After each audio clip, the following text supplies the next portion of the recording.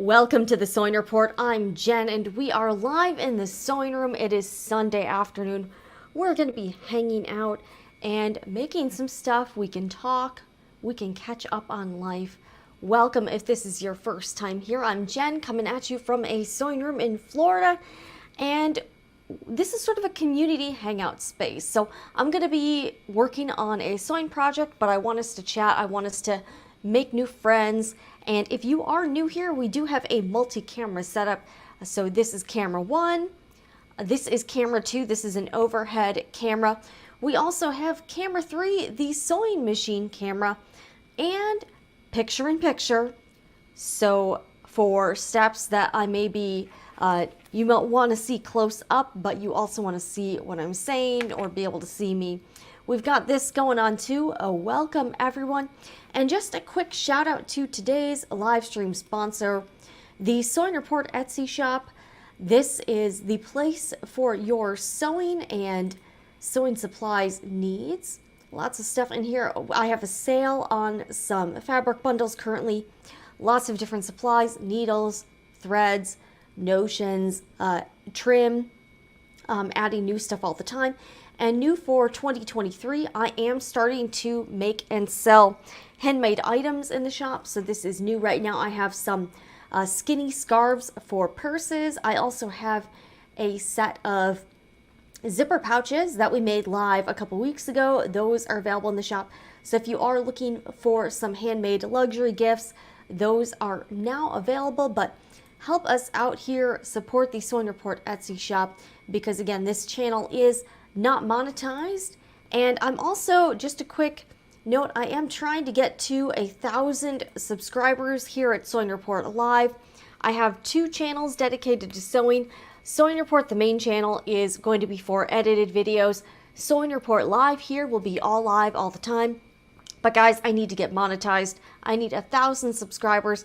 And if you are here, I'd greatly appreciate hitting that like button and participating in the chat or leaving comments if you are watching on the replay.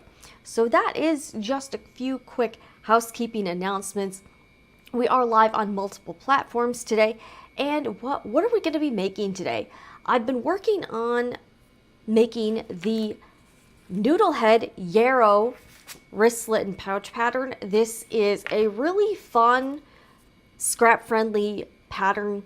There are 2 different sizes. There is the wristlet, which is a larger size, and you can also make a matching little wristlet strap for it. I chose to make the smaller version. This is the pouch, and I really like this because it can be used as a little on-the-go wallet. So let me show you more about what this is about.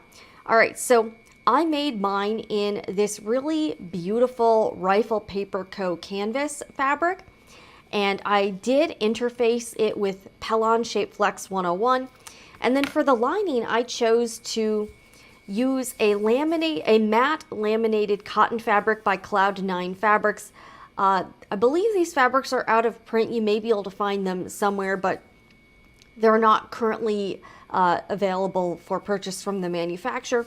But this I thought would be a good lining because it sort of matches the whole, floral theme. But because this is a laminated cotton fabric, the inside is wipeable, so you can clean it pretty easily. So let me open it up. This has a little curved zipper, so this was a little bit tricky. I did make this one already, and I learned a few things about some tips about the construction process and inserting a curved zipper. This was also my first time using a zipper by the Yard product, so I had it was a little bit tricky figuring out how to get the ends neat like this, but I'm going to show you what I did. So we'll be sharing some zipper tips. I'm using a number 3 size zipper. It's gold. It's about 1 inch wide, but let me open it up for you. So the inside, really cute, and it has a card slot, a built-in card slot, and a pocket. So I thought this was a really fun pattern. It didn't take me a super long time to make. I thought it turned out cute, although honestly, I think I need to get better at sewing around the curves. You can see mine is a little bit wonky, so I'm going to try to improve my technique today. I am going to be making a couple more of these. I need to cut out some more pieces though. So I have these pieces cut out, and these are already interfaced with Pella Shape Flex 101. I also added a little D-ring hardware accent. So you could clip this like on the inside of your bag, or you could hook this to a keychain, something like that. But I thought this was a really cute and pretty fun pattern. It wasn't, there were some parts that were tricky though. So because this is sort of an odd shape, a few parts it took me a while to like get. The designer Anna from Noodlehead does have a complete sew along video series on her YouTube channel. So that's one of the reasons I chose to make this one, because I really personally like sew along videos. So that this was a fun project. So I'm going to make a couple more. I've already got the pieces prepped. I did not interface the laminated cotton one because you can't really apply heat to it. And because I'm using a thicker fabric for the outside and I interfaced this, I felt like that was, you know, sufficient enough. So that is the pattern we'll be working on today. We'll also be chatting a little bit. Hope everyone's having a great weekend. I know it's Sunday, so we're gearing up for the work week. But this one was pretty nice because there weren't that many pattern pieces. And I do have some pieces kind of already cut out for a couple more. I plan to make 4 of these total. If the other 3 turn out okay, I might sell those in the Etsy shops. I might list these. So if you are watching this and you don't want to make your own and you would like to buy one, if I can get the curves a little bit neater, this one I think I'm going to keep for myself. I do really like this. Plus I can add a little wristlet strap on it, or like a keychain, and this should be pretty good to go. But I really like this pattern. I personally didn't have a need for the larger wristlet. It's just a little bit big, and I want something that I can easily slip into like another bag or something like that. So I just didn't really, you know, I don't know if I'm going to make the bigger size, but I kind of bought the pattern for these. I really bought it for the smaller size, if I'm being honest. But I thought this was really cool. If you didn't want to add a D-ring too, you could add a swivel. You could add a swivel clasp if you wanted to this. I chose to add a 1/2 inch D-ring, and I got my hardware from Wawak Sewing. They have some pretty hardware, guys, is getting kind of expensive these days. So I was really excited to find that Wawak had some fairly affordable prices. So if you are looking for hardware, Wawak Sewing has, you know, probably one of the better prices I've seen, especially in regard to the quality. So I've got some pieces prepped. I also have a few more zippers prepped with the end tabs on it. So I wanted to get a few steps done. Alrighty, so I want to show you some tips too for inserting the zipper, because this was a little bit tricky. I'm not gonna lie. So I'm gonna do the front first. So these are the front pieces, and then these are the back pieces. I did try to fussy cut my pattern pieces a little bit, especially since this is a larger print. So I wanted there to be on the front of the piece, I wanted there to be a like full rows on it. And then on the back, I was a little more forgiving, but I did want it, I wanted it to be a little bit different than the front, but still have like a lot of the florals featured. So if you guys have questions, I will be stopping intermittently to take a break and read the chat. And also if you have any questions for me about anything, this is your chance. I want to interact with you all live. And if you saw my community post over on the main channel, I do get a lot of people emailing me and trying to DM or use Etsy message. So I really want to encourage people, if you do have questions or you want to talk with me directly, this is your opportunity. I'm here live and I'm specifically answering questions. So if you want to get my input on something, this is your chance, everybody. All right, let's also check out I am streaming live on Twitch today as well, so I want to make sure everything looks okay. All right, I think I am streaming. All right, I think everything's good to go on Twitch. So if you are watching on Twitch, thank you. I know I'm kind of new to Twitch. All right, so let's get started. All right, so I've got the zipper, and I cut my zipper. It called for, I believe a 9-inch zipper. All right, so here's the deal. I cut mine a little bit longer. And the reason I did that was because I'm going to be kind of pulling this out of the way as I'm sewing it. So I wanted to give myself enough tape where I could do that comfortably, if that makes sense. So this is Zipper by the Yard. So I put on the zipper pulls myself, and I've already got a couple ready. See, this is one of the ones I cut that's a little bit shorter, and this works, but it was a little bit difficult. I'm not gonna lie. This was a little bit tricky. So I did have a little bit of trouble with it because I cut it like pretty much exactly. Yeah, this is pretty much exactly 9 inches. So I cut the rest a little bit longer, just so I would have a little bit more to pull from. And I'll show you what I mean a little bit later on. Okay, so to make things a lot easier for myself, I also got this 1/8 inch super sticky double-sided basting tape. This is linked below in the description box. I've also linked some of the other products I'll be using today, like my iron. This is a cordless iron, although I probably won't be using this too much today because I'm mostly finger pressing all the parts. So I'm going to try to sew another one of these up, and then we might be cutting out some new pieces so I can make more. I've already cut some more lining pieces so I could make the pocket. So you kind of take this larger piece and you sort of like fold it down like this, and then sew this together. So that's how you make this pocket on the lining piece, the back lining piece. So I'm sort of in various stages of the process, but I wanted you to be able to see the sewing. All right, so let me get my ruler out.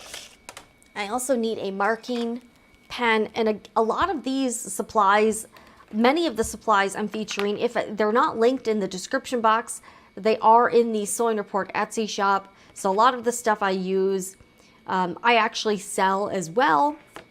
All right, so I need to mark 3/4 of an inch from, so this is where the zipper will be on the pattern.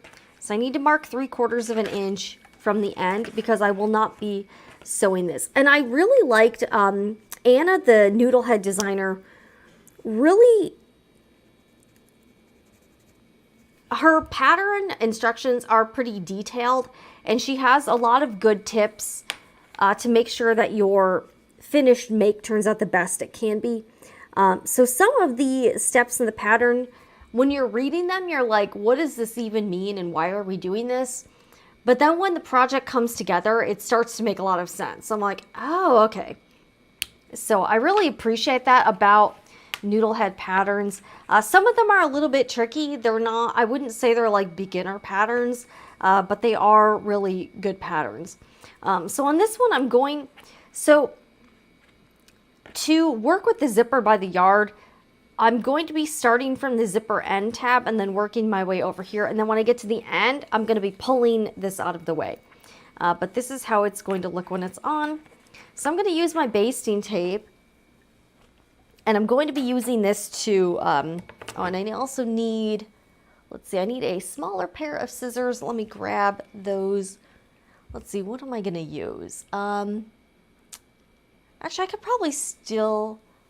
Let's see here. All right, I'm going to get my little scissors too because I'm going to be also kind of clipping some of the zipper tape to make it go around the curve easier.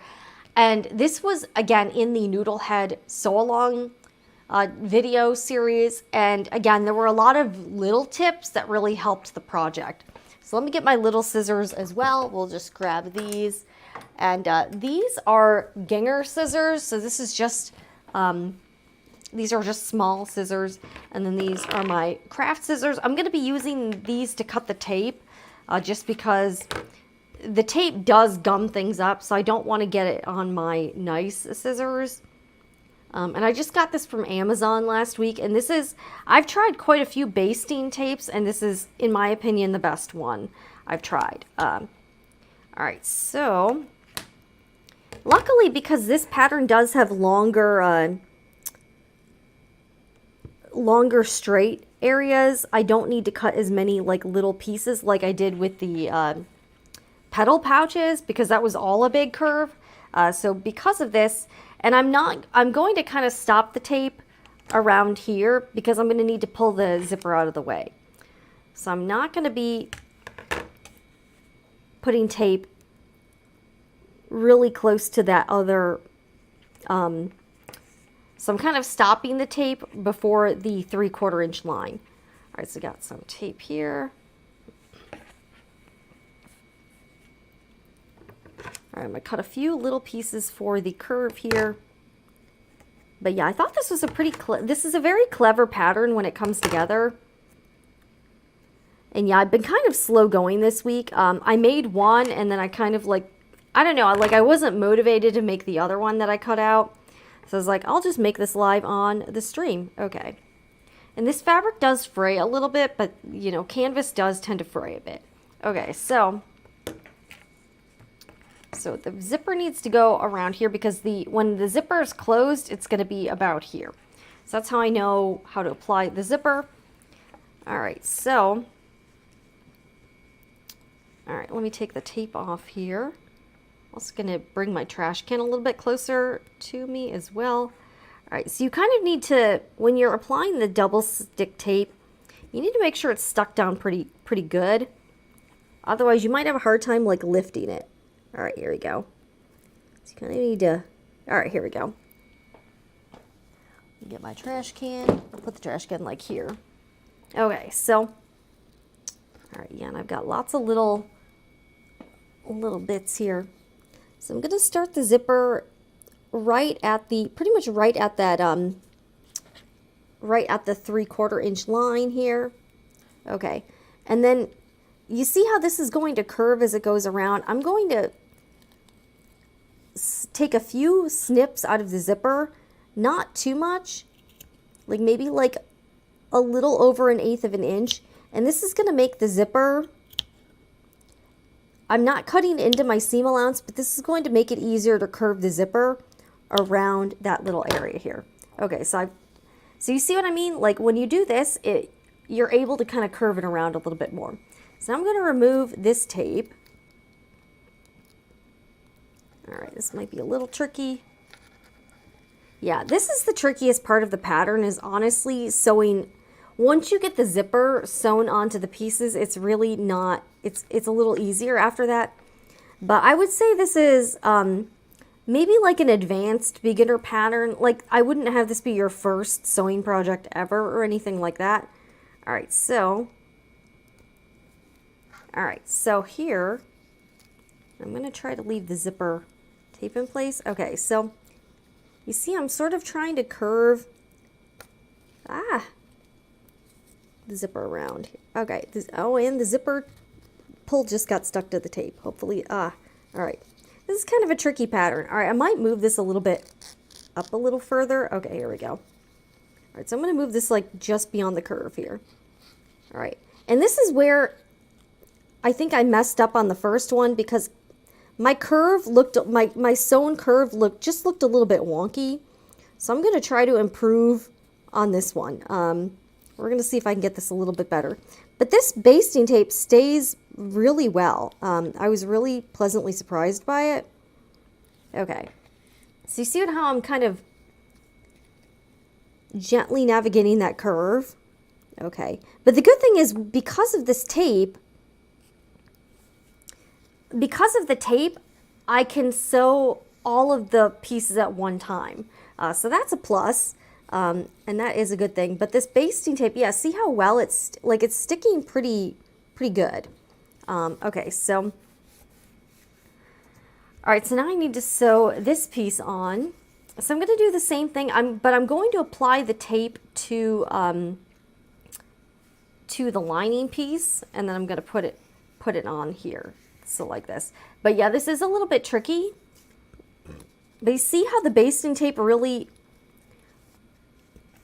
helped with this curve, because now I don't have to worry about like trying to pin it in place or use like little pins or anything like that. Okay, so now I need to mark a 3/4 inch line on here. Let me throw these little bits away. This is kind of These are always a little bit annoying because the pieces are so small. Okay, and it is garbage night tonight in my neighborhood, so that's a plus. Okay, it's a little bit hard to mark a line on the lining just because it is laminated, but we're gonna give it a shot anyways. Okay. Hey, who knows? I might make mistakes. I honestly, yeah, anything's possible here. Okay, so I need to put some tape on here. All right, and then I need to kind of stop here because, again, when I get to this end here, I'm going to be pulling the zipper tape away to kind of make a nice, neat, like little stopper there. So that's what we'll be doing. All right, let me put this. Yeah, the tape is really sticky. So that is fun times here. All right. And I'm putting the tape very close to the edge here. So I'll be sewing with the 1/4" seam allowance, so I shouldn't be sewing over the tape. So that is a plus. So I won't be sewing over that. I'll get some. I'm sort of just eyeballing how much I need here. But if you guys have any tips for sewing with curves, let me know. Maybe we can help each other out here. If you have any good tips, leave a comment and let us know what it is. Let's get a few more pieces. Yeah, this basting tape has changed. Literally, this has changed my life. This is like the greatest stuff ever, for real. Okay. Got lots of tape here.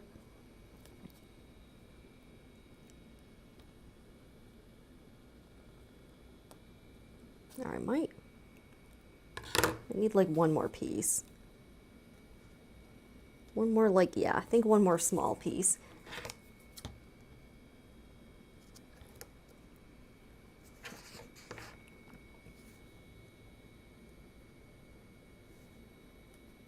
Okay. So, and then I'll be applying this. I'll kind of be applying this. Oh, okay. Oh, all right. And I just got my finger stuck on some tape. All right, let's put this back on the roll here. So we should be able to get to the sewing machine pretty early here, and then we'll be trying to, okay, get the zipper tape to look okay. All right, so I'm going to take off. All right, yeah, this stuck to the laminated cotton really well, so I'm not having any trouble removing it here. So I'm going to remove the last part. I guess I'll just, all right, I'm going to start removing this. Here we go. And I'll just sort of like clip this, and then we'll get the rest. All right. I just don't want it to get stuck to the zipper in the spot. It's a little hard to apply this. Okay. So, okay, let me get this. Actually, you know what? I'm going to try to mark a 3/4 inch line on the back too. I think that'll make it a little bit easier. Okay, so let's see here. 3/4 inches, so about right here. Okay, so this will give me a good reference point as to where I need to start this. Okay, and the tape is sticking to my hand. All right, so let's, okay. Okay, see, this isn't too bad. Okay, so I just need to, so you see, I'm just going real carefully here. And then I'll be sewing a 1/4 inch seam allowance on the zipper tape, on this little zipper sandwich here. So a 1/4 inch. Okay, and my goal for this is to have this curve be as neat as possible. And my first one, I felt like I could have done better, quite honestly. I'm going to try to do a little bit better for this one. Okay, here we go. So I'm just, and this is a little bit, this is a little tough here, but yeah, and I'm going to be sewing with this side up because, so for each one, you're going to be starting at the tab side, and then you're working your way towards the end where you're going to need to pull it out of the way. All right, so let me get rid of this tape here. Okay. And now we're just going to go all the way around the edge here. Yeah, this isn't like super easy. You just have to go slow though. But it'll get easier once you get to the straight. The straight sides aren't bad. It's just that curved section that's kind of like tough. You know what I'm saying here? Okay, here we go. All right, so, and here's where it'll end. All right, so here we go. Actually, we're about ready to go to the sewing machine. Hopefully I don't like screw this up. And then the other thing, actually I do need to mark this. I need to mark because I'm not going to be sewing end to end. I'm going to be starting at the 3/4 inch mark and then ending at the 3/4 inch mark. So we're going to be doing that. So I do need to actually mark a 3/4 inch line or 3/4 inch mark on the back too, because I need this as a reference guide. All right, so we're going to be starting and stopping with back stitching at the 3/4 inch mark on these pieces. So we will not be sewing past that. And there's definitely a reason for that you'll see later on. Okay. So now we've got this part. So you see, if I had not used the the tape, this would have been much trickier. Even if I used clips or something, you see how like nicely this lines up? If I had not used the tape, it would have just been a lot more difficult. Okay, the trouble I did run into as well is going around this curve, I accidentally sewed a pucker into the zipper tape, so that wasn't great either. So I'm gonna need to be very careful. Oh shoot, this just came off. See, this is a little, all right, I need to redo this. All right, here we go. Need to redo this section a little bit. Here we go. So you see, this is a little bit tricky. It's a little tricky to do. Okay, so I think we're okay now. But you see, like, this is very easy for the tape to get just sort of wonky. Okay. All right, so let's go over to the sewing machine and we'll give this a shot. I feel, yeah, I don't know. We'll see how this goes. We will see how this goes. So we're gonna do a 1/4 inch seam allowance, and I'm gonna do, for this, I'm gonna do about a 2.75 stitch length. We'll see how that goes. Just a little bit under 3. We'll try that out. Okay, so here we are. And I'm going to be, let's see here. I'm using some white 40 weight glide thread. This is also available in the Sewing Report Etsy shop as a thread pack. All right, so I'm going to start at the, and I'm also making sure that the underside looks good. But you see how this part can get sort of wrinkled? This is where what kind of tripped me up the first time. All right, so I'm gonna start at this marked line. Yes, definitely you definitely want to back stitch here. All right, so I'm gonna do a couple stitches. Definitely back stitch. Okay. All right, so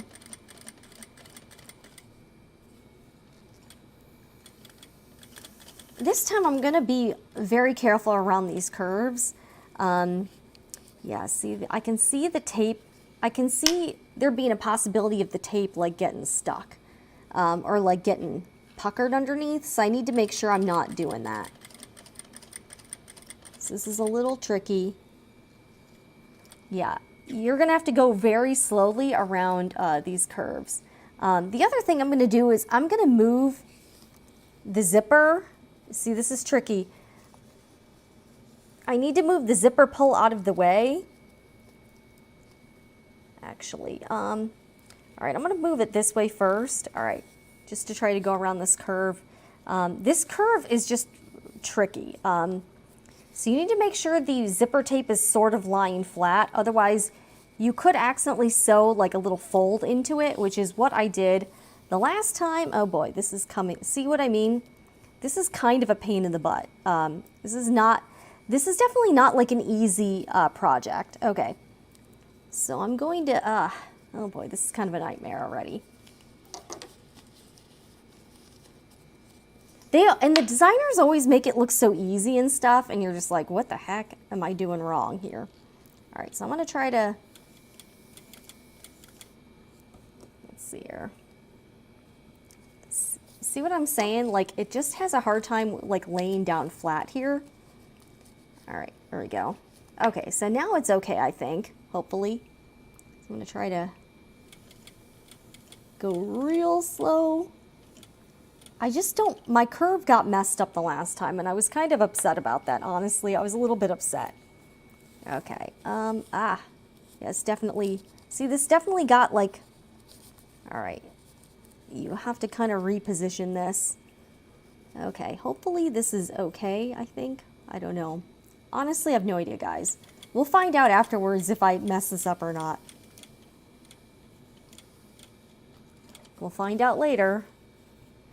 All right, I think it looks okay. Let me, all right. But you see how the underside, the tape is kind of coming out. So I need to like, move this back. This is hard, guys. This is really hard. Okay, and the lining's also like, yeah, I need to do this again. All right. I need to reposition this. All right, I think this is okay here. All right, so I'm gonna try to get around this curve, and then I'm gonna move that zipper pull out of the way. All right, let's see how this does. Let me trim these threads too. So I don't know, guys, we'll see. We will see. All right, hopefully this didn't get totally messed up. All right, so I'm gonna lift the presser foot, and then I'm going to try to move the zipper pull out of the way this way. Okay, here we go. So you see what I mean? I'm trying to, pull it so it's out of the way so I can sew the rest of this. This is like honestly, if you can get past this part, this is like by far the hardest part of the project.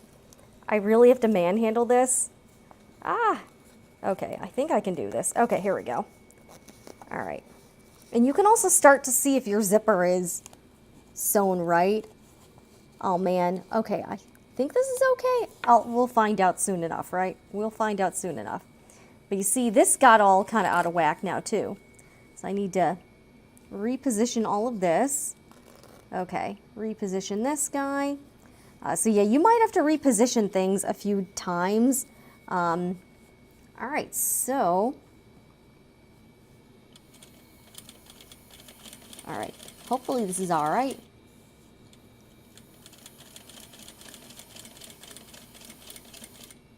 All right, so I'm gonna make sure this is lined up here. So make sure this is lined up. And here, I'll show you what you're gonna do. And you'll also see the reason why I cut the zipper a little bit longer than I had to. Okay, so I'm almost to the, so I'm stopping a few stitches, like a stitch or two before the marked line. Okay, and now what I'm gonna do is I'm gonna pull the zipper apart. Okay, if I can get this apart. Why isn't this, I don't know why this isn't coming apart. This is supposed to come apart. What is going on? All right. Oh, here we go. Okay, so I'm gonna pull this zipper apart, and I'm just gonna yank this to the side here. So this is why I cut it longer, because if I cut it too short, when I cut it too short, I had a really hard time pulling it to the side. All right, so I'm just gonna, see what I'm doing here? I'm just pulling it at like kind of a sharp 90-degree angle here. All right, and then I'm just gonna sew a few more stitches. Okay, back stitch a few times. Okay, and then what I'm gonna do is I'm gonna keep holding this. All right, and then I'm gonna sew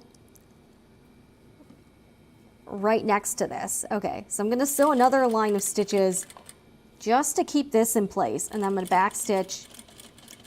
All right, let's see how this looks now. What is going on here? All right, I know this doesn't make a lot of sense right now. Okay, here we go. So, but it will soon. Okay, so you see how this abruptly went off? This is what I wanted, because you want the stitches to just go off the edge like this, because this is going to be basically your zipper stop, if that makes sense. Okay, so let's see how this looks. We're going to find out soon enough if I got this right. Actually, we'll stay here at the sewing machine because I'll be top stitching momentarily. Okay, so I'm going to turn this like kind of right side out. And this is where I'll be able to see whether I mess this up or whether it's okay. Okay, so let's see here. And we'll see if my curve actually, oh my gosh, this actually doesn't look bad. Okay. I think this curve is better than my last one for sure. Okay, so all right. And see, this is why I wanted the zipper to stop here. So this is going to be my zipper stop. And that actually worked out pretty okay. Okay, so all right, I'm gonna pull this, sort of pull this away. Yeah, this curve is definitely, you can see this curve is definitely neater than the other one. You see what I'm saying here? This curve definitely looks better than the first one I did. It looks more like an actual curve. All right, we're gonna go back to the table and I'm going to clip the seam allowance on the curve and then we'll come back and top stitch. But I think this looks okay actually. This looks all right. So that's just my tips for making the Yarrow.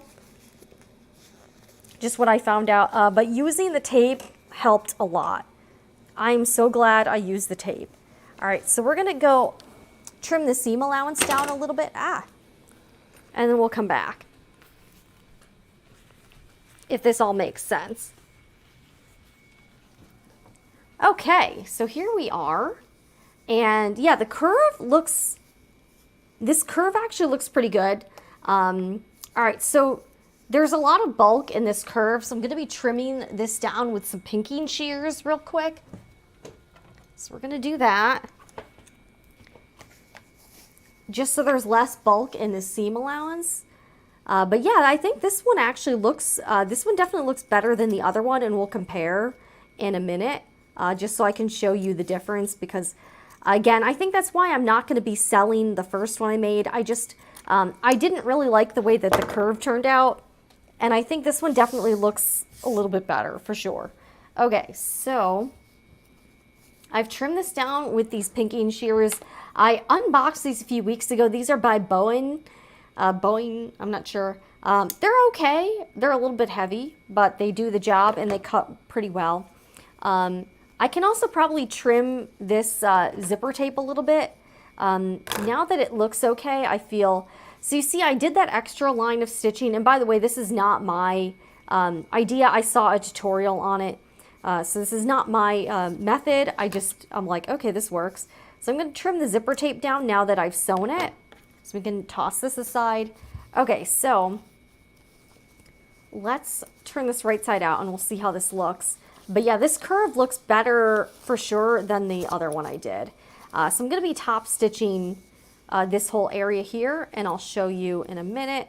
Anna, the designer, she recommended just finger pressing this and then just top stitching. I think that'll be fine because this really folds away quite nicely from the zipper tape. I think this looks pretty good. The curve looks decent. But you see the difference between this curve and this curve? Like this one has like kind of like a couple wonky little like jagged edges. And then this curve looks, yeah, this curve looks way neater. So I think this method really helped. Going slow, just making sure everything's cool. You'll also be kind of finger pressing. I can't really use the iron either because of the laminated cotton. Otherwise this would melt. But yeah, the curve on the back looks pretty good too. So yeah, I think this curve, I definitely improved and I learned some things. So I think this pouch I'm going to keep for myself just because I think this curve just looks too wonky to be saleable. But this one so far, if this one turns out okay, I would be fine with selling this. All right, so, and notice how I stopped. So see, this zipper tape has like a kind of a nice, neat stop here as well. So I'm going to sort of unzip this to about here, and then we'll be top stitching. So I'm going to be top stitching from here to here. So you're not going to be sewing past these points. Sorry, yeah, so I'm going to finger press a little bit and then go back and top stitch. But yeah, this curve I think came out, this curve came out way better than the first one. So I'm pretty happy with it so far. I think this looks pretty good. But you see, it is a little bit tricky to get the curves, but snipping into the zipper tape made a difference.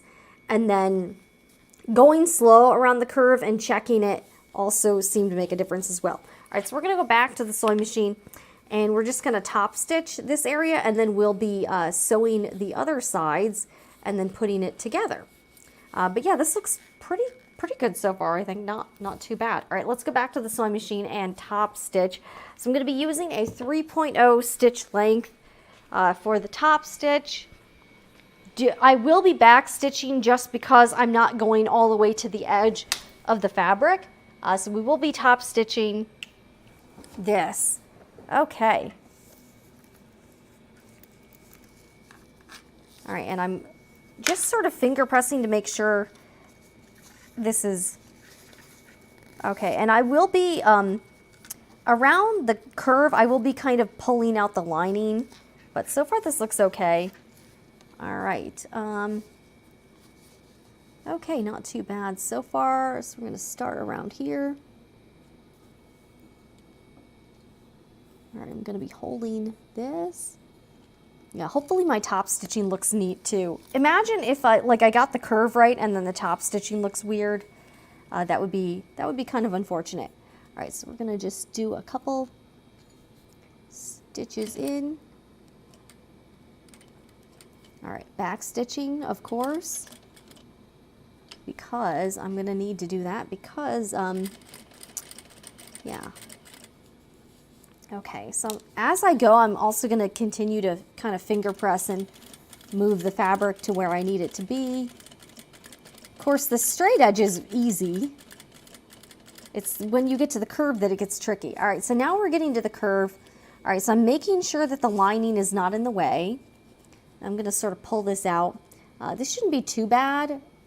I'm really glad the curve on this turned out pretty well. Okay. And I'm going very slowly, kind of hand turning the wheel a bit. Hand turning just ever so slightly. Okay.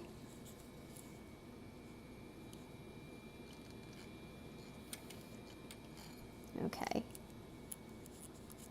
You see how this zipper, it's a little bit tricky because when this is done, this will be more three-dimensional.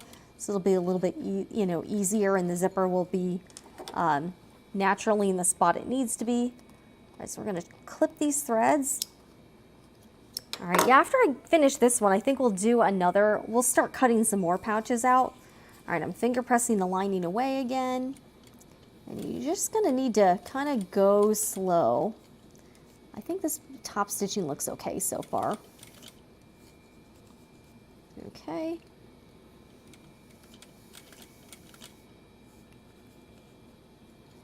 I think this looks okay. All right, so, and then I'm just going to be going to the end of this tab and then back stitching again. So I'm not sewing all the way to the end of the fabric. Just a reminder. Okay. Okay, so one more. Okay, back stitching. All right. Okay, here we go. I think this looks pretty good so far. Okay. Okay, yeah, the top stitching on this one I think this is definitely pretty good. So I'm pretty happy with this top stitching. I think this looks okay. All right, let's trim these threads, and then we'll go back and we'll do the other side. Basically the same thing. Yeah, I'm not sure. Okay. Yeah, we're gonna have to, I might have to like unzip the zipper to get this to go around. We'll see.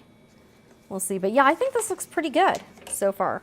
Yeah, this pouch is definitely, I think, better than the other one. I think the curve looks a little more natural, and it doesn't have the wonky piece. Sorry, my knee keeps hitting the knee lift, so that is fun. Okay. And if you're just tuning in, we are making the Yarrow pouch. It's a pattern by Noodlehead. So this will soon look like this. But welcome if you are just joining in. I'm Jen with the Sewing Report, and we are live from the sewing room. Okay, so now we have to do the other side. Yeah, this one definitely, notice the difference between these curves. So this is why I'm gonna keep this one. Or I guess I could gift it too, but I'll probably keep it because I do like it. So now we have to do the other side. So the other side will be, let's see here. The other side's gonna be like this. Yeah, I gotta make sure I'm doing this right here. Let's see here. So I might try to unzip the zipper a little bit. Let's see here. What am I? Okay. So the other side needs to be like this. Okay. Okay, so the other side needs to be put on like this. Okay. I think. Yeah. Yeah, okay. So like this. Yeah. And then I'm always a little confused. This orientation makes it a little bit hard to figure out where you need to put your zipper on. You need to put this on. Okay, so more like, let's see, like this, I think. Yeah. Like this. I'm confused now. Yeah, like this. Okay. So more like this, and then, yeah. Okay. Guys, I'm so confused right now. All right, so I'm trying to figure out what the best way to put this on would be. I guess like this maybe? I don't know. Suppose.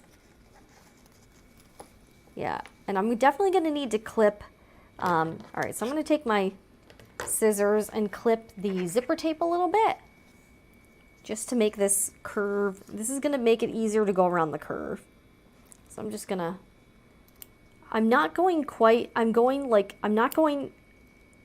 this is a little bit over 1/8 of an inch because my seam allowance is 1/4 inch, so I can't go past that. So I need to be careful not to snip into that. All right, let me make a few more snips in here.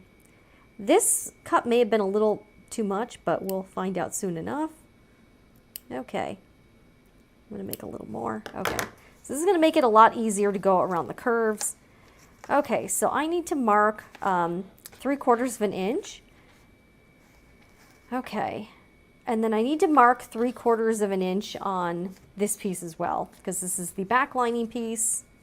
Let's see here, but yeah, so this is gonna be what it looks like on the other side. All right, sorry guys, I'm getting a little confused here. All right, so 3/4 of an inch.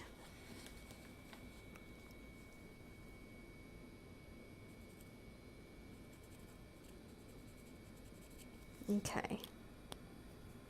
I'm gonna try. Hopefully the back can be as nice looking as the front. Hopefully. Let's see. So this is gonna be. I'm getting confused here. What am I? Okay. Oh, wait. Okay. Yeah, like this. Okay. So this needs to go on like this. Wondering if it would be easier to open the zipper up a little bit. Maybe. Actually, yeah, it might be. Okay. Yeah, so if I kind of go like this, it's going to be a little easier to... Yeah, I think this will be easier to sew on with the zipper sort of open a little bit. Maybe? I don't know. Yeah, we'll do that. It's going to be a little tough. So let's put on some tape here.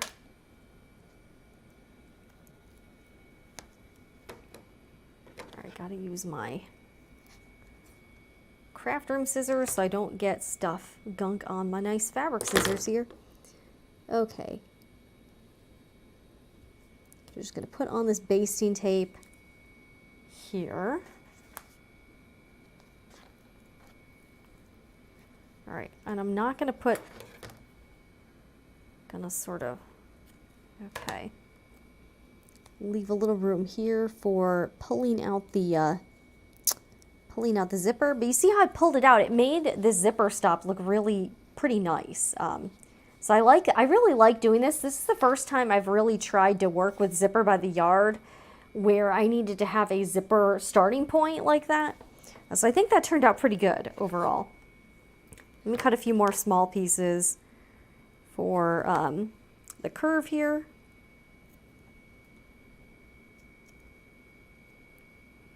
Okay.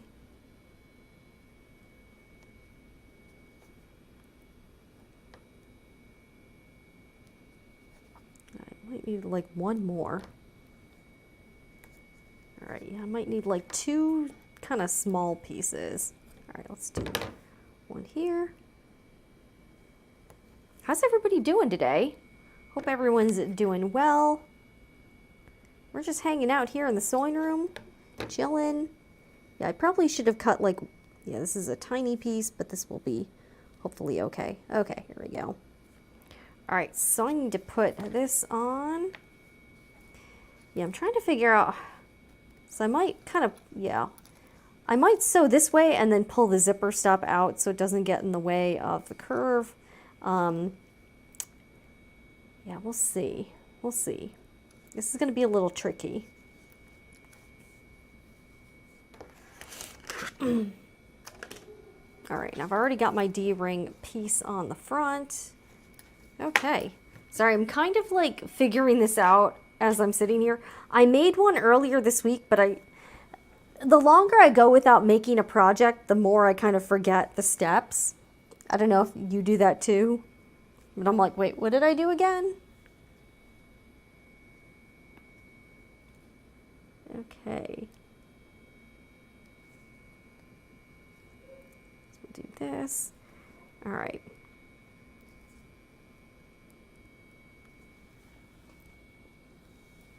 And we have a few of you guys here.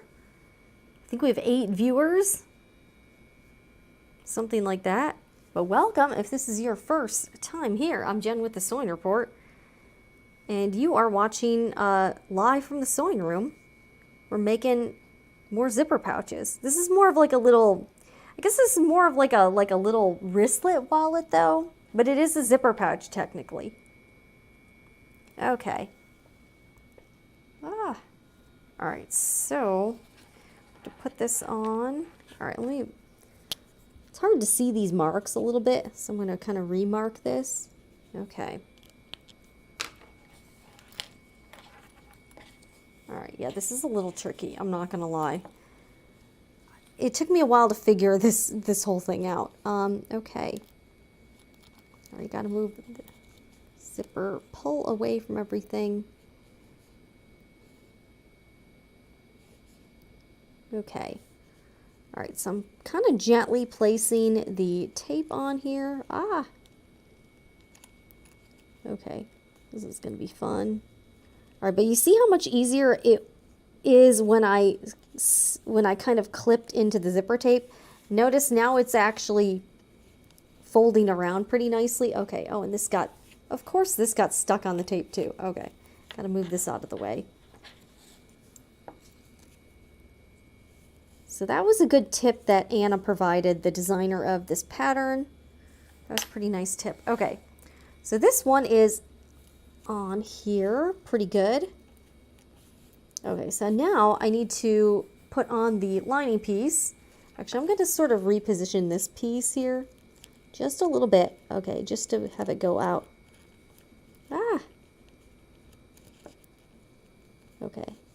Okay, here we go. I think that's a little more accurate. But yeah, snipping into the curve part definitely made it a little bit easier here. All right, so let's do the same thing for this. I'm also going to need to mark the back because on this part I'll be sewing with the lining side up. So we got to keep that in mind. Okay. So I'm going to need to mark 3/4 of an inch on both sides of this piece. Okay. Right here.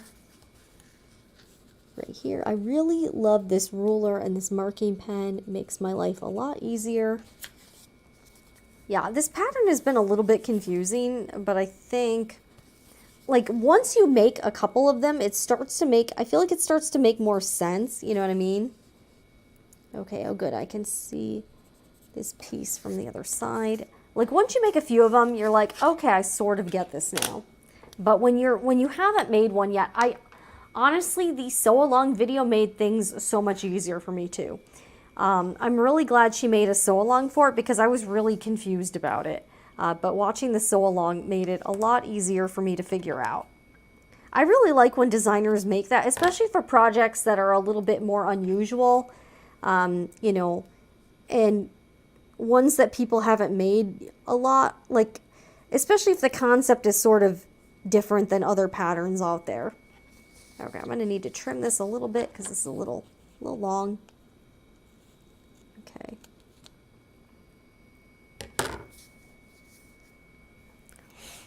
Ah, sticky. And tonight is garbage night. I got to get something to eat later too. Need to do that. All right, let's get this piece on. Let's see here. So I'm going to sort of start this a little bit before. So notice I'm kind of starting this before the mark line because I'm going to be pulling out that zipper tape again like I did with the other side in order to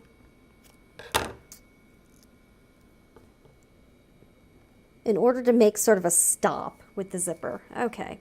But yeah, this tape is like a lifesaver for real. I'm so glad I bought this tape. All right, let's get this piece. All right, one more little piece and then we should be good. Okay. This isn't too bad. All right. Okay, so I'm going to need to put this on like this. Okay. All right. Actually, I'm going to wait to pull the other pieces of tape off until I sort of get to them so they don't stick to everything. Okay. Okay, so let's put this on here.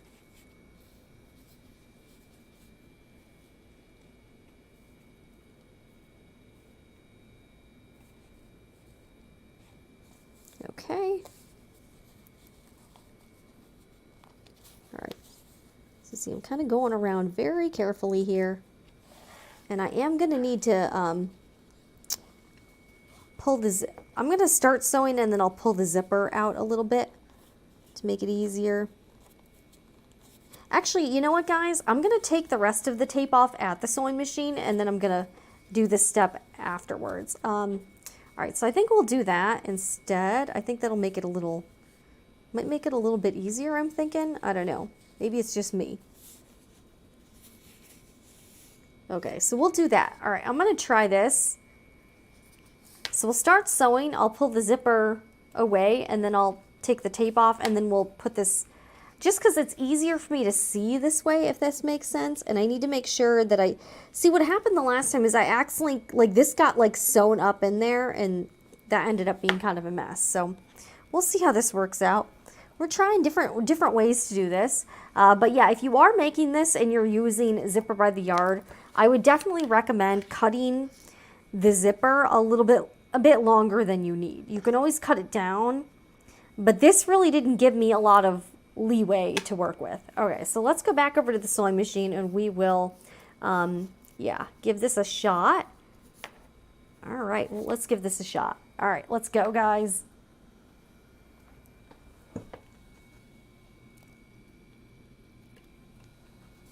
Oh, and I'm going to remove my banner here. You don't need to see my name the whole time here. Okay. All right, so we're going to try this out. We're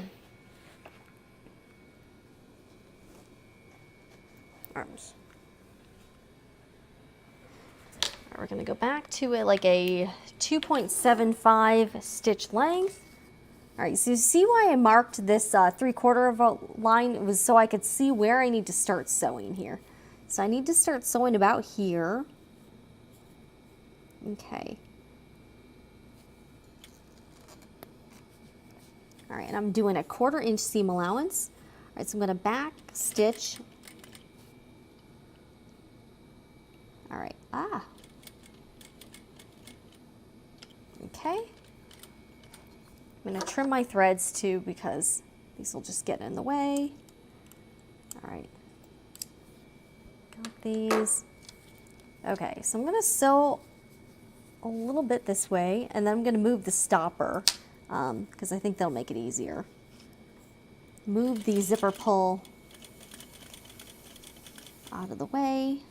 So So I'm going to sew about up to the curve here. I think this will be easiest for me. Okay, so you see now there's enough space where, yeah, I can kind of, okay, here we go. Yeah, now the zipper will be completely out of the way. All right, and now I can also make sure that the zipper tape is situated the way I need it to be. So we're gonna do that. Okay, so you see this is actually good with the zipper open because I can really move the zipper tape around. So I think this, this back piece is gonna be a little bit easier to sew, honestly. Yeah, I think this is gonna be a little easier. Okay, see what I'm saying here? Yeah, here we go. This is much easier. I'm learning some things, guys. We are learning some things. All right, so now I'm going to, now that we're about rounding the curve, now I can take this other piece of tape off and I'm gonna put this on. Now, because now that we've, you know, I've cleared the zipper pull, so I don't have to worry about that nonsense. Okay, yeah, this actually, all right, I think this is the way to go. All right, I think this curve is gonna look pretty good too. Oh yeah. All right, yeah, it's nice and flat. I didn't sew any wrinkles into the zipper. Okay, yeah, this curve looks pretty good from what I can tell. All right. All right, so then when we get to the end, I'm gonna do the thing again where I pull it, just pull it out, where I kind of yank it out. So we're gonna do that. All right, yeah, my curve looks really nice there. I'm pretty happy with that overall. Okay, so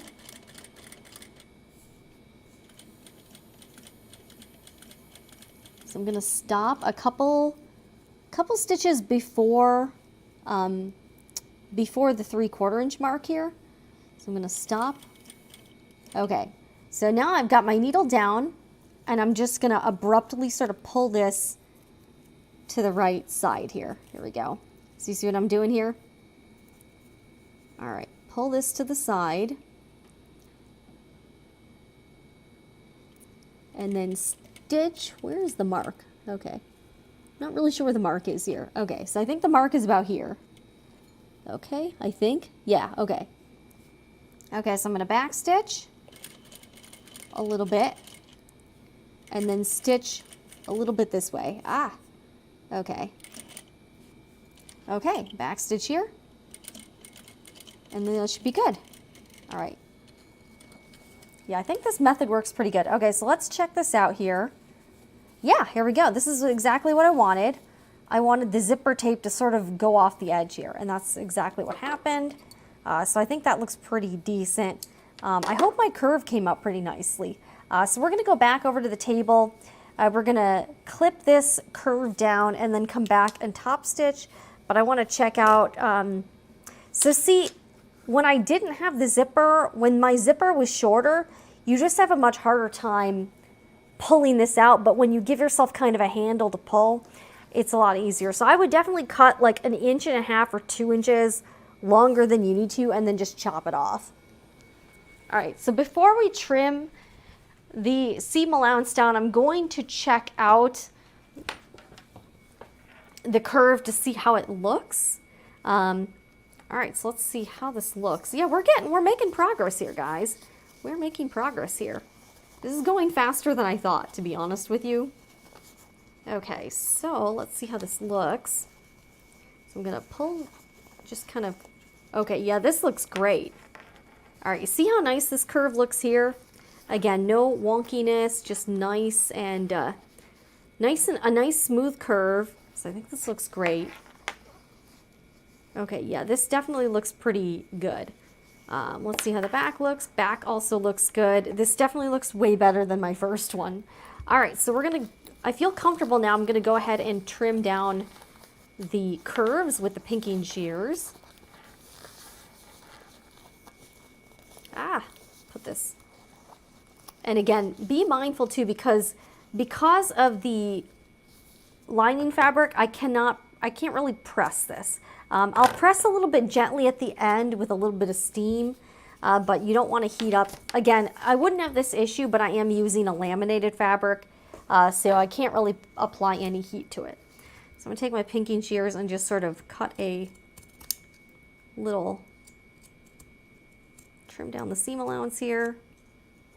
Okay, just to trim it a little bit more here. There we go. Yeah, I'm going to have a little bit of a mess here, but that's all right. Just sort of. This is actually, I feel like I could finish this fairly quickly, and then we can cut. I'm going to cut a few more out because I haven't cut out more pieces for the main and lining fabric, so we can do that, and then we'll sort of start over again. Okay, so I've trimmed down the zipper. So I'm going to flip this right side out again. All right, and finger press this, and then we'll top stitch this. Yeah, I think this is looking pretty good so far. All right, so yeah, this looks pretty awesome. All right, so let's see what this looks like here. Let's finger press this. Yeah, this is starting to come together. Okay, yeah, this looks great. This curve looks really nice. See what I mean here? Curve looks very natural. All right, so I'm gonna sort of finger press this as well. Yeah, with the canvas, you really don't need to press it with the iron. I'm literally just finger pressing this here.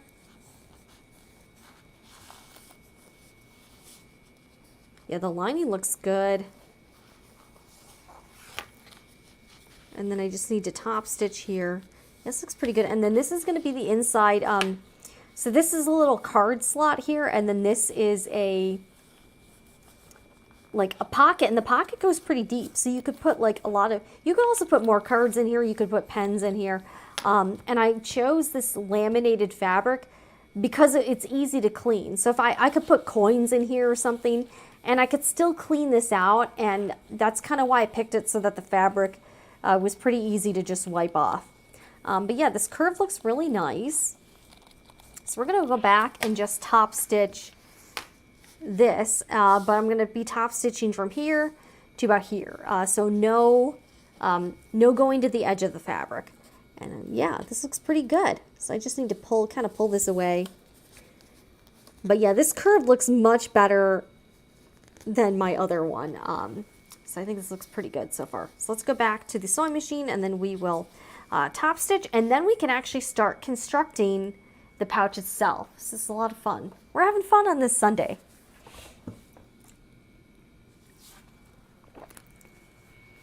Okay, so we're going to use a 3.0 stitch length,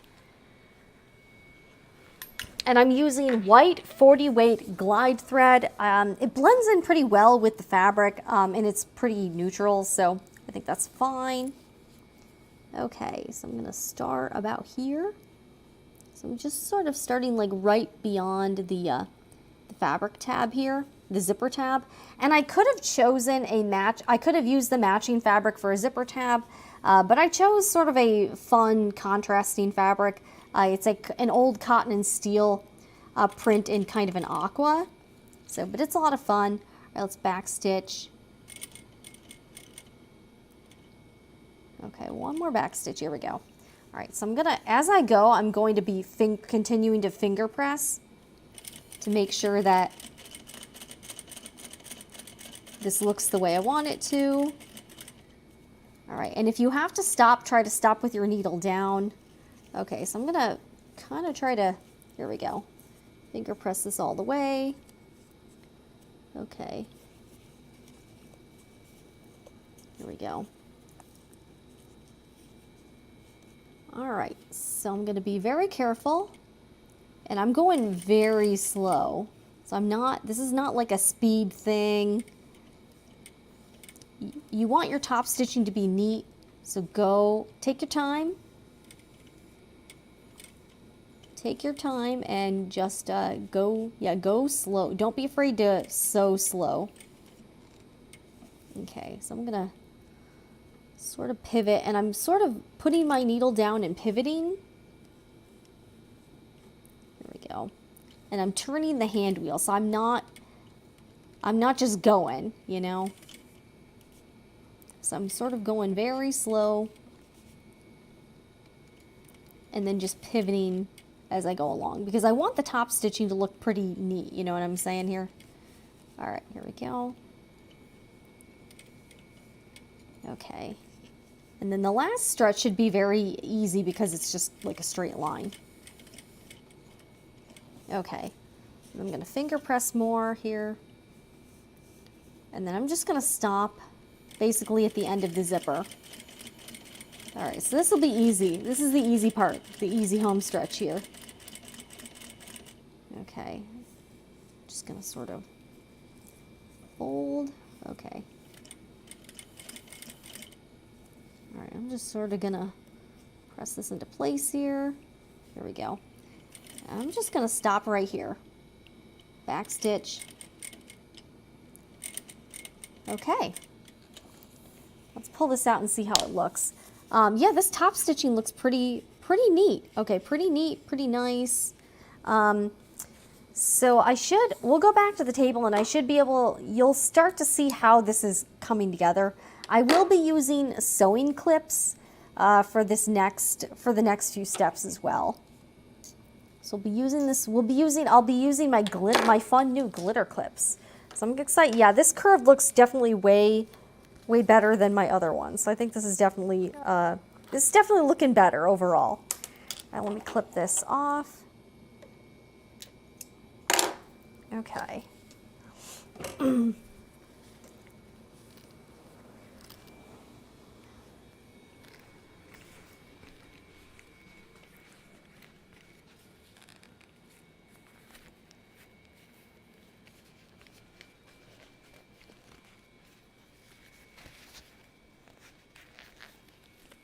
All right, guys, we're getting somewhere. We are getting somewhere.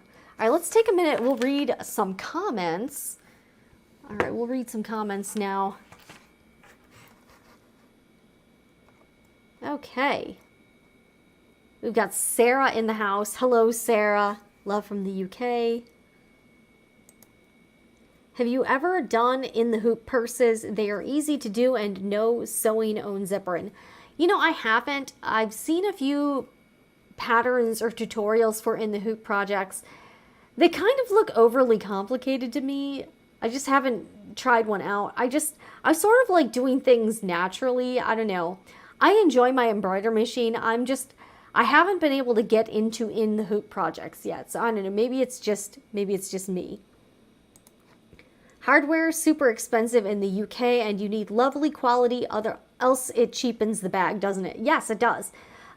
If I'm using nice fabric, nice supplies, and then I use cheap hardware, yeah, you're right. I think it does kind of make the project, it kind of takes it down a notch. So I do really like to use nice quality materials. I don't want to like splurge in one area and cheap out in the other. Yeah, this looks I think this looks pretty nice. The back, like this could have been a little bit more rounded, but it's definitely not like bad. I feel like I could press this into shape a little bit more. I feel like this one looks pretty good so far. So this is what it's going to look like. I just basically have to sew these areas and then box out this corner, and then this is actually pretty much done. But we're getting close here. So this is what it's going to look like pretty soon. But really, okay. Oh, you know what though? The only thing is, oh, you know what? I could have done better. This side of the only, I think, wonky thing is this, here, I'll show you. This side of the zipper stop is a little bit longer than this side. It's not a huge deal, I don't think, but I could have done a little bit better. But you see how this side is a little bit longer than this side, but it's not I don't think it's a huge deal. So I think it'll still look really cute. So just one thing to keep in mind. I should have kept a little bit better track. You see what I'm saying here? This is a little bit, the side's a little bit longer, but I think it'll be okay. I think it'll be okay. It's not too bad. It's not like super bad. I still think this would be sellable, hopefully. Hopefully. We'll see. We will see. All right, so let's read some more comments. Saw the community post. Glad to see you setting boundaries.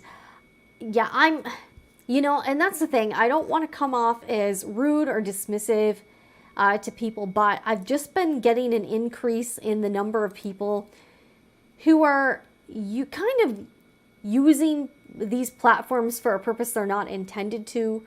So I just wanted to make the expectations clear. I think some people genuinely don't realize what they're doing or what they're asking. But I've been getting a lot of people in particular using Etsy messages to comment or ask questions about YouTube videos. And that's just not what it's for. And I've had to remind people. And I also make a point, if they reach out to me in a way like that, I don't actually answer their question because I don't want them to think, oh, well, I got what I wanted, so I'm going to keep coming back and doing it.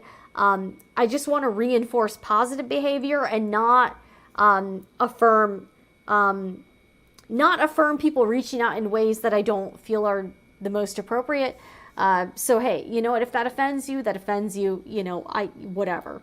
But, it is what it is. All right, Lisa's here. Hi, all beautiful fabric, Jen. Thank you, Lisa. All right, Sarah says, curves are my nemesis. Curves are tough. Yeah, I'm a little bit disappointed in my zipper stop here. I should have, yeah, it'll be okay. It's just, yeah, I could have done a little bit better. We'll just say I could have stopped. I should have pulled this one away a little bit sooner. But hey, it is what it is. The basting tape seems to be so helpful. That curve is tricky for sure, especially with the zipper. Yeah, it really is. The narrow zipper foot is also helpful. I have one for my Juki TL. All right, we've got rose petals upcycle in the house. That curve looks great. Thank you. Nice job. I was sweating for you. Yeah, I was like, I'm always a little bit nervous to do it. You know what I mean? Doing well. Did some yard work, then inside to hang in my sewing room. All right, and Sarah, you're still here. Welcome, everyone. All right, so, we're going to start actually putting the pouch together. All right, so I need to get my sewing clips out. Also, Anna recommended you open up your zipper to about, here, I'll show you again. All right, so this is the pouch closed. So she recommended you open your zipper up to about here. And this actually does make a lot of sense, and you'll see why. All right, so you're going to be putting right sides together, so the exterior and then the interior. Yeah, so this is a little tricky, but yeah, you kind of need to make it into sort of a dumpling shape here, or like a, what does she call it? The devil's wonton, I think. All right, so you kind of need to there we go. Kind of turn one side part like this. Oh wait, yeah. Kind of doing this wrong here. Yeah, so it'll be, you'll end up with something sort of like this, which is totally cool. I just need to sort of put the zipper back into place, and you'll see what I mean. Let me get out my sewing clips here. I also need some water here as well.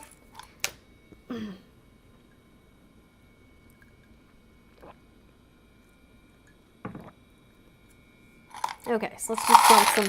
And these I got last week. I unboxed them on a live stream, and these are glitter sewing clips. So I'll show you. Aren't these fun? Super fun. I love these. These clips they scream fun, don't they? All right, so I'm going to start clipping everything together here.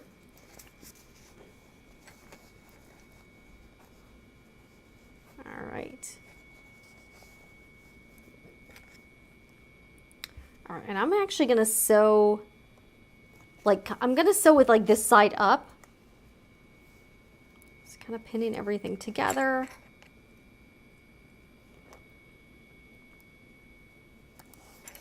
Okay, and then this is kind of interesting, but let's see here. When you get to the ends, you're going to want to sew it like this, which is kind of interesting. So she recommended sewing, this is going to be kind of a weird deal here. And you're going to be using a 1/2 inch seam allowance to sew this. It's about a 1/2 inch to sew this. All right, so I'm going to, all right, here we go. Pin these together. So this is going to be a little bit awkward, but it'll make sense in the end. This will all make sense later on. Okay. Yeah, this is definitely not the easiest pattern like I've ever done. This is a little tricky. All right, so you're gonna kind of clip these all together. She used pins. I think she used pins. I think the clips are a little bit easier in my opinion. You can do whatever works for you. This is what I found works the best. And again, this is going to be a 1/2 inch seam allowance. Oh boy, nice. And all of the seams will be sewn open, so that's why I'm kind of doing all this. Yeah, this part was a little hard as well. Yeah, this is not, yeah, I caution everyone, this is not like a beginner friendly sewing pattern. So if you are a beginner, this probably isn't one I would start with. It's a fun pattern and it comes out really nicely at the end. But yeah, this is definitely not like my first sewing project, and it's because of the curves. The curves make it a little bit difficult. Okay, so we're gonna kind of trim this out here. Okay. So I'm just starting to kind of pin around. All right. And kind of clip all of this stuff. All right, and then when you get to the zipper tab here, you're gonna wanna point the zipper teeth away from the main piece. So, all right, here's the zipper tab, and I'm kind of folding it like this away from the main piece. Okay, and that's sort of how you're gonna wanna do it. Yeah, this is kind of a difficult step here. This is not the easiest. This is definitely not the easiest sewing project ever, for sure. Okay. And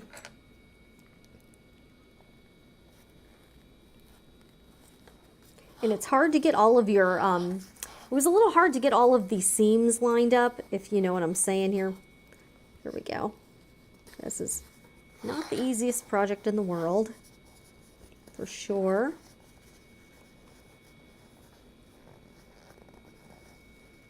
All right, let's kind of pull this up.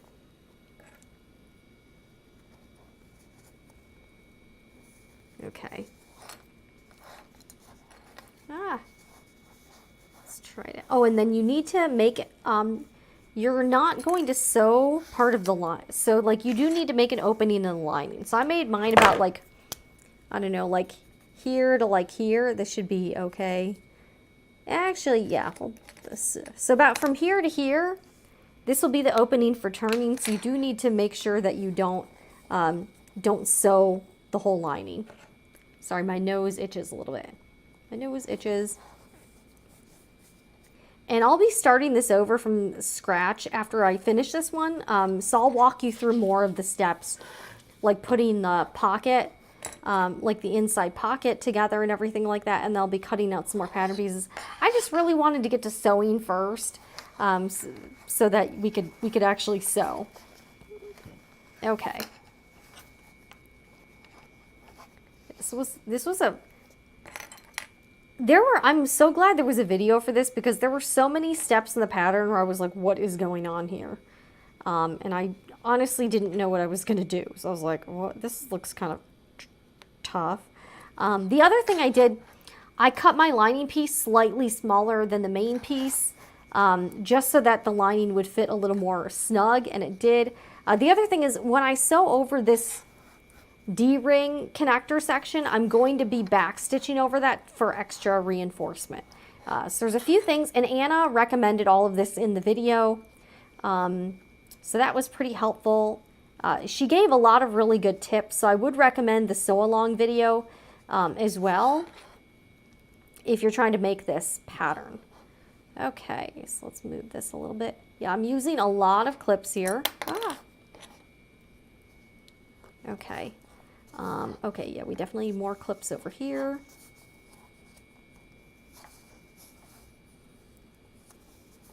Not enough clips over here for sure. All right, I might need to, we're gonna kind of need to redo this part here. That's okay. Okay, and then, yeah, This part is really tricky here. Okay.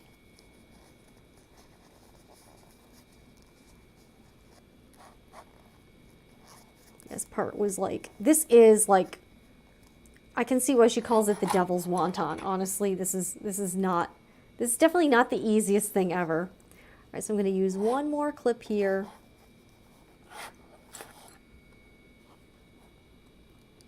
Okay. All right, so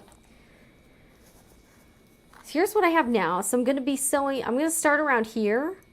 And I'm going to be sewing all the way around here, here to about here. So I'm leaving this opening for turning. All right, so let's go back to the sewing machine and we will work on this. Hopefully this comes out somewhat okay. I don't even know at this point. We'll see. All right, let me get my clip bucket too, because I'm going to need that. And we're going to make another one of these and see how this turns out. Okay, so here we are. So I'm going to use about a 2.75 stitch length. Yeah, this is going to be fun. So I'm going to start around this little mark here and a 1/2 inch seam allowance with back stitching at the beginning and end. So make sure, definitely make sure to do that. You definitely want to do that. Now when you get to this little corner here, you might be like, why is this piece here? Am I going to sew right to the end? And you will, but it doesn't. At first I was like, I need to make sure not to clip into the corner, but it won't matter. So you'll kind of see why there's this clip in the corner here, because it really does not matter if you really like get that. So I know this, I was thinking I needed to make sure not to sew into the corner, but you actually can, and it'll be like totally fine. So I'll see what you'll see what I mean soon. Okay, let me clip this thread here. All right, I'm gonna try, I know you can't see right now, so this is gonna be a little hard. Okay, so I'm gonna try to tamp this down so you'll be able to see. Okay. Okay, okay, got 1/2 inch here. Okay, so, all right, you'll see what I mean pretty soon. Let me put the clips over here. It's going to be easier for me to see, to kind of put things back here. Okay. All right, so you're like, what the heck is going on here? I know. This is a little confusing, but it'll make sense pretty soon.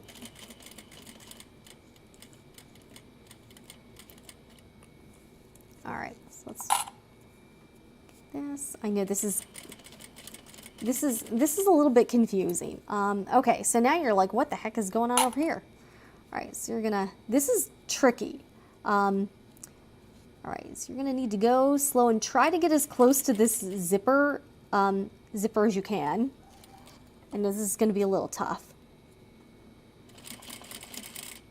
I know this is, yeah, definitely not the easiest thing to do. All right, and you're like, what the heck? Okay. Okay. Yeah, this part's like this part's a little difficult, not gonna lie. Okay, so now we're getting to the D-ring.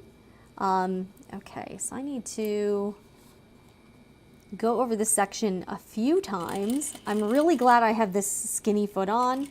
This makes it a little bit easier. I'm gonna back stitch a little bit over this area. See how, yeah, this is a little tough here. Okay.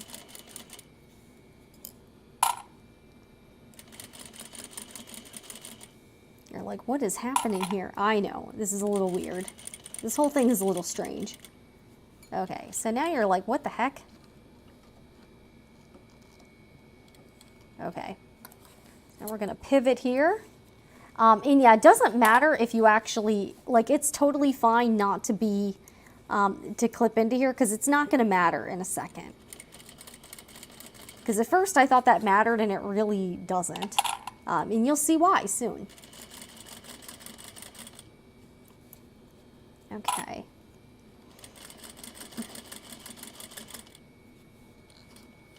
And you're like, what is happening here?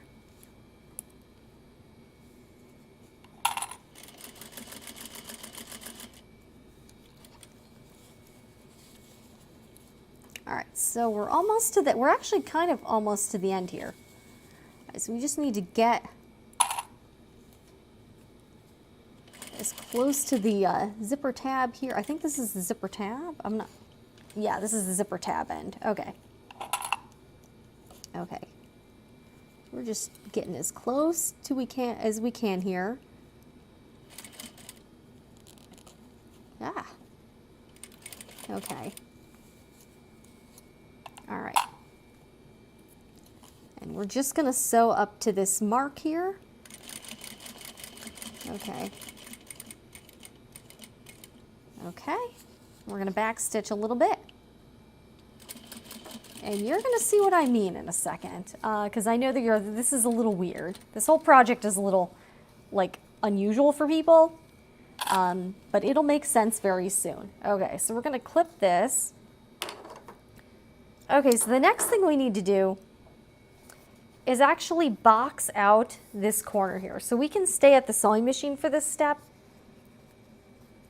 Okay, so this little section here, and this little part here, these are going to be the boxed corners. So you're going to need to sort of pull this apart like this. There we go. And we'll start with the lining because this will be a little easier. Yeah, this is going to be a little tricky. All right, so to see this, you're going to need to pull this apart, open these seams up, and then this is going to be a boxed corner here. Okay, so I know this is a little strange. So you're going to sort of pull this apart. And this is why it didn't matter if you actually caught, like, if there was like a little gap there, because you're going to be sewing this anyways. Okay, so she recommended you could either do a 1/2 inch in or like a little bit less. I'm going to do about 3/8. I'm going to do like in between. I'm doing literally in between 1/4 of an inch and a 1/2 inch. All right, so I'm just going to kind of I'm going to use sort of the 4 here as like a mark here. So that's all I'm going to do. Okay. And then I'm just going to sew this, and then I'm going to back stitch. And then this is going to make your little boxed corner here. So I'm just going to back stitch here. And that's why it didn't matter if there was like a little gap here, because it was just going to be sewn up anyways. So that's what I didn't really get about this project at first, was I forgot about the boxing of the corners, because I was worried that there would be like a little hole in the corner, but it'll be fine because this is going to be boxed out anyways. So if there was a little gap in there, it's sewn shut now. So let me check to make sure. I'm going to open this up just to see how my boxed corner turned out here. Okay. I mean, not that it really matters for the lining, but this actually looks okay. Okay, so by boxed, these 4 seams match up pretty nicely. So I'm going to do the same thing to the other side here. So we're going to do this for the main piece. So I'm just going to pull this apart, open up these, open up the seam allowance, and I'm just going to box out this corner too. So we're just going to take this, pull this apart. Yeah, this is going to be this is honestly a little bit tricky. So we're just going to pull this apart here, open up the seam allowance, and then box out this corner too. But yeah, this part is a little bit difficult. All right, so let me do this. You're not going to be able to see this super well. All right, let me get my little lining here. I feel like I should have made my opening a little bit bigger here, but it'll be okay. Okay, so I'm just going to sort of, yeah, this part is like it's a little bit tricky. This is not the easiest thing in the world, for sure. All right, I'm going to sort of, yeah, it's a little bit, you see what I'm saying here? Okay, so I want to try to make sure the seam is kind of lined up the best I can with the other side, just so it matches. I don't even know at this point. we go. You are going to get a little fraying here.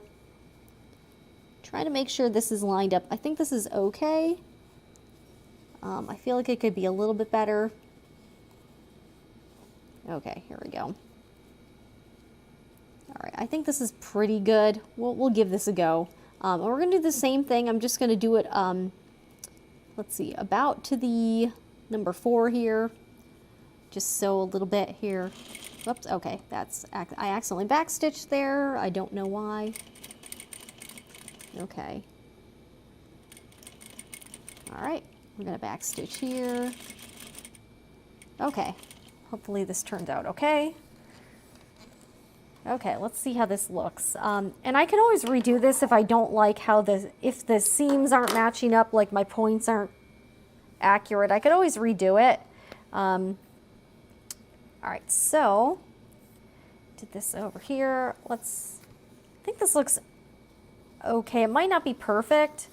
Let me kind of check this out. So I'm going to pull this through just to see how this looks. And if not, I can always stitch rip and do it again. I know this part is really difficult because actually, yeah, I think I'm going to this is not really the best. Actually, yeah. I feel like this is a little bit like crooked here. So I'm going to try this again, I think. We'll try this again. I'm just going to stitch rip this. I just don't like the way it looks. This is a little bit crooked, so we're just going to try this again. That's why I'm glad I checked it, because I just don't like it. I just don't like the way it looks. So we're going to do this over again. So I've got my seam ripper right here. I'm just going to rip this out, and we're just going to start over again, because you can. Okay. All right, so let's do this again. Okay, let me pull some of these threads out.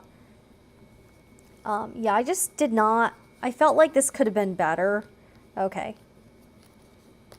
Okay, so let's try this one more time. Okay, I feel like, okay, this looks, I think, a little bit better. Let's try this again. Okay, here we go. I'm struggling here, guys. I'm struggling today. Okay, this looks, I feel like this will line up a little bit better. Okay, let's try this again. Let's see here.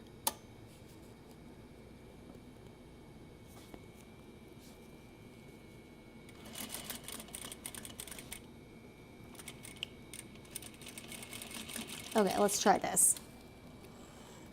Let's see how this looks. Hopefully a little bit better. So I'm going to check this. All right, so I'm going to turn this right side out again just to see how this looks. Yeah, this is a little bit, I think because all the fabric is kind of thick, it's just a little tricky. It's going to be tricky to turn right side out. All right. Yeah, this looks a little bit, all right, you know what? We'll go with this. I think this is about the best we can do. All right, let's go back over and we'll turn this right side out. It's not totally perfect, but I think it's about the best we'll be able to get here. I don't think it's super noticeable. I think it'll be all right. It'll be all right. Okay. And we are back here. All right, so now we have this like inside out thing going on. Anna did recommend, especially on these outside edges, you kind of make sure that these are, yeah, I think these look pretty good, that these are kind of make sure that these are pressed away from each other. All right, so now we're going to try to turn this right side out, and this is going to be fun. There's also another step with the corners as well that I need to worry about. I think this could have been a little bit better, but it's not. Should I do it again? I don't know. It's not like bad or anything. It's not bad. Actually, you know what? I'm going to sew one more line a little bit. All right, we're going to go back and I'm going to sew one more line a little bit past this. I'm going to see if I can get a little bit better. We're going to see if I can improve this just a little bit more. I'm going to do one more line just past where I sewed before. And I'm going to see if I can see if I can make this a little bit better. We'll see. Okay. Let's see here.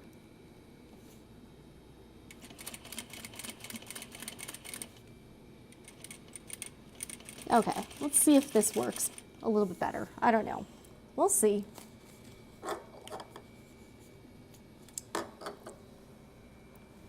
Okay. Maybe this will look better. I honestly don't know. All right, let me trim this thread.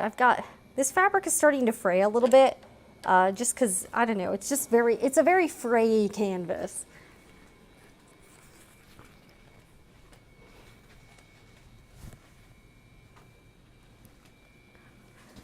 Okay, and here we are again. So now I've got this little kind of thing that it does sort of look like a dumpling. So now we have to turn this right side out, which will be the fun, definitely the not fun part. Okay, so be careful. All right, I'm also gonna sort of work from the far corner out. This is tough to turn. This is not an easy project to, birth? This is not the easiest one, for sure. All right, especially not since I used laminated cotton and canvas. So this is a little tricky. Oh boy, here we go. So I'm kind of going slow here. Oh boy. Yikes. Also, it's making like noises.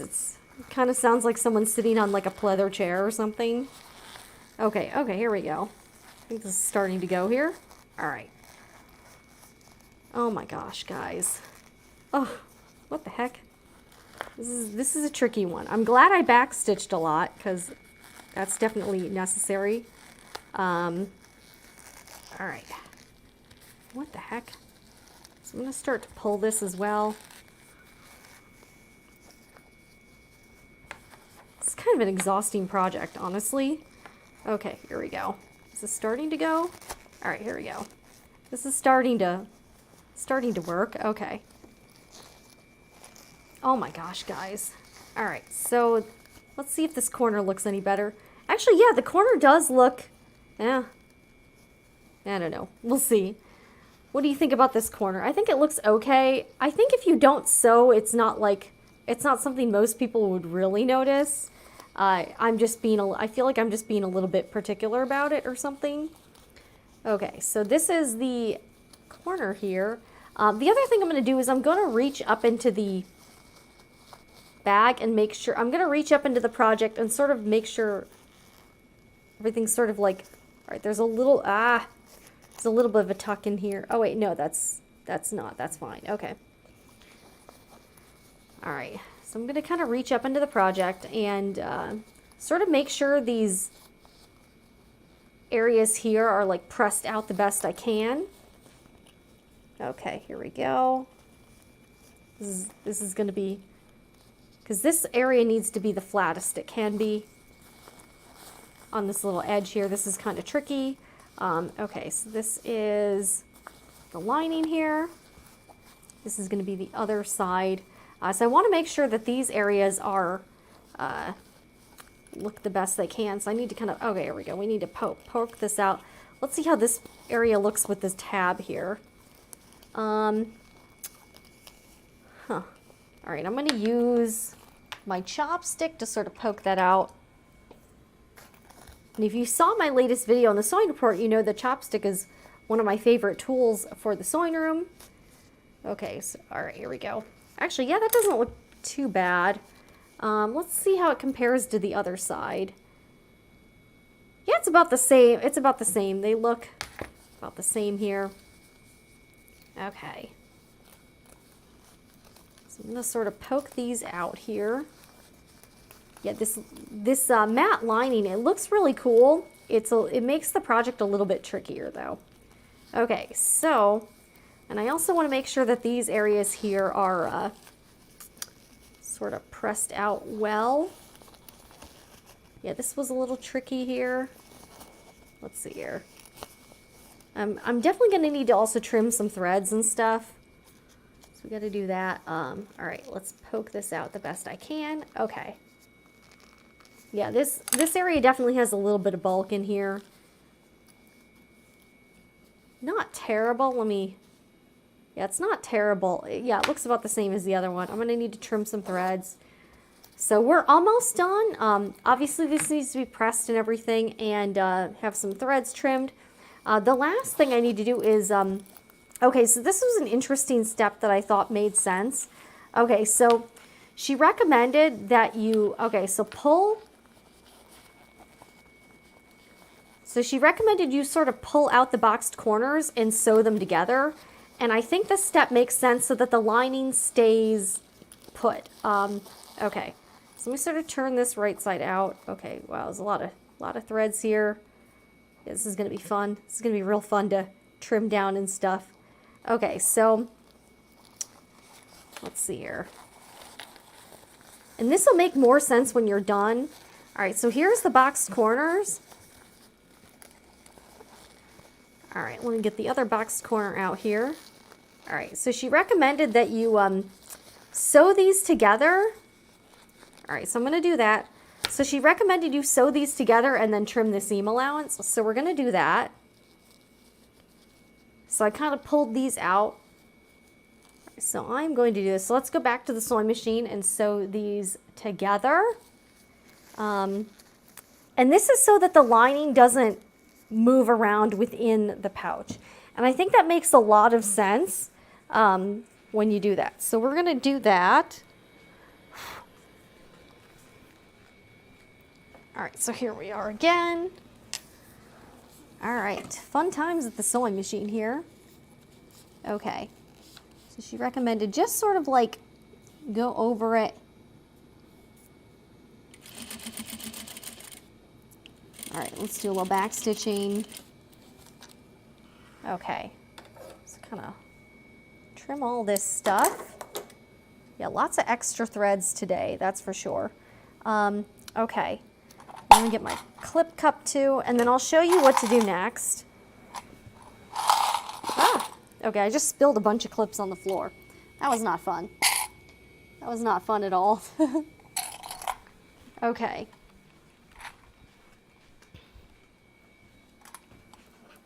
All right, here we are again. Okay, so then I'm going to trim my seam allowance down. So I'm just gonna sort of clip this. And then this will make it a lot less bulky. So I thought this step made a lot of sense, honestly. Once you kind of get through the project, you're like, oh, I get it now. All right, so now tuck this back into the bag or the pouch. And see what I mean? So now your lining pieces will stay in it, like it won't move around within the pouch. So I think that makes a ton of sense for the instructions. I thought the instructions and the sew along video for this pattern were very good. This is not the easiest project, but the way Anna, the designer, does the instructions makes it a lot, they were very helpful. Okay, so now we got the D-ring. This part I kind of do need to like kind of press out to make sure it looks neater. I think I could work on that. It's not bad or anything.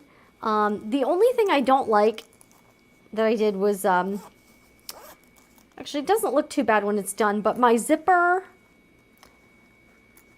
this zipper tape should be a little bit shorter. I kind of pulled this one out a little too short, like, so they don't line up totally, but it's not terrible. I kind of need to press this down, kind of match this down a little bit. And I'm also going to trim, there's a few loose threads. So we'll trim these loose threads while we're here. Let's do that. And I'm just sort of doing things to make this look a little bit neater. Okay. All right, let me get my lint roller out. All right, and welcome, Tara. Hello, Tara. Let's read your comment here. Hello, everyone. Hey, Jen. I've been watching while doing laundry and eating. Watching your lives have inspired me to get out my dusty sewing machine, but I need to go fabric shopping. You do, Tara.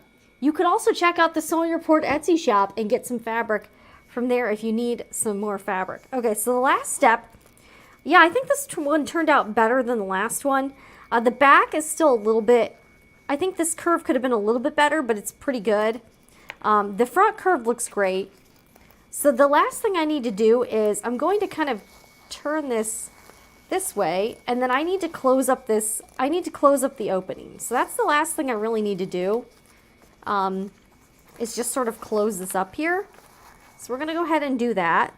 Let me trim some of these threads as well. See what I'm saying here?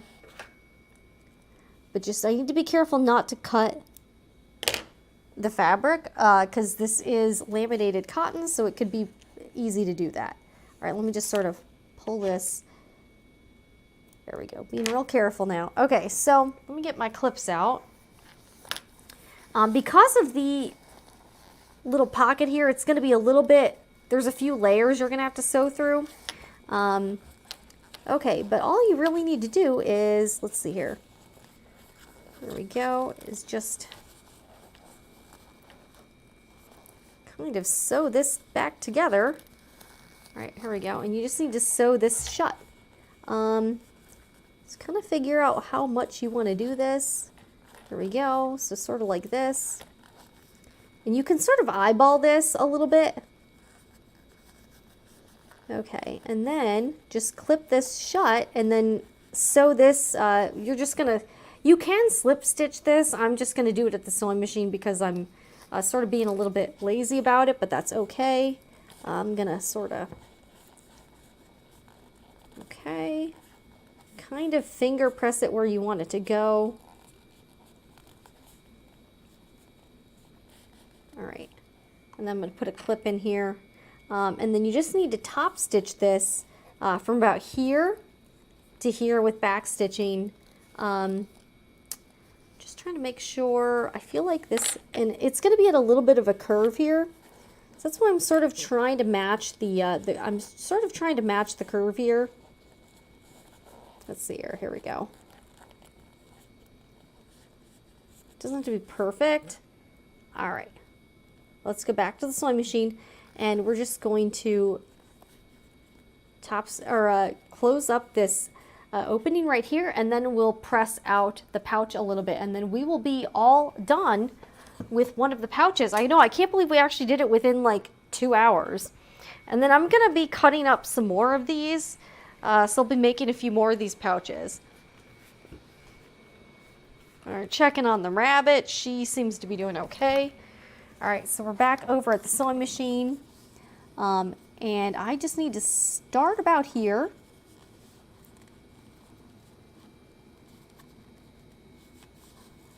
All right, so start about here.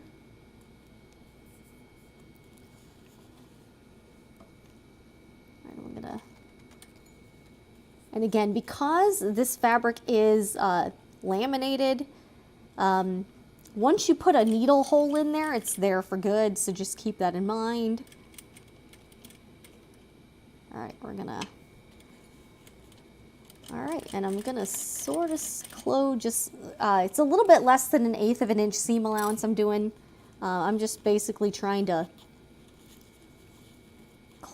sew as close to the edge as I can here. Okay, let me just back stitch. All right, and I think we're done.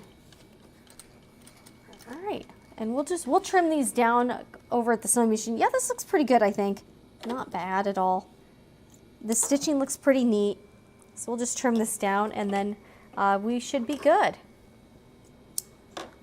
Okay.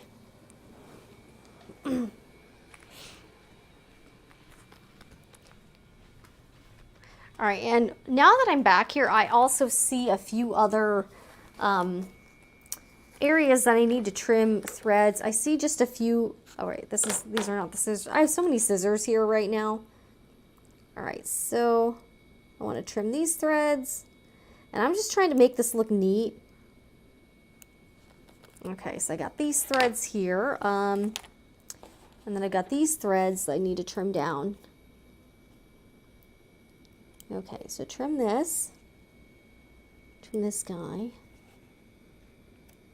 trim this, all right, and trim here. All right, let me get my little lint roller out here. Okay, so here is the lining here. So it's all nicely stitched up. I think the top stitching, the stitching here looks pretty good. Fairly neat. Here we go. Let's take a look here. I just used some coordinating white thread. All right, so now we're just going to kind of turn this. Okay, right side out again. All right, yeah, my boxed corner could be a little bit better, but I don't know. What do you think? It's not bad. I think it's fine.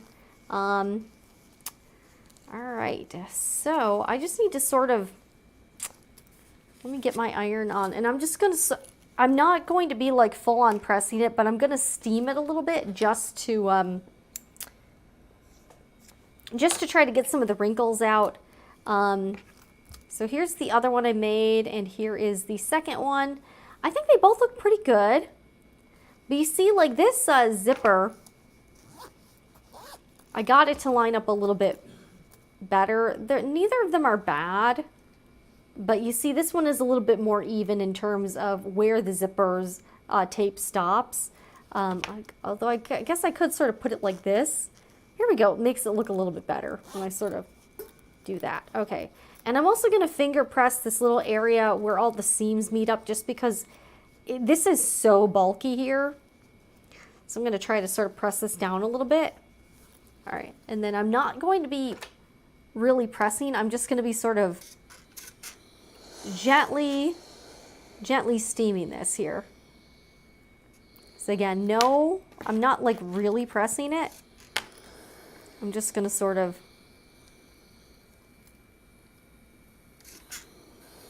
steam it here, and this will make it look a little bit neater. But yeah, I think this turned out pretty good so far. What do you guys think? And these will be, some of these will be for sale in the Etsy shop. I think I'm going to keep this one though, because this had some, I don't know, I just don't think the curve of this one looks very good. I think this one looks a lot better. But yeah, you can hook this, if you have like a clip in your bag, you can hook this in here. You can also attach this to a keychain, something like that. But yeah, I think this looks pretty cute. Yeah, if I kind of move this around, it makes the zipper not look too uneven, I guess. I don't know. But yeah, that's the thing with handmade items, is that each one does look, each one is unique and different. And there's no two of a kind. I do need to, I feel like this one I kind of need to like press this out a little bit more or something. All right, let me get my, all right, let's sort of try to press this out a little bit. All right. I'm going to sort of try to steam this a little bit. And maybe put my pen in there. Here we go. There we go. We'll sort of try to, I'm trying to sort of flatten this area out too, where the zipper tab is, where the zipper end tab is. Let's see here. Let me just sort of,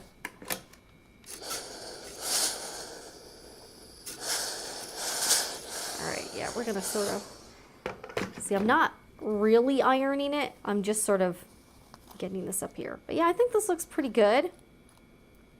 What do you guys think? This is the Yarrow pouch. The Yarrow pouch. Let me get the instructions out, and we'll cut a few more. We'll make a few more. So I'll try to get on the road to making more of these guys. So this is what it looks like. We've got 2 so far. Yeah, I think this one looks, overall, I think this one looks better. I think if the curve of this one was a little neater, but yeah, I think this one is definitely my best curve. The back of this one also is a little weird, but see, I seem to be running into the same issues on the back, because you can see my wonkiness is at like the same spots. What does everybody think though?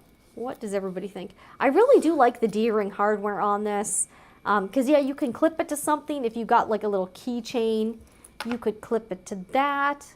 You could also, yeah, you could kind of hook it to one of those split rings. So a lot you can do with this. You can also get an O-ring and attach it to something else. So there's a lot you can do with this. I think this looks really cute. All right, so let's cut a few more out.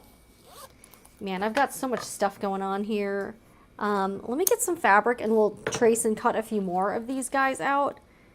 And all right, let's read some comments too. So Lisa is cutting out a Gertie Simplicity top, Simplicity 9295. Going to do a muslin for fit. Awesome. Tara says, Lisa, or other viewers, are you sewing anything today? I'd like to try the purse scarves for a Mother's Day gift, but need a good flowy fabric. Yes, you do, Tara. You need some nice fabric. You need some nice rayon or other flowy fabric. Jen, it looks really good. I have trouble getting boxed corners the same when they are small. Yeah. I don't think it's bad. I just think, yeah, because it's so small, I had a little bit of trouble getting the seams to line up, but I don't think it's terrible. Like, I think it's fine. Yeah, I think this one turned out pretty good. What do you guys think? Do you feel like this is something I can list in the Etsy shop? I think these turned out pretty cute though overall. And I don't know what I'm going to price these at. Maybe like $30. I don't know, something 30, 20, maybe $29. I think that's a pretty, you know, it's a little under 30. I think maybe 29. Because it does have like this little interior pocket. There's a lot you could do with this. So I feel like 29, maybe I'll do that and see how they do. I don't know. But yeah, these are cool because, here, I'll kind of get this little sticker thing to show you. But yeah, if you've got a card, you could put in this little card slot here. There's also a pocket, and the pocket goes all the way down. So you could put like, you know, stuff like that in it. So yeah, a lot you can do with these. I think these turned out really cute. Let me get out some more. All right, so I'm going to get out some more fabric, and then we will cut out a few more of these. I think these turned out pretty good. I'm going to have trouble with this zip. The only thing is, yeah, this zipper, because I cut this one small, I'm going to have some issues with it for sure. So that'll be interesting. All right, Rose Petals Upcycle. That'll be a great addition to your Etsy shop. Yeah, I'm trying to get on this, you know, making some more handmade things. See how this, what do you guys think about this one? Do you think this is saleable condition, or would you say like no-go because of the wonkiness on the front? I don't know. What do you think? So this is the one that I like better. And then this is the one that I think I could have done better on the curve. But let me know. All right, so we got 2 made so far. All right, I'm going to go get some more fabric, and then we'll cut out some more pieces. So I've got some prepared. I've got these little things for the pocket prepared. And then I need to cut out, and I do have some more interfacing, so I need to cut out some more lining pieces and some more main pieces, and then I need to interface. Actually, yeah, I need to interface the main pieces. Let me get out the pattern piece too and see. Actually, this will like just fit, so I think I'll have enough for a couple more out of this. Yeah, because the interfacing can be a little bit smaller than the pattern piece, so I think this looks okay. All right, we'll get out some more interfacing. Let me get out some more stuff here. Where did my canvas go, though?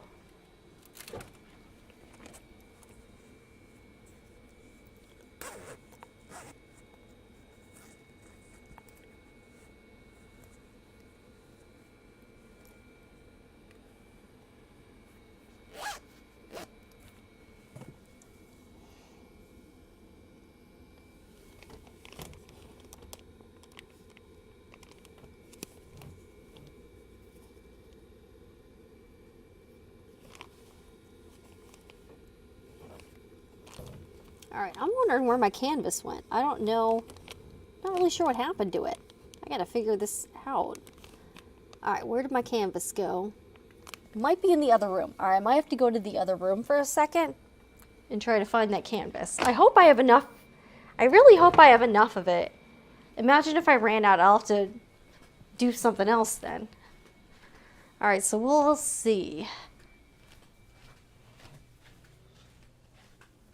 Let me see if I've got more canvas. I really hope I do, because I want to make more. Okay, here we go. All right, yeah, I've got plenty of it. All right, I found like a whole big cut of it, so I should have enough. Oh, good, and I found more of these pieces too. Cool. Actually, I don't know if these will be big enough, but we'll see. Got a lot of stuff I could work with here too. Not sure if these will be big enough.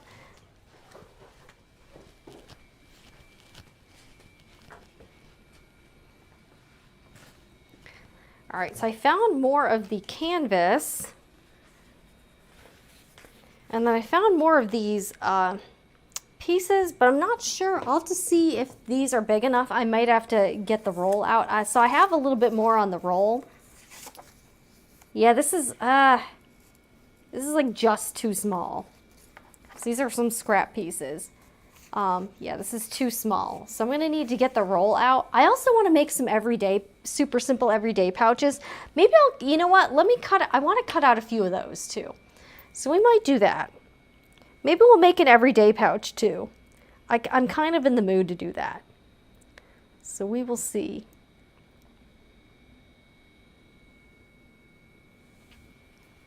All right, so we got plenty of, yeah, and I got some scrap pieces. I'm not sure what I'm gonna do with this.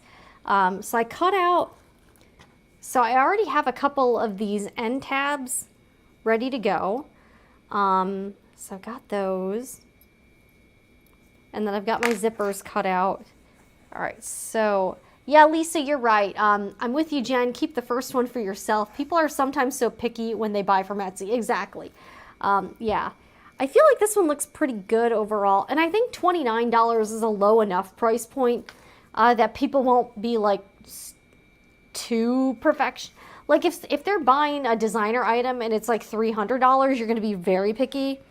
But I feel like if you're buying something and it's like $30, they're not going to be like as crazy about it.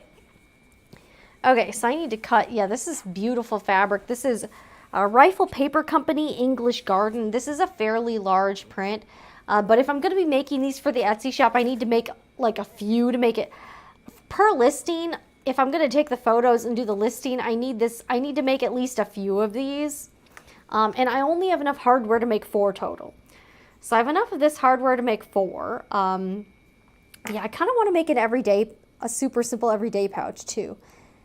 Maybe we'll kind of take a break and do that too. I sort of want to, I don't know. Well, all right. Yeah, we'll see. All right, so I'm going to be fussy cutting these because, yeah, I did fussy cut the other ones too, just because I wanted to make sure that, yeah, I've got quite a bit of this fabric, so I should be good for a little bit. I just wanted to make sure that I was getting like the flowers on them, so that's why I was doing that. So, all right, let's sort of cut out a few of these guys. Let's see here. I'm sort of going to, I'm not sure which marking pen I'll use. Huh. Well, let's see. Which way should be up? Yeah, I think this will be, actually, I think this would make a good back of one. All right, so we'll cut a back. We'll have this be the back of one. And actually, this would be a good front of it. Just because this has like a complete flower on it. But like, which way is up? All right, I guess this could be up. Okay, so we'll do that. So I need to cut 2 more of these guys, and then we'll cut some interfacing pieces out. I might use my white marking pen, just because I think, and let me get my pattern weights out, my little washers here. So we're going to cut some stuff out. Ah, okay. Okay, oh, and I just got a bunch of stuff on my shirt, so we'll do that. Let me just get my lint roller out. Okay, so yeah, I think this would make a good main piece because it's got like quite a bit of flowers on it. And this would actually make a good back piece because it still has flowers, but it's also got like other stuff going on too. All right, so we'll trace this out. I think these are coming out pretty well so far. Okay, so let's cut this out. Let's see how this comes out.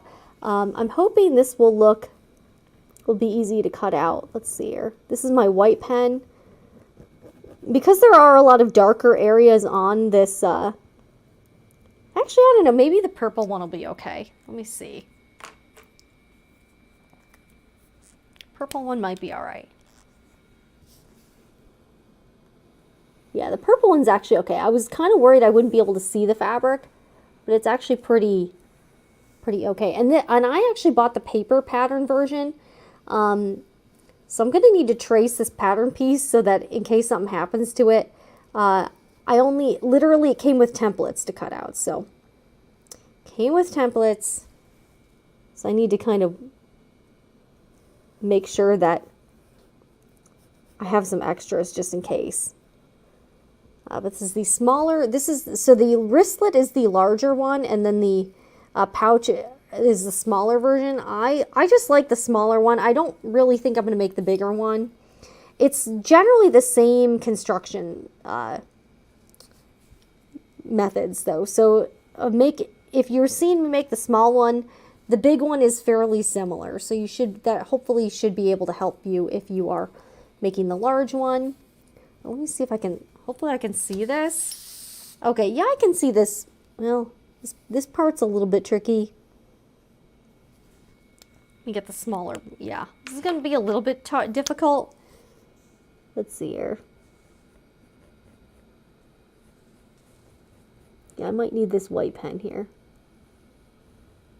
And what I do too is I always cut the main piece out just outside the line, and then I cut the lining piece out just inside, so that I find the lining fits more snugly into the pouch that way. So when I do that with any project that I have a lining on, just so that the lining doesn't look too baggy inside. Okay, yeah, I think this will be pretty good for the outside. It's got flowers on it and stuff. It's not, you know, it's got a lot going on. It's got a full flower on it. I think it looks really nice. And it's also got this flowers on it, so it's got quite a bit of the flowers on it. So I'm pretty happy with that. Okay.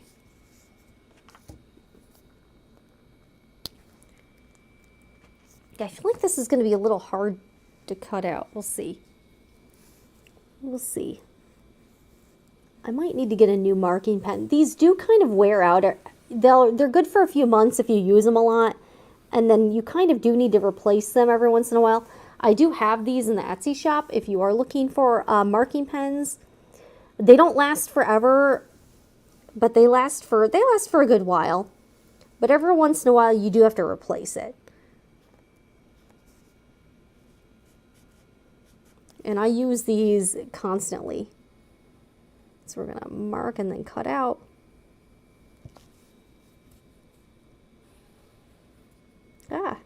And this is an air-soluble pen or a water-soluble pen, so the marks are not permanent. Okay.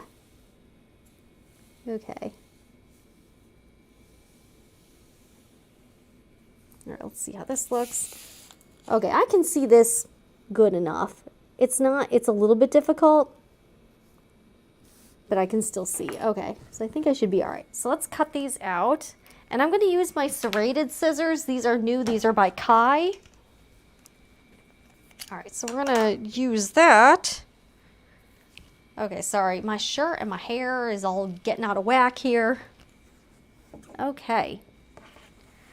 Okay, so I'm just going to sort of cut this piece off to begin with, and then we will get a little more fine-tuned with the details here. Yeah, I've got a lot of stuff going on here.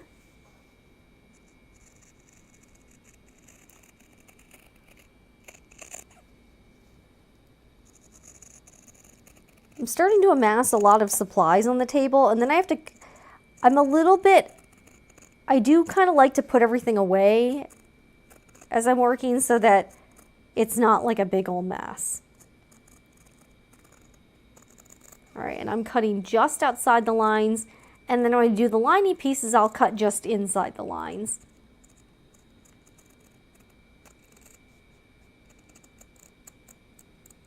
Okay. Cut these pieces out, and then we'll be putting interfacing on these as well.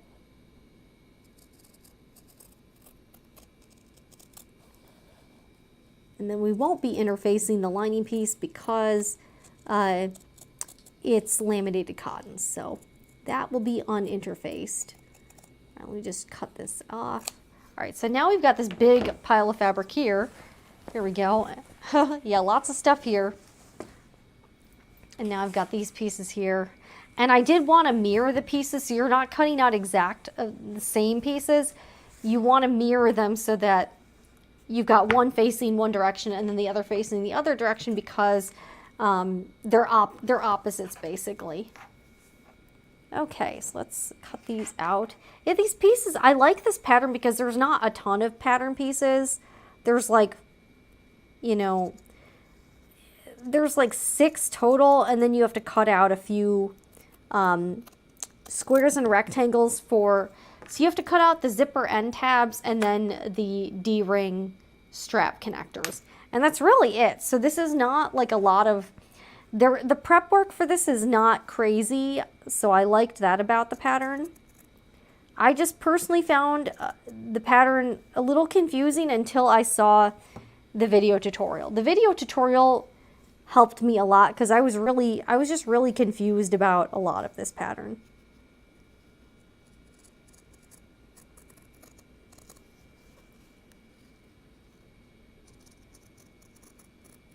Okay. So, but yeah, I've been learning a lot about working with zippers with this pattern and learning some tips on making it a little easier for myself. The basting tape really helps. And then cutting the zipper a little bit longer than I needed to really helped as well. Although I learned a little too late that I needed to cut the zipper longer than I wanted to. Okay, I cannot see this marking line. Hopefully, I'm hoping this is right. Okay. There we go. Okay, and this is my boxed corner here. Okay, here we go. This is a little hard to see here.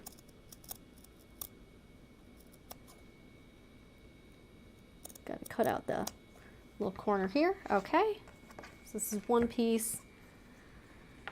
This is the other piece. See, this doesn't take very long, so it's not too bad. Okay, cut this piece here.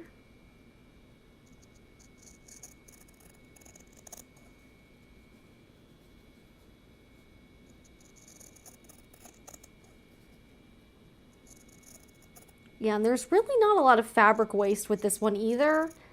So this is a pretty good one. And because the pieces are small, I would say this is definitely scrap friendly because you can use less than a fat quarter. So if you've got, and you can use scraps, like I use scraps for these pieces. You can also use scraps for like the pocket pieces. So the fabric requirements for this pattern are very scrap friendly for sure.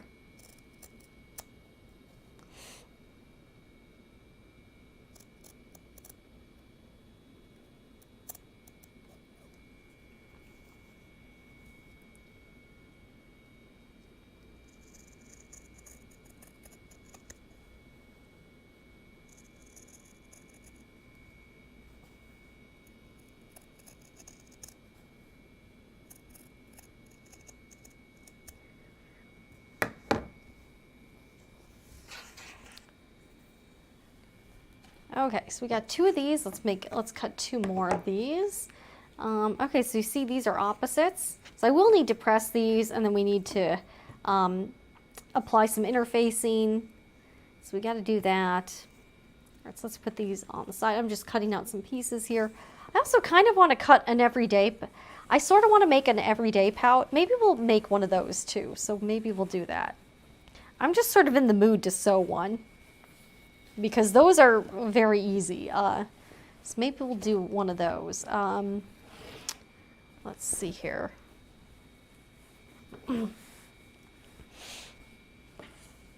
Maybe we'll do like and now I need to put the walking foot on. But yeah, I kind of want to do like I want to do a quilted everyday pouch at some point. Okay, so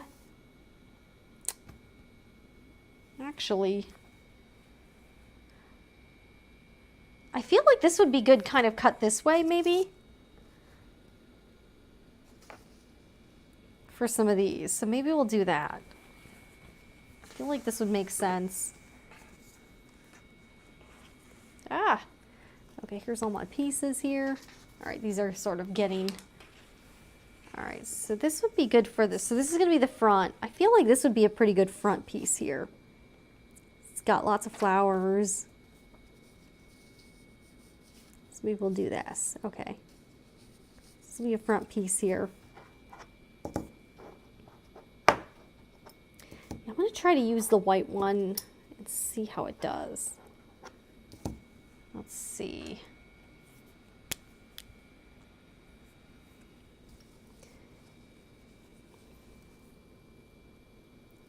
Yeah, I do really have to fussy cut this just because I just want to make sure that the pattern placement looks good, especially if it's a smaller print, you don't have to worry too much.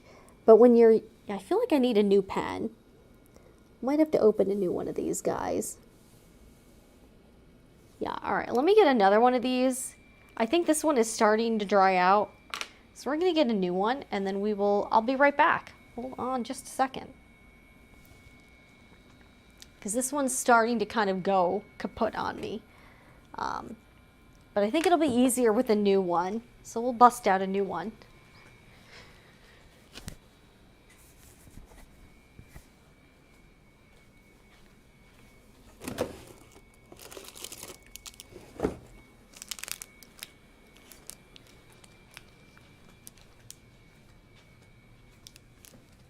All right.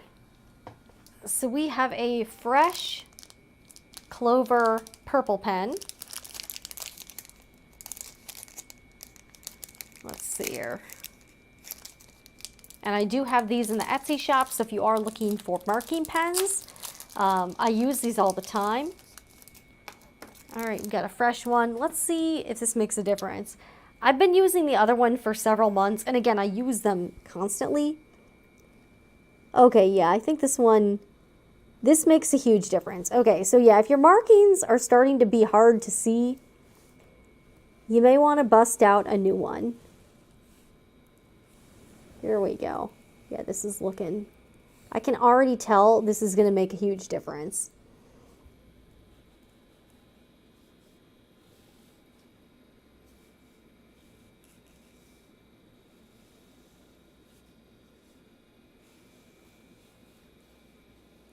All right. Oh, yeah.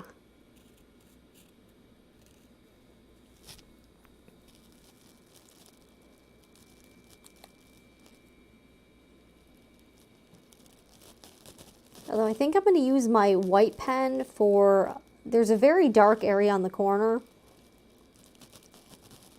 that I think I'm going to need the white pen for, just because it's like black. So I'm going to use the white pen here so I can actually see this area. All right, I think this should help, hopefully. And this pen, the white one, takes a little bit to show up, but then it'll show up. All right. Yeah, this is definitely better and easier to see. Let me see. White pen, where are you? Usually, okay, here. Oh, here we go. Okay. All right.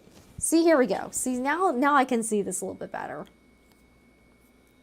Okay, so now I have to flip this over. All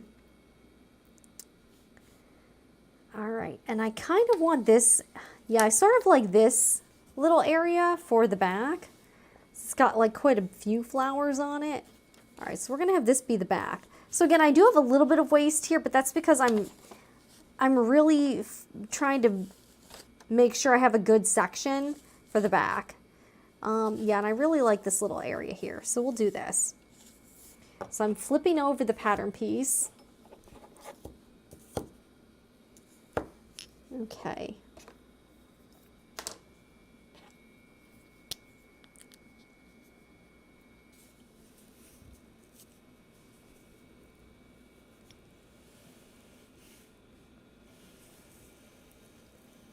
Because this is going to be a mirror image, not like an exact piece. So this is going to be a flipped over version of the other piece.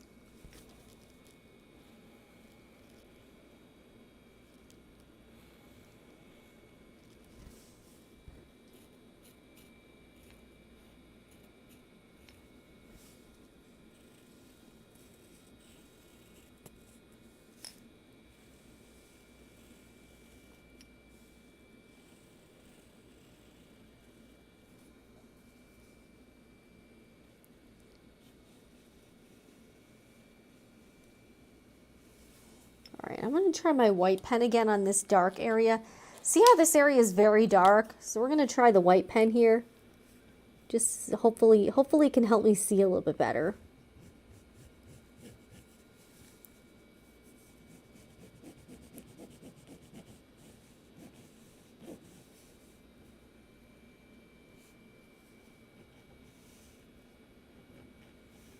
And this one's kind of deceptive because it'll look clear, and then in a few minutes it'll start really showing up. You do have to use a little bit of it though, but it really is helpful on darker fabrics because sometimes it's really hard to see. See now I can see this pretty well. All right, so let's cut this piece out. All right, yeah, this is getting a little hard to maneuver the fabric, but we'll do it. It'll be all right. Okay. But yeah, I can definitely see this area here, and yeah, I can definitely see that area here. Okay.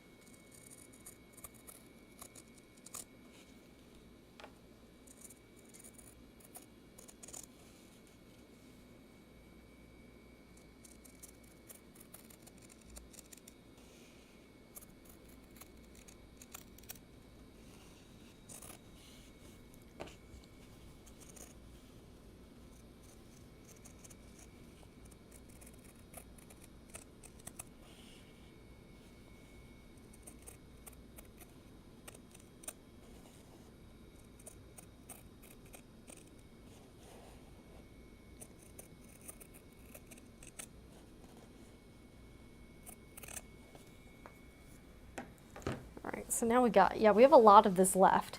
Yeah, I might cut out an everyday pouch. I might cut out a couple everyday pouches. I think those will be, I just sort of want to make a few of those too. So we might do that. These are really cute. I also have that citrus fabric in mint from Rifle Paper Co. too that I'm really excited about as well.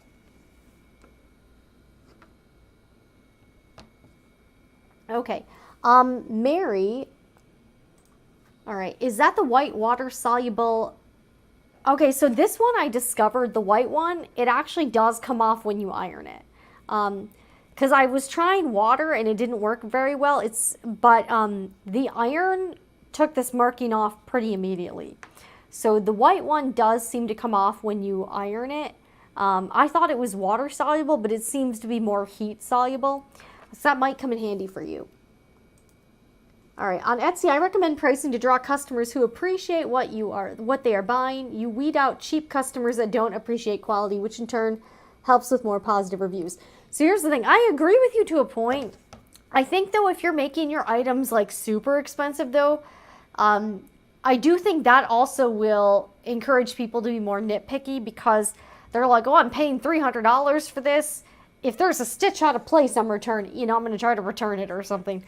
So I think there's a good medium where you can maybe weed out the customers that are looking for bargain prices, but you're also, your prices are also reasonable enough where people aren't going to be looking for like every single imperfection too. So I think there's I think there is like a good middle ground. So yeah, I'm thinking $29. I think that it's not like ridiculous, but it's not crazy cheap either. So I'm thinking, and I feel like that reflects the time I spent. These took a little bit of time, but they're not like taking forever. So it's not too bad. So that's sort of what I'm thinking about right now. But I think these turned out really cute though overall. All right, let's grab this. See, I can see the markings. And the reason it would be easier for me to trace and cut these out from the back, but I really wanted to be able to see like what the print would look like on the piece itself. And I just was having a hard time doing it from the back. So that's why I'm cutting them out from the front today. Normally, if I don't care, I'll cut them out from the back. Yeah, these white lines are making it much easier to see. There we go, the print. This is a lot easier for sure. All right, let's cut this little corner out here.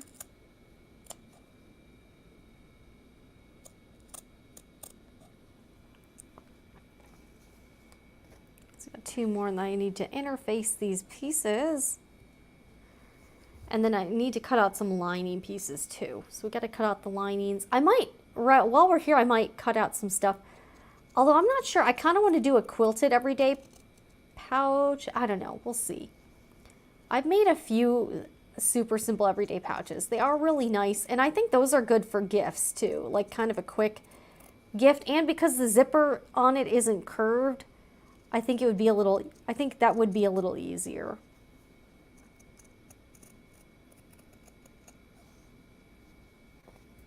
Ah, here we go.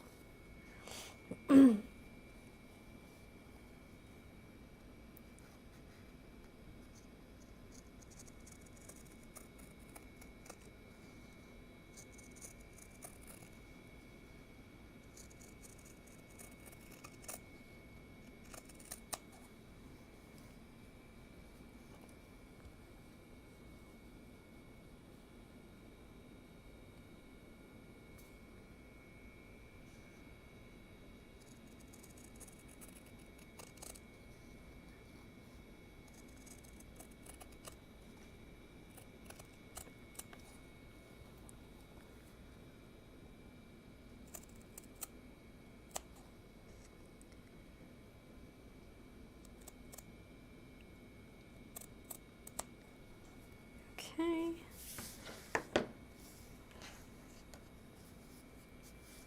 So I got two more of these guys to cut out.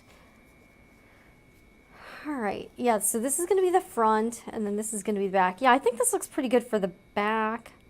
It's got a lot going on, but the front looks really cute. And then this is going to be the front of this one. So notice, like, I'm trying to get like a good floral motif on all of the fronts so they look good. All right, I need to figure out how to fold this back up. Let's see here.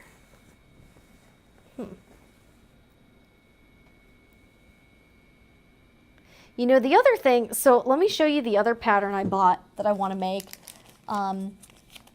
It's another Noodlehead pattern. I got this crescent tote pattern. Let's see here. And I want to make it out of, I really want to make this out of that. Here, I'll show you the fabric. I actually think this Citrus Grove fabric, I really want to try to make the crescent tote out of this. I think this would be really cute. I already have the supplies, so maybe we'll do this next week. And I do have all of the, so I have fusible fleece somewhere. I definitely have fusible fleece. But I think this would be perfect because this is, let's see, what's the finished size of this? This is 10.5 inches tall by 10 inches wide, 10 3/4 inches tall by 10 inches wide. So I feel like this pattern is, I feel like this bag is big enough where you'll be able to see the pattern pretty well on it because the pattern is a fairly large print. So that's what I'm thinking about for this fabric.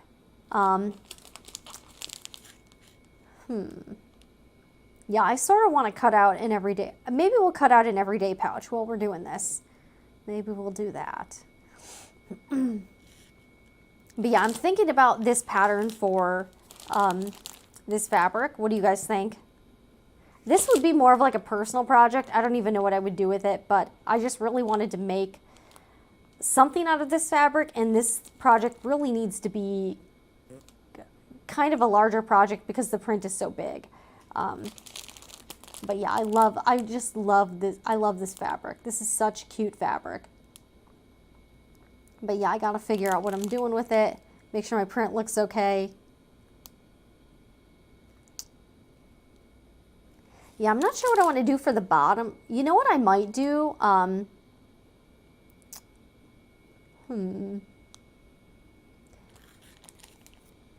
trying to figure out what to do to make maybe the bottom of this tote bag like a little more durable since you'll be putting it on places.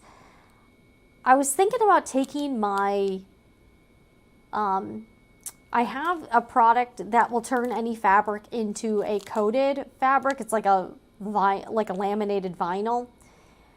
So I was thinking maybe of applying that. And also, they have a matte version of it, so I might get the matte version.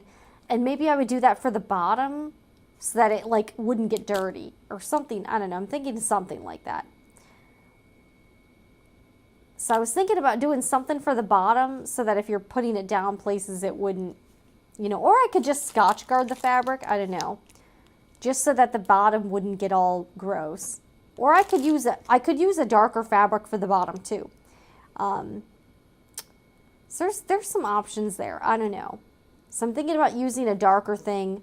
You know, I also have a bunch of, maybe I'll use this pattern to use up some of my canvas. I have a lot of canvas that I need to use. All right, so fusible fleece interface, and I have a lot of that. So I could definitely do that. Because yeah, I have a lot of really nice larger scale canvas prints, and I feel like this pattern would be a really good one to do with. So I don't know. This tote does have an outside zipper, so it has a zipper pocket on the outside, and then it also has a zipper pocket on the inside. I'm not sure if it has a slip pocket on the other side. Not really sure. Yeah, I don't know. But I like that this has fusible, it calls for fusible fleece and then fusible interfacing, so it should give the bag pretty good structure, so it should be able to like stand up on its own and everything like that. I would probably use like I might use like a walking foot for this project. I might have to. I think that would make it easier. So I'll have to look at the bad thing about this pattern is that there's no video so long. So I'm kind of on my own. But I really like the pattern, and I already have zippers that would work for it. So I'm thinking about using this. I have a lot of canvas fabric, so I also have some really cute Mustang horse canvas that I could do another one with. So I could make a few of these. Yeah, Tara, just look up Noodlehead Crescent Tote. I did link the pattern I'm using today, but if you just look at the website, this one is also on her website as well. It's just called the Noodlehead Crescent Tote. So if you want to do that. But yeah, this is I think this would work really well. I think this print would just work really well with the pattern. So I'm thinking about doing that. I'm really getting back into the bag making and stuff and doing more like projects like this, like zipper pouches. I've just been in the mood. All right, so yeah, maybe let's cut out a couple, while we're here, maybe I'll cut out a couple, like an everyday pouch, while we're here. All right, so I'm gonna cut the other ones out though from this side. So I might do that while we're here and all. Okay, so, all right, yeah, this is gonna be a little tough. Not sure which way, I'm honestly not sure which way is up with this pattern though. I honestly don't know. All right, I'll be right back. I'm gonna get the pattern piece and then we'll keep cutting, we'll cut a few of these out.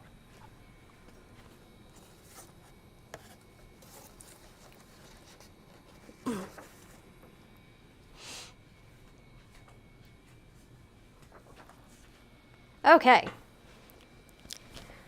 All right, so we'll cut hey, we're kind of having a nice work day here. You know what I'm saying here? All right, let me get a couple more pattern weights out.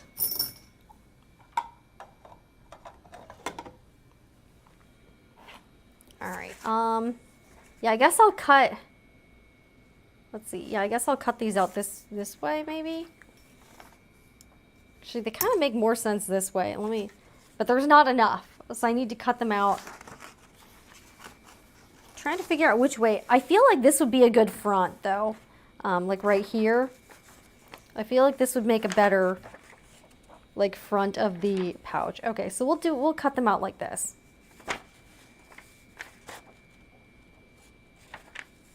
Okay, And I am trying to fussy cut this one as well.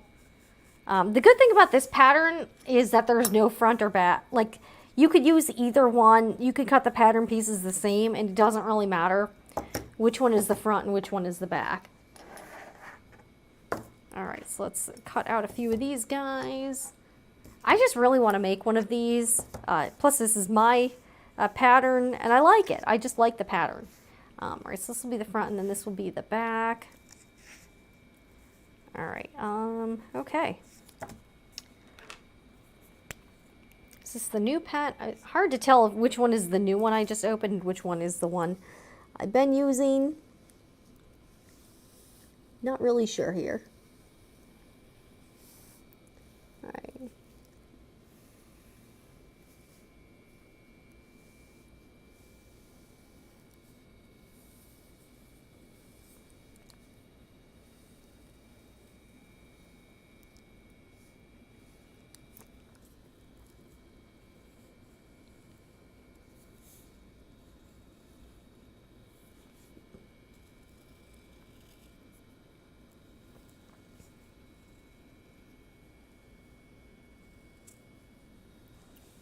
You need to move this in just a little bit. Yeah, I just want to make another one of these. Plus, this was a really easy project, and it's a fun one. So we'll do a little more prep, and then yeah, I don't know. But yeah, I do really want to make that crescent tote. I think it would be a fun project. I just need to figure out the pattern a little bit more, because there's a few things I'm a little bit confused about in the pattern. All right, so let's figure out where we're going to put the next one. Yeah, I could make a few more of these. Okay, I think this one will look good about here.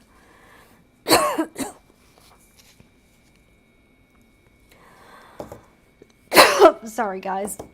Whew. Get some water here.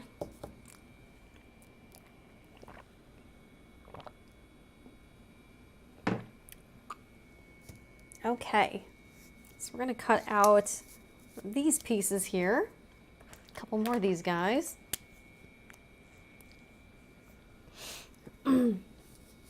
Wow, once again, I am pretty congested, as usual. Not that anyone's surprised.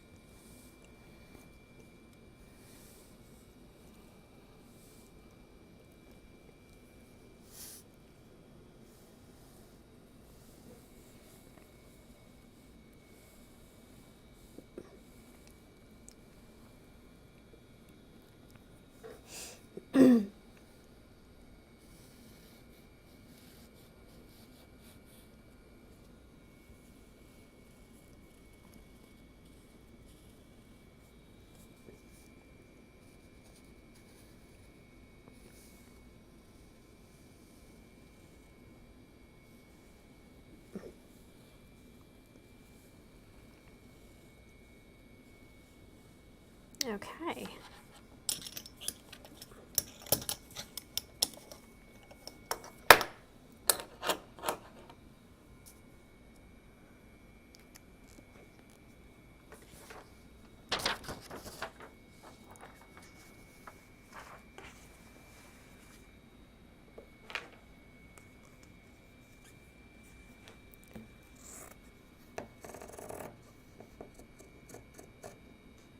And again, I am cutting my main pieces out just a little bit outside the lines, and then I'm going to cut the lining pieces just a little bit inside.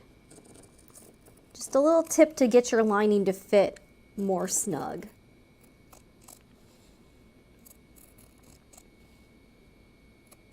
Like, not a whole lot bigger, just like a tiny bit bigger. All right, I'm going to need to fold this up soon too. So we're going to need to do that. But yeah, I think this front and back will look pretty good. There's like good flowers on both pieces. So I think this will look pretty good. And I'm using my serrated scissors here. And you know what the funny thing is? I took these scissors, I had a link in the description box and I took it out because I didn't think I would be using these today. And clearly I am. I'm also going to sort of save this salvage piece. I think the salvage on this is really pretty. So I think I'm going to try to save I was going to cut through it, but I'm glad I didn't because I sort of want to save this to do a salvage project with. I am saving my salvages so I can do something with them. I don't know what that is. I'm not really sure. All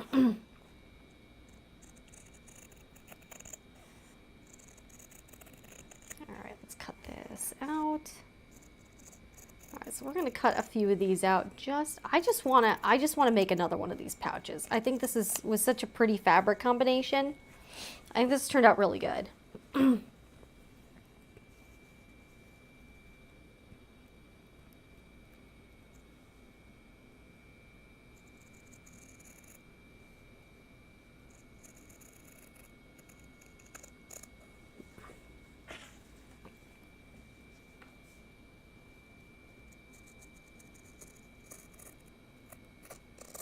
All right, I'm going to sort of cut this off. So you see I got this nice big piece of the salvage here. So I'm definitely going to save this and do like something with this. What that is, I'm really not sure. But yeah, I definitely have at least, actually I could make, maybe it would be a little overkill. I could also make a tote out of this one too. So a lot of options. I don't know what, if I made the tote bag, what would you guys charge for the tote bag on Etsy? Like if I make, and that would be like one of a kind. I would probably just make one of each and charge more. Maybe I would charge like $89, I don't know, maybe like $89, something like that. But yeah, what would you charge for this tote bag if you were selling this on Etsy? I'm not even sure. I don't know. So I'm thinking, because that would be a lot more material and a bit more work too. So also there's like more hardware on it, and the hardware is getting a little bit pricey. But yeah, let me know. What do you think I should charge if I make the tote bags? All right, let me try to fold this back up here. All right, this is fun. All right, so let's try to get this situated a little bit more. Okay. And this is English Garden by Rifle Paper Co. Fabric. Really pretty fabric. All right, got this. Let's get this folded up a little bit here. Really pretty. I think I bought I forgot if I bought 2 or 3 yards of this. But yeah, I do have enough where I could make a fairly large project out of this. And I've already made a few things out of it too. All right, so let's cut a few pouches out.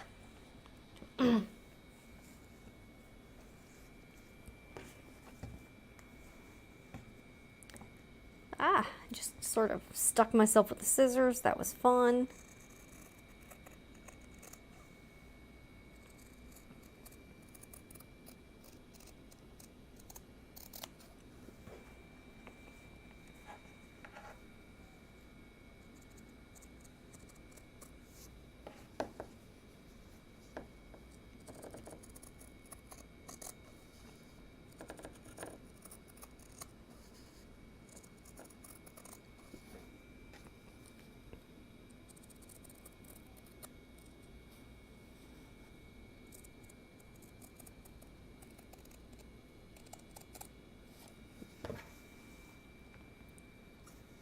Oh, and the other thing, I'm thinking about selling a few of the everyday pouches in the Etsy shop, but I would hook a D-ring, or I would hook a D-ring to the pouch, and then I would also include a strap wristlet with a swivel clip on it. So I think I would maybe charge like $49 for that, because it would involve the pouch, and it would include a wristlet strap with it that would be detachable. So that's what I was thinking about doing with these. And seeing what happened with them. But yeah, these are really, really cute. You know what, the other thing I could do is, you know, I could use some of these scraps and make a zipper. I could use these for zipper end tabs. So that's something I could use the scrap fabric for, is little zipper end tabs for the zipper so that they match the fabric. So I could do that. I don't know. Instead of doing like a contrasting thing going on. But I think the lining of the everyday pouch, I think I would also do with this laminated cotton, just because I do really like that you can wipe down the inside of it really easily. So that's what I'm thinking. What does everybody think?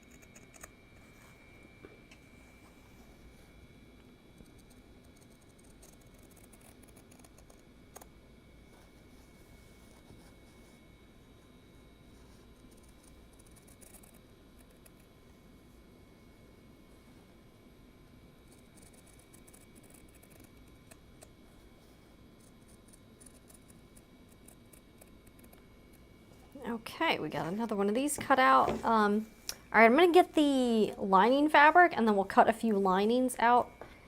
Yeah, I gotta figure out what to do. Yeah, I've got a lot of scraps about the size. All right, so we got a couple of these cut out. All right, we have a lot going on here. We have a lot going on. So I've got a few more of these guys cut out. I have to cut out, I also have to cut out interfacing for this. So that'll be fun. All right, actually we could probably do the interfacing now actually. And then I'll probably fuse it over at my ironing board, like away from here. So you won't be able to see that, but it won't take too long. So I can sort of talk to you guys as I'm doing it too. All right, so I'm gonna cut these pieces out. Also, I'll use the scrap pieces out for like D-ring connectors and stuff. So again, this doesn't have to be like, this actually doesn't have to be, this can be a little bit smaller than the pattern pieces, just because they just need to fit inside the main pieces. So these don't have to be super exact, and they don't have to be, they can be a little bit smaller just so that they fit within the piece. All right, so we're just gonna cut, oh wait, I'm gonna use my craft scissors for this because I don't wanna use my like fabric scissors. So I always have to remember not to use my fabric scissors on interfacing because there's little glue dots and stuff. All right, so I'm gonna cut this a little bit smaller.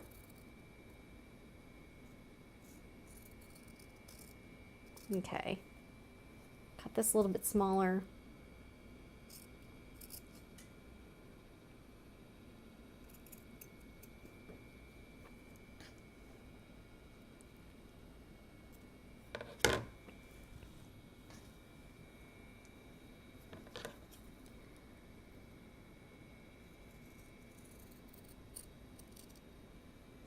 And the interfacing can be a little bit messy too, just because again, it's just going to be on the inside of everything, so that doesn't really matter too much. I'm just trying to use up as much of the interfacing as I can, so I don't have as much waste.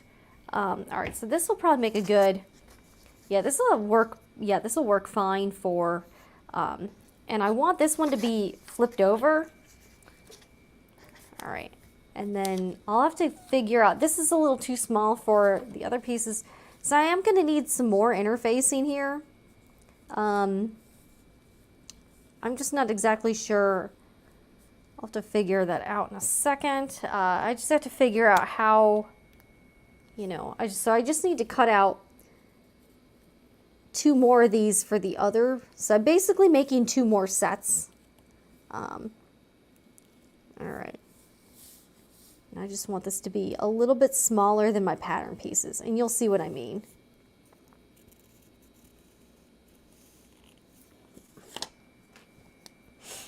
All right. So you just sort of need to cut this. And I can use these smaller pieces for other stuff. Like again, zipper, like you know, D-ring connectors, that sort of thing. So I always save these little pieces because I can always find a way to use them, especially if they're kind of larger scraps like that. If they're tiny pieces, there's not much you can do with them, but if they're more than a few inches, usually there's going to be some project where you need a small piece of interfacing. So I usually keep my interfacing scraps that are on the bigger side. If it's like an inch or less, I'll usually toss those. Like these little pieces I'm cutting off, there's really not much I could do with these. So these are gonna be tossed. Okay.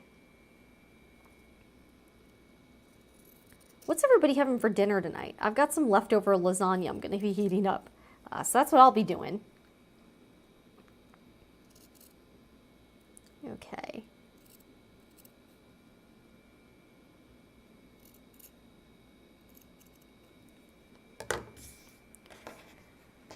All right.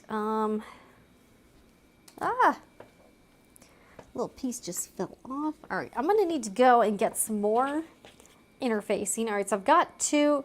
So here, I'll show you what I mean. So here are 2 pieces. Yeah, I've got stuff all over here. I got stuff all over here.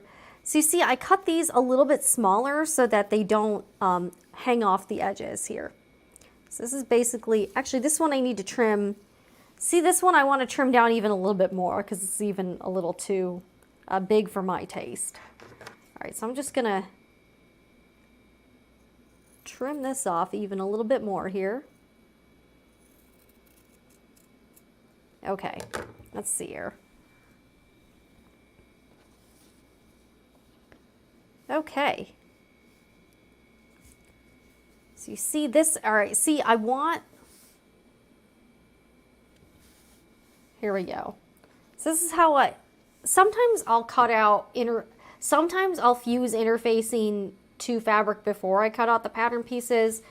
Some I will do this and I'll cut out the pieces separately, especially when I have little scraps of interfacing. So you see this one fits very nicely onto the fabric here, and then this one, and the glue side, you can feel like the rough glue dots and you want those to be face down.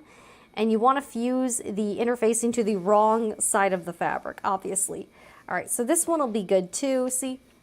So this is like just on the so it doesn't overlap the fabric at all. So this is a pretty good fit. All right, so I need to find a few more pieces of interfacing and then we'll fuse these. And then we need to cut out a couple, like some lining fabric. And then I need to work on my card slot and pocket pieces. So that's what these are. So we'll do that in a minute. I'll be right back. I need to get some more interfacing though and see what I can dig up here.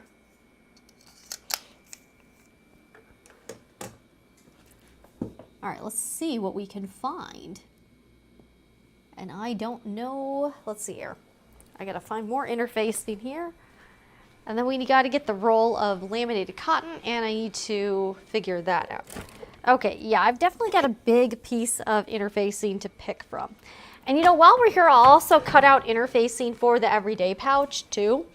So we'll do that too. All right.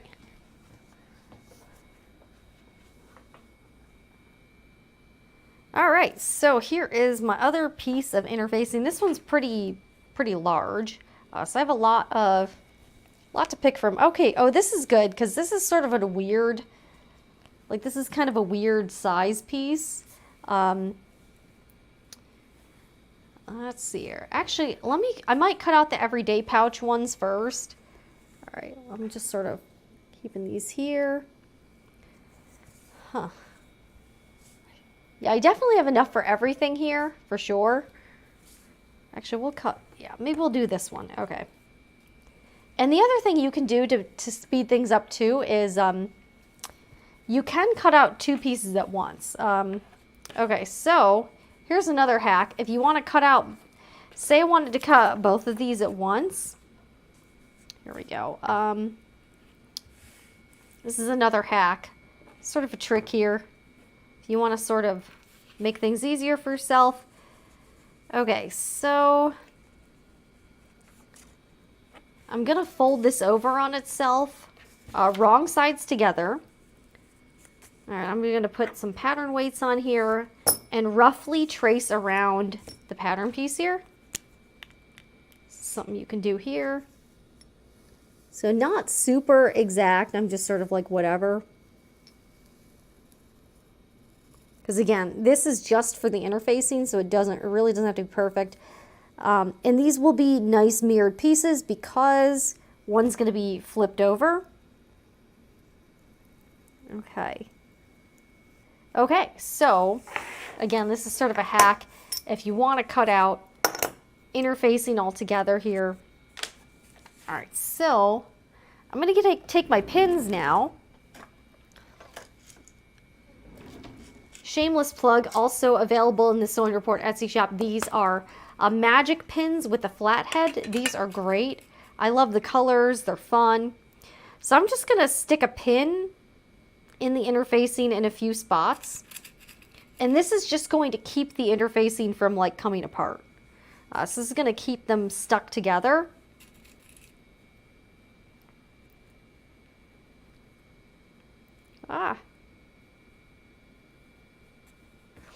So I'm just going to stick a few pins in here. And then I can just cut this out sort of as one piece. And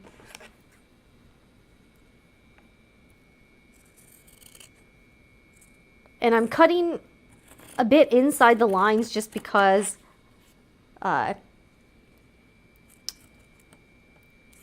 basically because I just want this to be a little bit smaller than the pattern pieces. So yeah, cut inside, but putting these pins here will keep the pieces stuck together.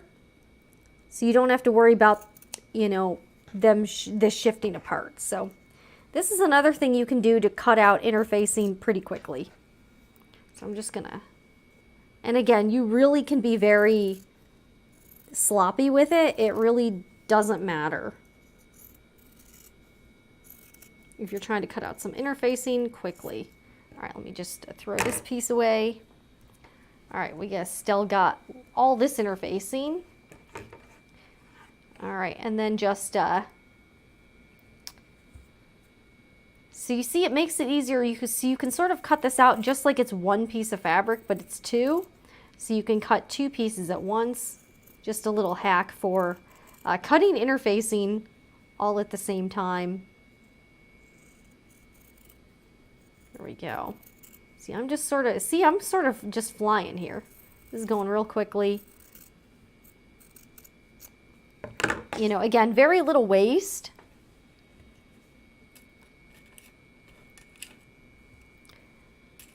And then I'll get the other pieces out and you'll see what I mean. Okay. Okay, so here are my pieces now. And voila, there's 2 more. And see how they fit real nicely into, they just fit very nicely into the existing pattern pieces here. There we go. See? So this is how you can very quickly cut out multiple pieces of interfacing. Yeah, just a real quick tip here. All right, let me cut out a few everyday let's cut a few more out for the everyday pouches. Sorry, got my microphone keeps like kind of flipping up here, but that's all right. All right, I'm going to do the same thing. We're going to just cut this out of, I'm just going to cut this out fairly quickly. Trying to figure out what the best plan of attack would be. Maybe like over here or something. I don't know. I'm trying to be the least wasteful here. Yeah, I've got like this real like just big misshapen piece of interfacing here. All right, I've got my pattern piece here. So this can be a little bit smaller here. Let's see here. Yeah, I can sort of just, yeah, I can sort of line this up too, so it's, there we go. All right, yeah, I'm just gonna sort of put my pattern weights down here.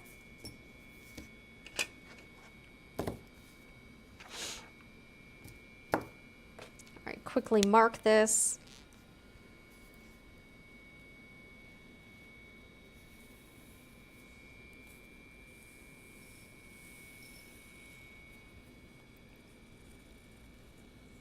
And we're going to do the same thing with the pin hack too. Again, this can be really sloppy. It really doesn't have to be at all precise because you're just going to be fusing this to the back of other fabric. Ah, okay. I'm going to need to adjust the microphone again. All right, sorry if this is, I don't know if this is going to make like a staticky noise or something. Okay, so here's what we have now. So I'm just going to pin these together.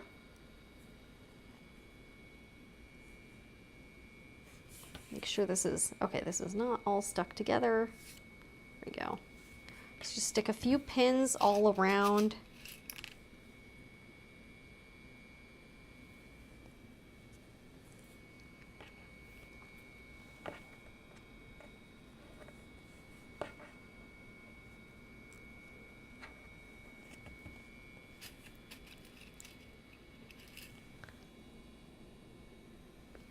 Okay.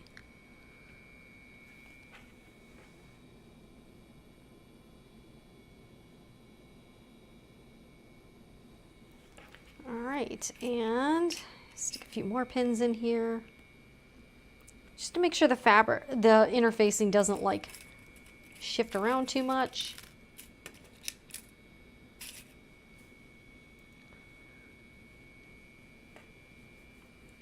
All right, and I'm gonna cut out a few of these guys.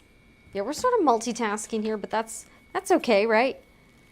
Sort of multitasking, and I'm gonna cut out inside the lines here because this is gonna be inside the pattern piece. All right, I'm gonna cut out. And this just needs to be within the, you know, within the seam allowance so it doesn't look sloppy.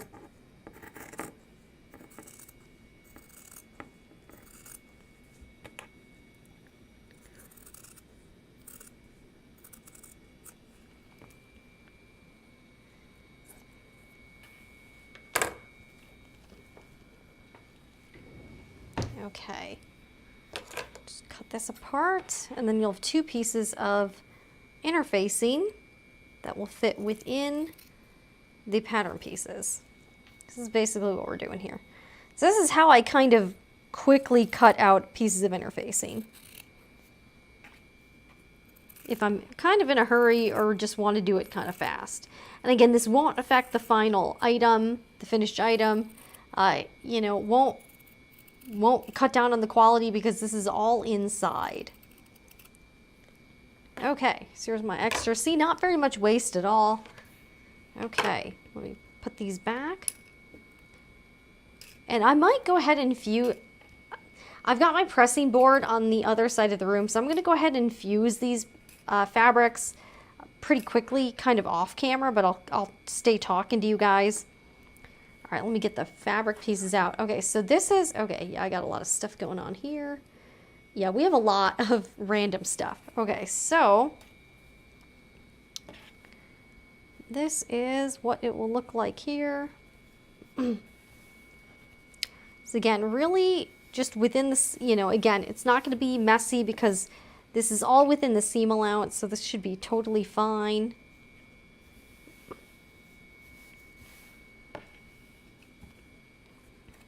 This, I do need to press these pieces, of course. All right, let's see here. Oh, this is backwards.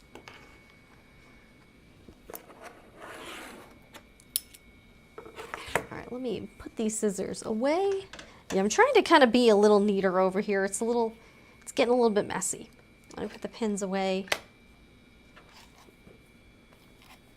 Yeah, these pins are really nice though. So I do recommend these. They're great. They're extra fine, so they won't leave holes in the fabric, and they work really well. And I do sell them myself, but I really like the pins. Okay, so off camera real quick, I'm gonna fuse these pieces. It will only take like a second. I just don't want to bring everything over here because I would have to like move a bunch of stuff. But you've seen me fuse interfacing before. I just take a spray bottle, I spray this whole thing, and then I use my heat press to just fuse it. So I'm going to fuse all these pieces real quick. So I'm going to put on camera too. But I'll keep chatting with you guys. And then we'll cut out the lining pieces we need. And then we'll start doing all of those. But how's everybody doing so far? I know it's getting to about dinner time now. So I'll probably stay on for a couple more hours. We'll cut out some pieces, then we'll start working on the other 2 pouches here. But yeah, this is a nice, kind of a chill Sunday afternoon.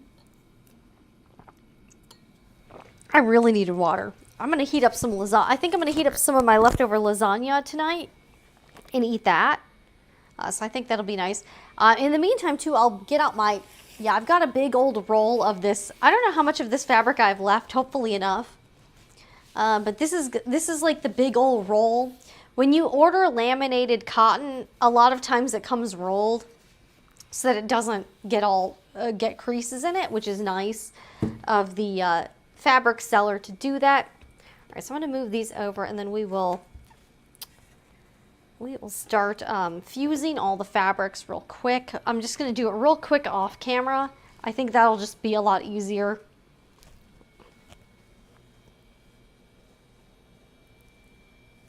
But yeah, I'm just over at the pressing board here. I'm going to get all the fabric pieces just to kind of keep things moving along here. All right, let me get all of these pieces here. What's going on here? Yeah, right before my live stream started today, one of my light bulbs died on me. So I was running around trying to find another light bulb, and I did find one. It just took me a little bit because I wasn't sure where it was. So then I just had to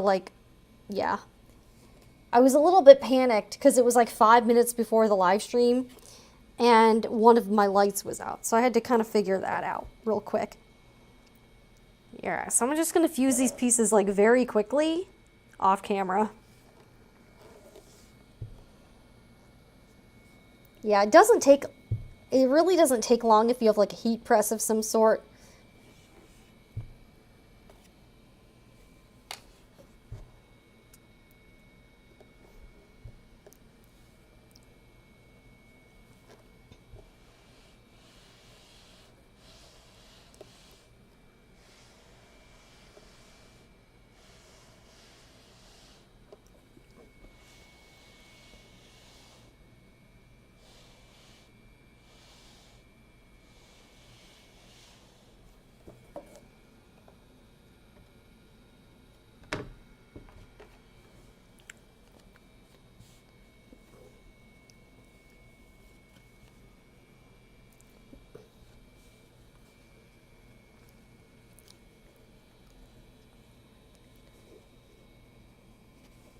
All right, so I'm just taking a spray bottle. I know you can't see this. I'm just spraying all the fabric so that there's a good amount of steam here. Creates a little steam with the water. And this will help fuse all my interfacing. Whoops, okay. And that piece just came off, but that's okay. All right, let me put this back on here.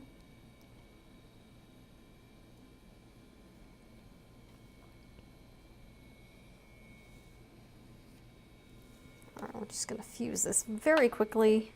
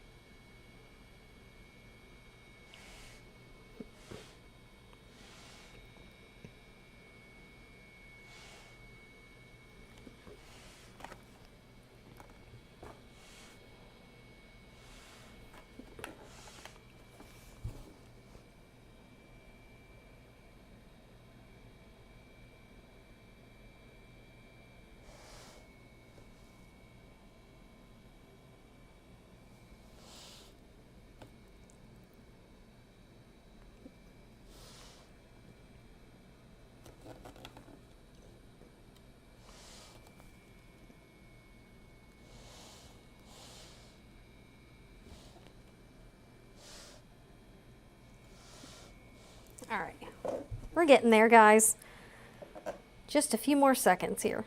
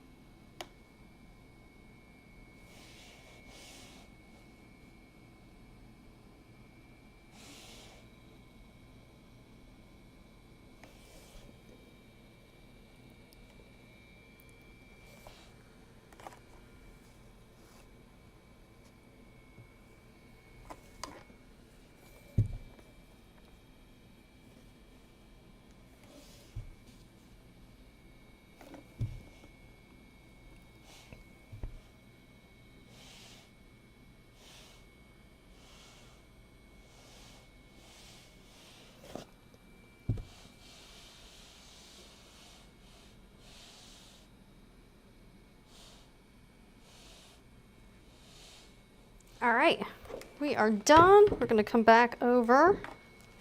All right, so I got to move my microphone around a little bit more here. Okay, so I think all the pieces are fused. Sorry I can't show this on camera. It was just, I'd have to move around so much stuff. It just wouldn't be worth it. Okay, so, okay. This is sort of bulky here. All right, so here's what we got. I've got all these pieces fused. I just used a heat press, and then just, so basically I put the interfacing on the back, flipped it over, sprayed it with water, and then pressed down with a heat press on about 375 for about 10 seconds each. All right, so here is a front and a back. I'm not sure which one is going to be which yet. Both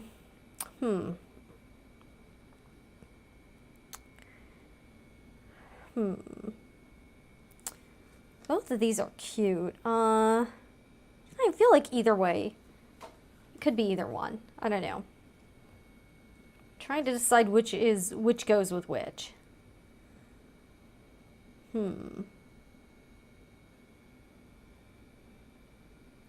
I kind of feel like this one and then this one. Yeah, I think we'll do that. Yeah, because this one has like different flowers in it and stuff. Yeah, I don't know. All right, yeah, I think we'll do that. Okay, so we'll put these guys together.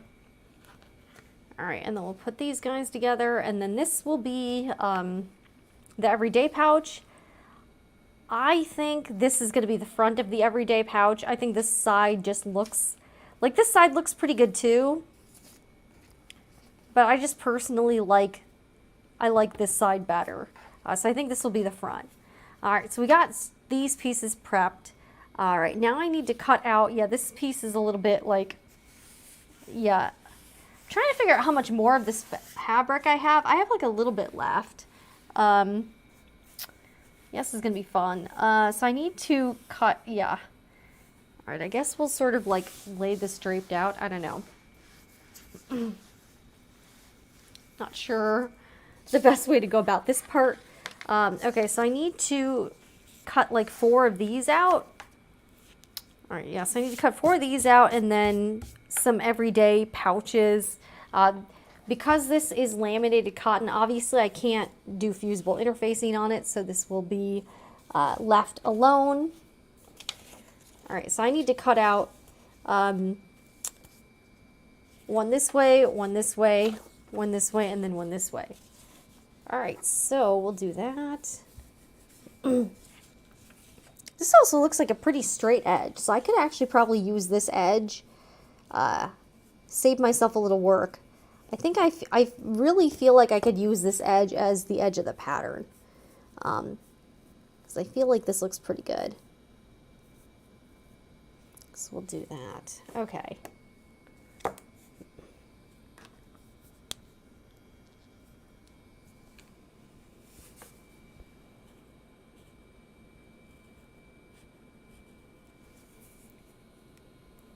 this will be the lining for the Yarrow pouch.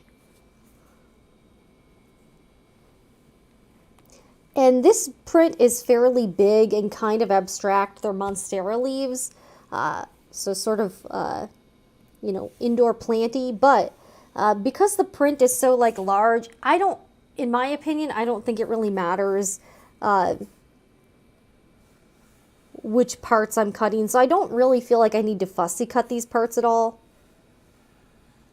Just because in the thick of it, I just don't think it'll make too much of a difference. All right, let me make sure I've got some pretty good lines. I might need to trace this pattern piece too, just so I have an extra one. Because again, I only got one. So I need to be sort of, actually, you know what? I'll just cut it this way so I can also use this edge as a side. All right, so we'll do that too. So cut it this way.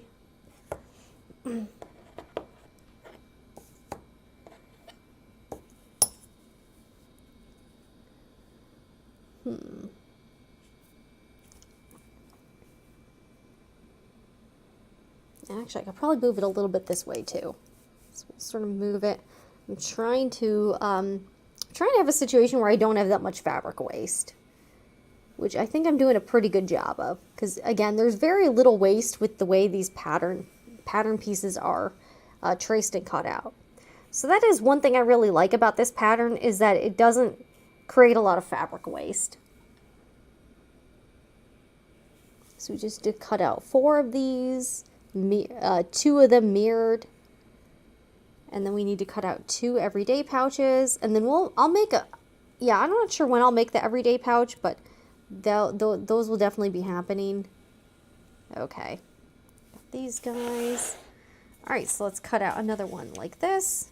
So this is going pretty okay so far. And I'm going to be cutting these pieces out a tiny bit inside the lines because they're the lining. And yeah, if you're watching and you have any questions about like videos or anything, now is your chance. Ask away, I'm here. And, you know, that's what this is meant for. So if you watch the videos and you have questions about anything, or if you just want to make sure I see your comment, or if you just want me to give my opinion on something, now is the chance. And notice, all the people that are totally fine with sending me an Etsy message don't show up here. So that's kind of the funny thing. Like, I give people a lot of opportunities to chat with me, but those people are nowhere to be found during kind of an office hour session. So I do find that sort of interesting. Okay. All right, just need one more piece. Actually, this is working out pretty nicely because this is kind of just at the end of this line here. So this works out okay.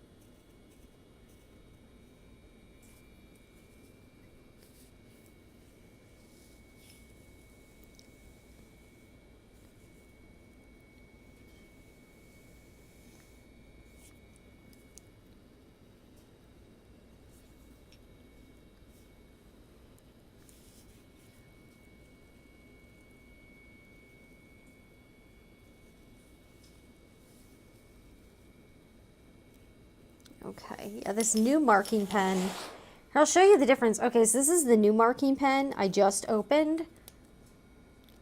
And this is the one I've been using. Let's see here. Yeah, you can definitely see the difference. This one's starting to kind of fade out. I'll still probably use it and stuff. But there's definitely a difference between a fresh one and kind of an older one. All right, so let's cut this out. Should I use the craft scissors? All right, let's try this out. I feel like this will cut just as well, hopefully. Okay, yeah, this is cutting out pretty good. Yeah, this is cutting out fine with the craft scissors. So we'll use the craft scissors.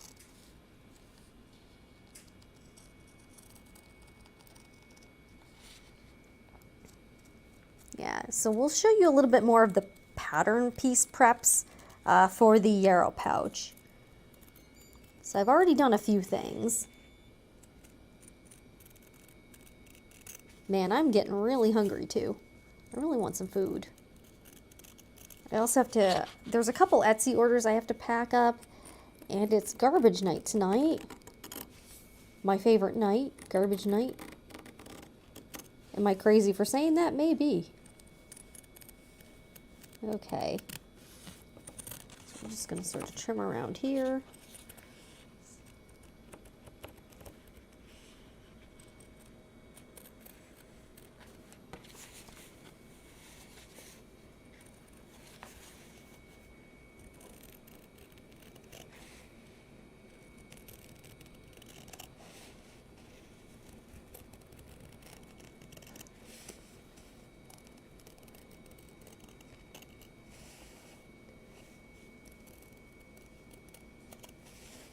Okay. All right, so this would be a little bit easier now that I've got it separated from the rest of the bolt.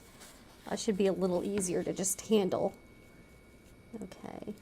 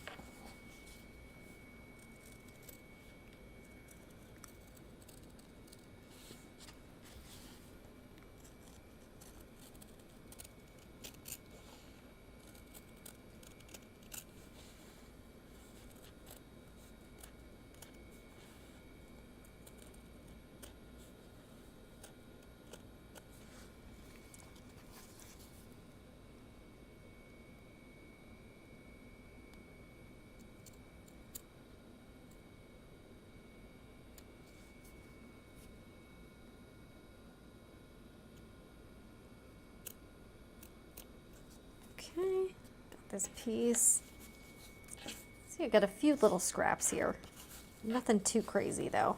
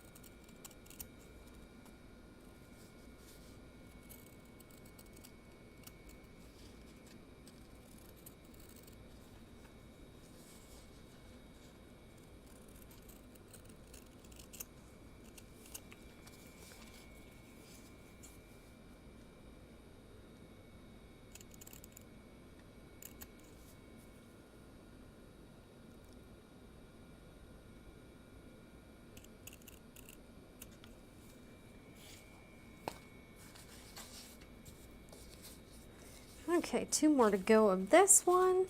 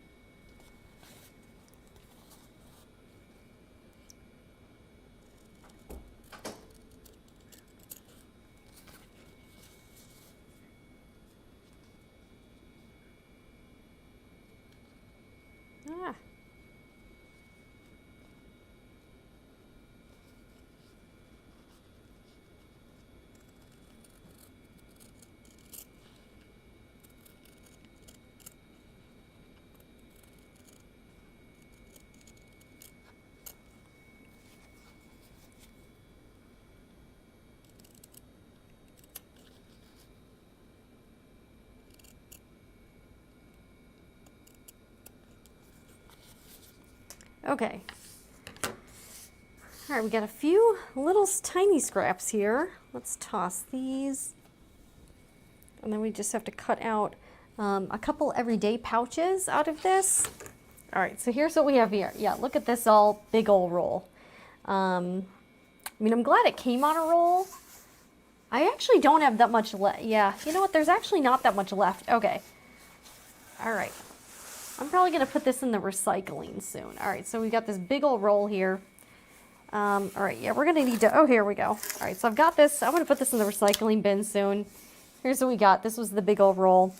Yeah, I think this is about to the size where, like, I don't really need to be, it doesn't really need to be on a roll anymore.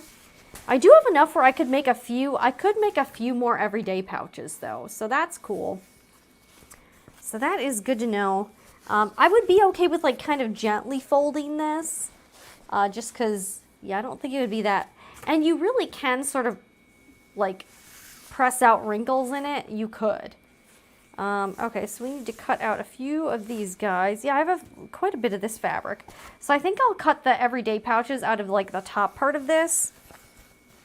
And then I'm going to cut, like, this little section here, honestly, there's really no, really not a lot of need for it. Although this would be kind of a cool zipper tab, honestly.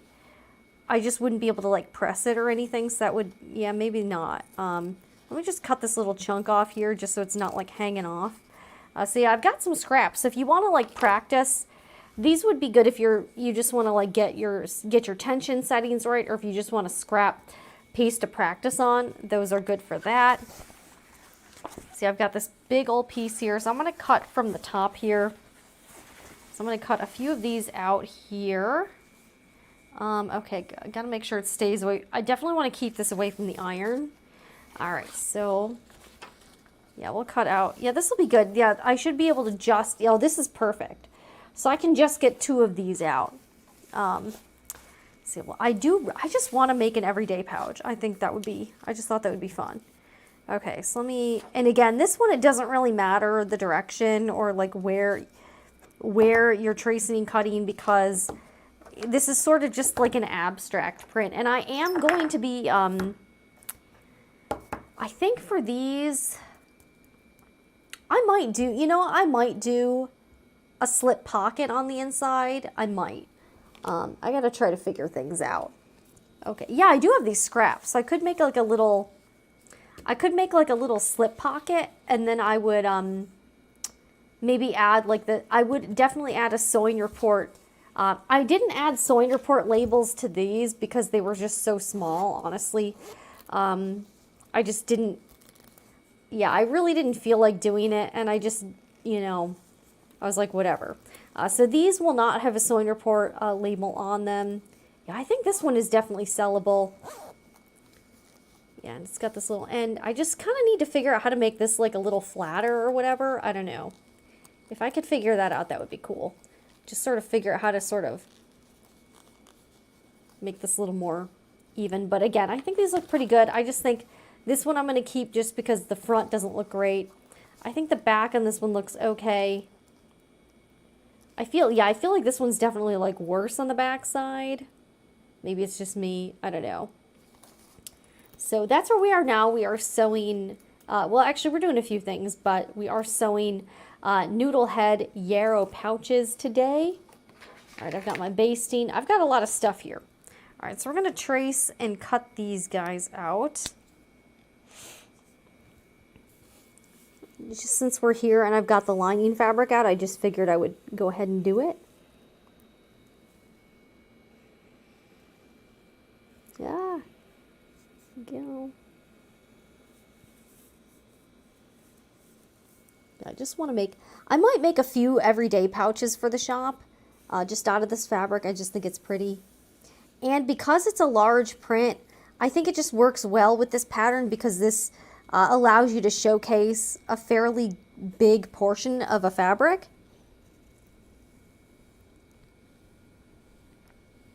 So that's why I really wanted to make a few with this. I also really want to make a crescent tote out of that mint citrus grove fabric. And I also want to make some everyday pouches out of that too. So we'll see where we are with everything. Yeah, I do want to make like a matching like wristlet for the everyday pouch. Maybe I'll use this canvas as well for that and do that. I don't know. We'll have to see. We'll have to see. And then add like a nice, add a nice like little rivet to the strap and then sell that as like a little set. So I might do that. So I'm thinking that's the key here. All right, let me cut one more. Yeah, I'm glad I can finally get rid of that roll though. This roll of fabric has been in my stash for years. Yeah, it's been in here, my stash for a really long time. So I'm glad I can finally sort of like use it up. I'm getting there. I'm getting there. Okay. Let's trace this little piece here. And this is a free pattern that's available at sewingreport.com. I have a full tutorial on the main channel, and I have a full tutorial on the main channel, and then I did a live stream showing a few different ways you could customize this pouch. There's a lot of things you can do. You could embroider, you could add some embroidery to it, you could do a lot of things. I do plan on making a few more of these. So what you could do is you could make, you could quilt some fabric, you could add an embroidered monogram, and then you could cut out your pattern pieces. That is something I'm going to do on a one of the future pouches. I think I'll do that. So there's a lot. Yeah, there's just a lot you can do with this pattern, and I feel like I haven't even really scratched the surface as to ways you can customize it. I made a wristlet strap for it. I added a front mesh pocket to it. I added a slip pocket to one. So a lot you can do. Okay, we're just tracing around. So we're going to cut these out. And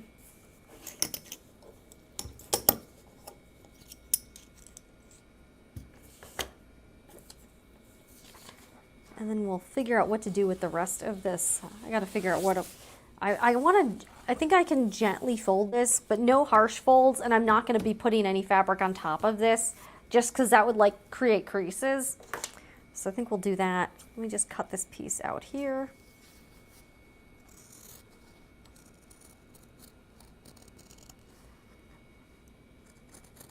And again, I'm cutting out just inside the lines so that the lining fits in a little bit more snug.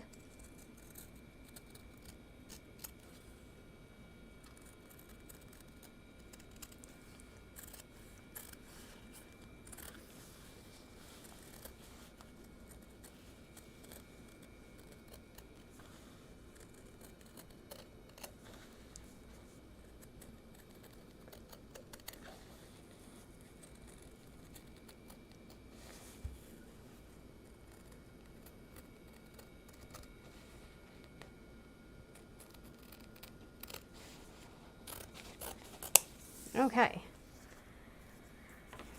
All right, so let's sort of gently fold this together. Yeah, I've got a lot of stuff. I've got interfacing I got to figure out what I'm going to do with.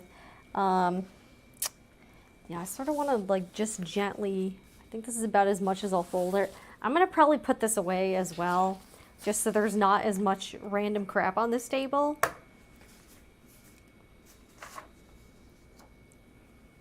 We'll figure that out. Okay.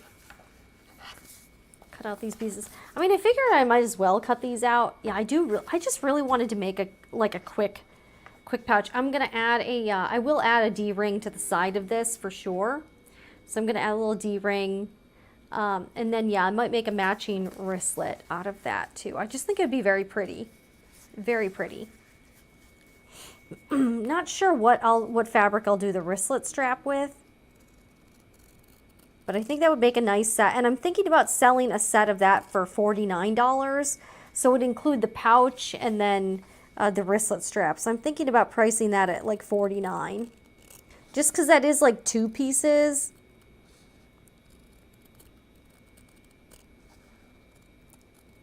And I might do a little slip pocket on the inside to make it a little more of a value. So I'm thinking something like that. You know, the other thing I could do, I was thinking I could do a mesh pocket in the inside. I could do something like that. So we'll have to see. We'll have to see. I don't know. We'll see.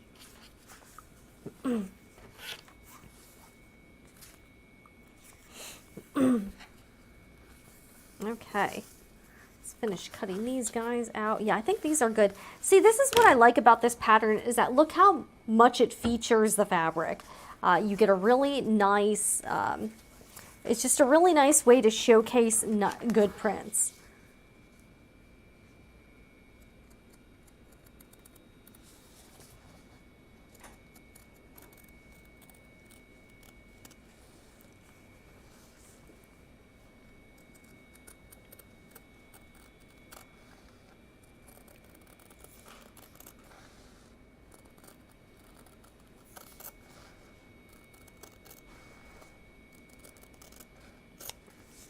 Okay.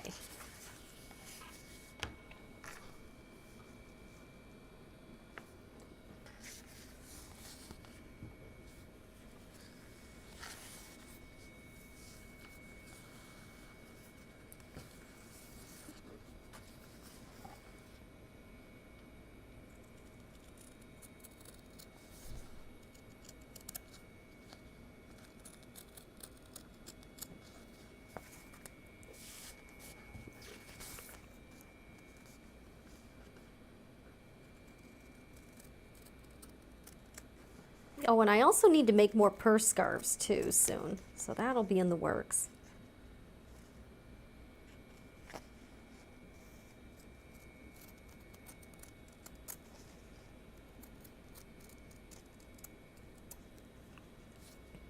All right, here's a lining piece. See, this is a nice, this really nicely highlights the print, I think. Really nice. And I just really like that this is easy to clean, so that if you're keeping like makeup or anything in the pouch, you can easily clean this up. That's kind of why I wanted to use it.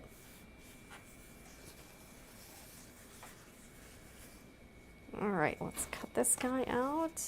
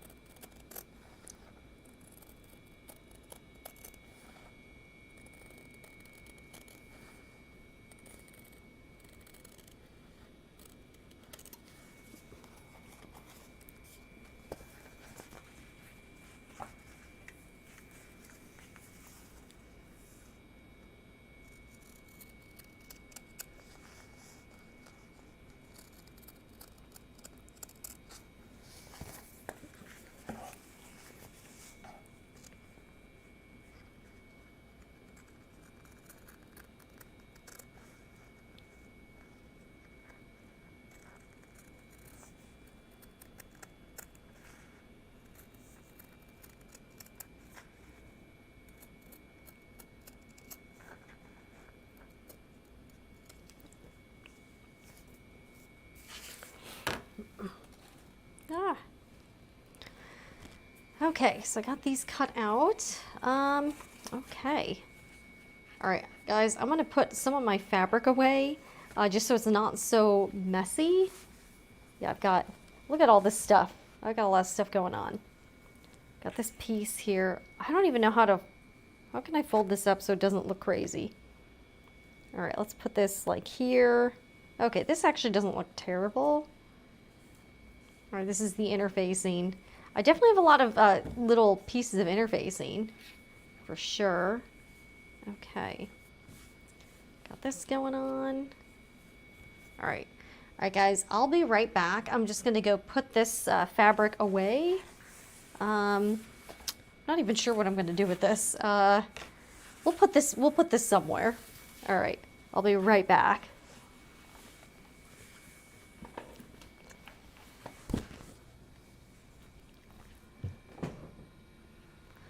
Okay. I think my husband might be using the 3D printer. Not really sure.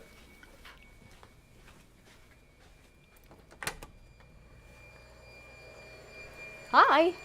Hello. I'm just gonna put this away. It's okay.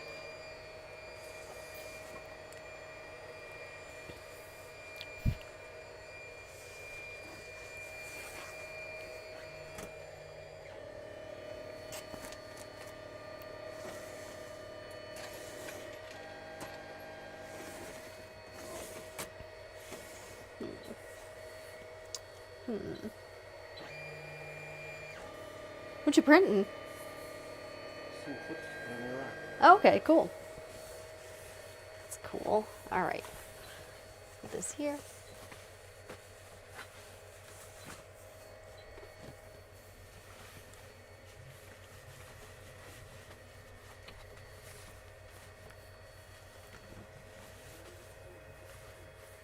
Okay.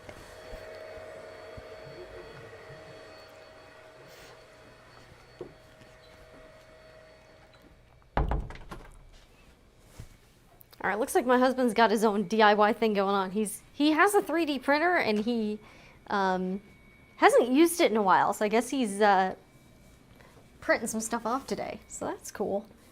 Okay, we're back. All right, I've got the fabric. We're starting to get things like a little more situated here. Okay, so we've got pieces cut out for 2 more Yarrow pouches. Also, I think I'm going to use these scraps. I really want to find uses for scraps.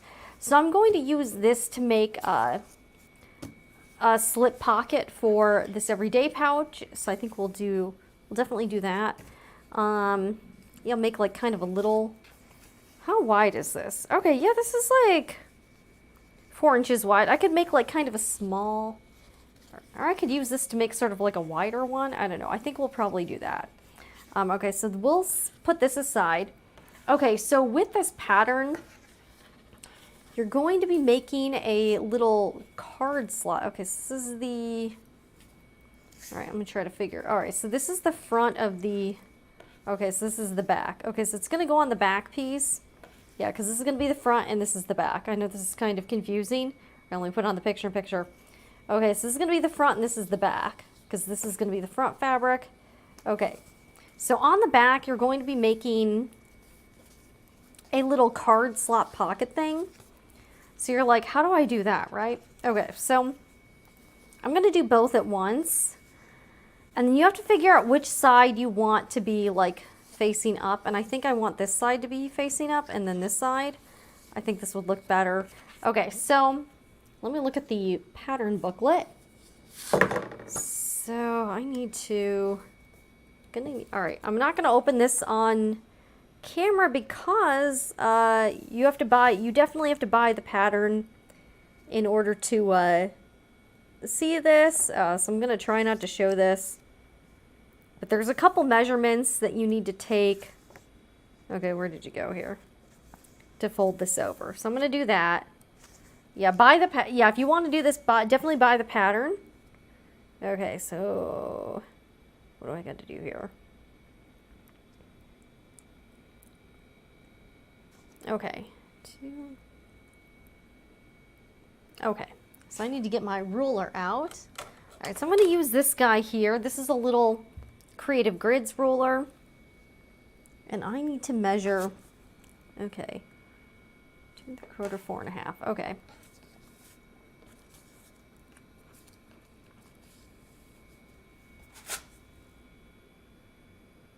Okay. Okay, I think I got this. And I'm going to mark on both the front and the back, just to make things kind of easier for myself. Okay, so 2.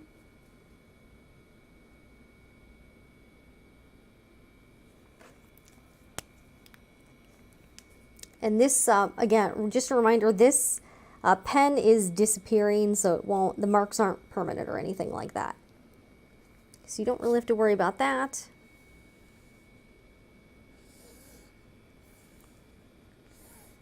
I... Okay. Okay.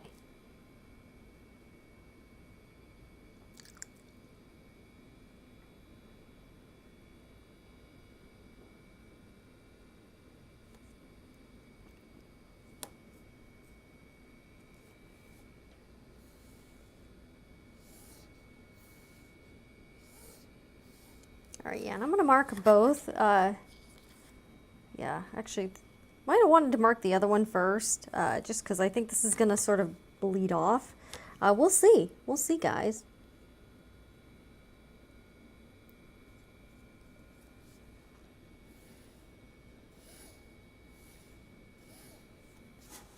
Okay.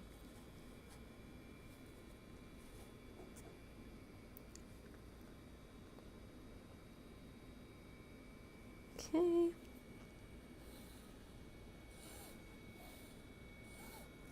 Okay, so I've got these marked. Actually, okay, these marks haven't disappeared yet. That's cool. Okay, so, all right. Okay, I see. I think I see what I got to do now. Huh.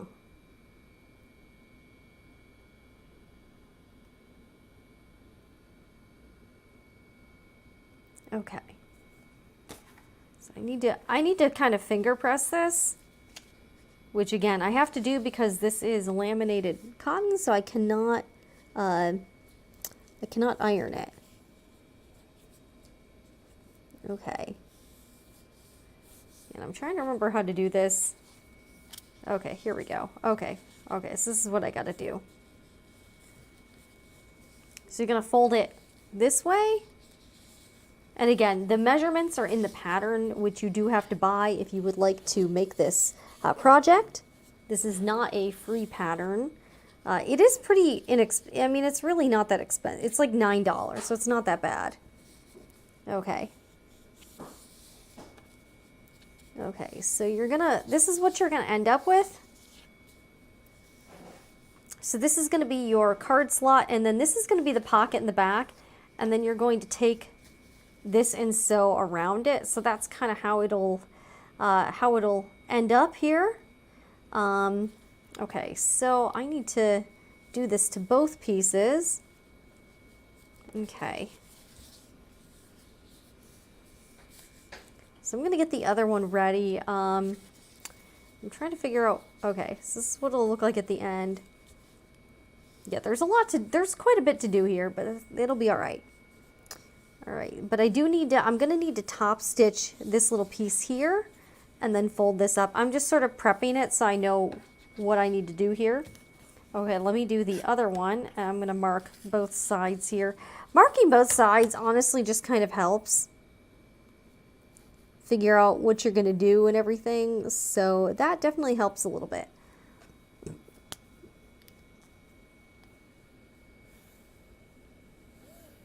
When in doubt, just do both sides, right? Okay, so got my measurements here. Once you get the prep work done for this pattern, it's fairly straightforward.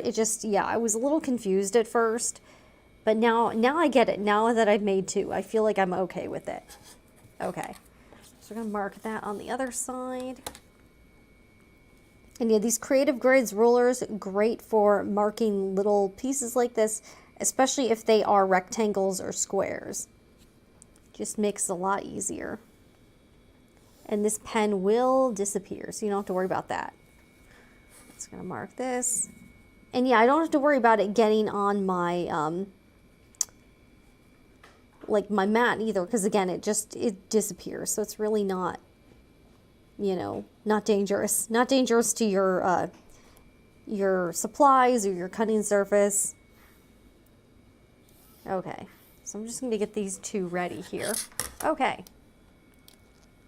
Will I need this later? I'm not really sure. Okay, we'll put this away for now. I might need it later. I don't know.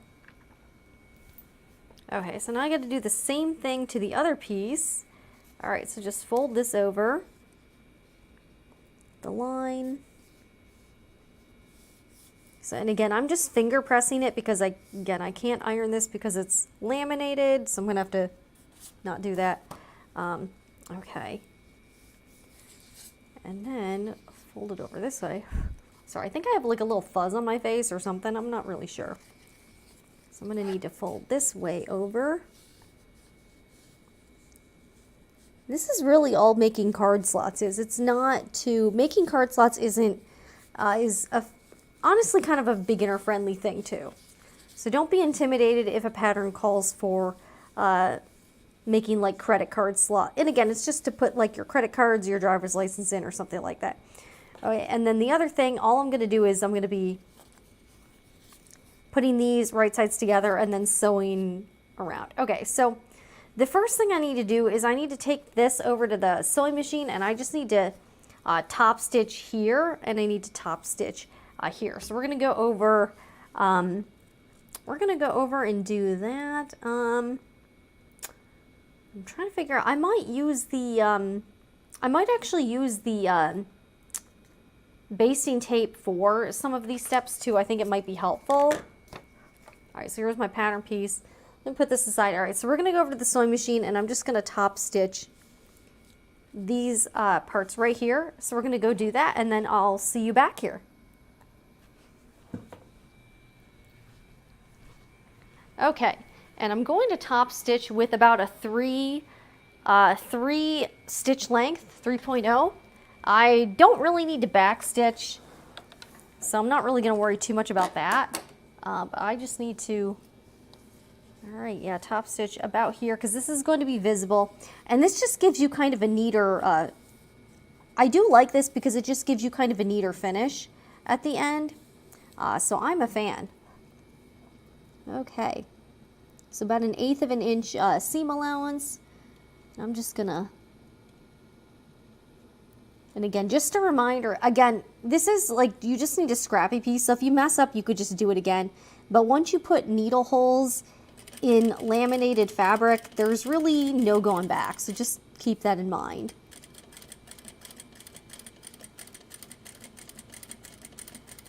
Okay.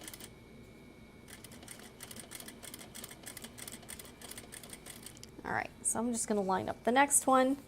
I'm just making sure, yeah, so this is gonna be the visible side, and so I'm putting the side that's going to be visible, I'm putting that face up so that the stitching looks nicest on the front. Okay. All right, let's keep going here. And again, no back stitching, don't really need to worry about that.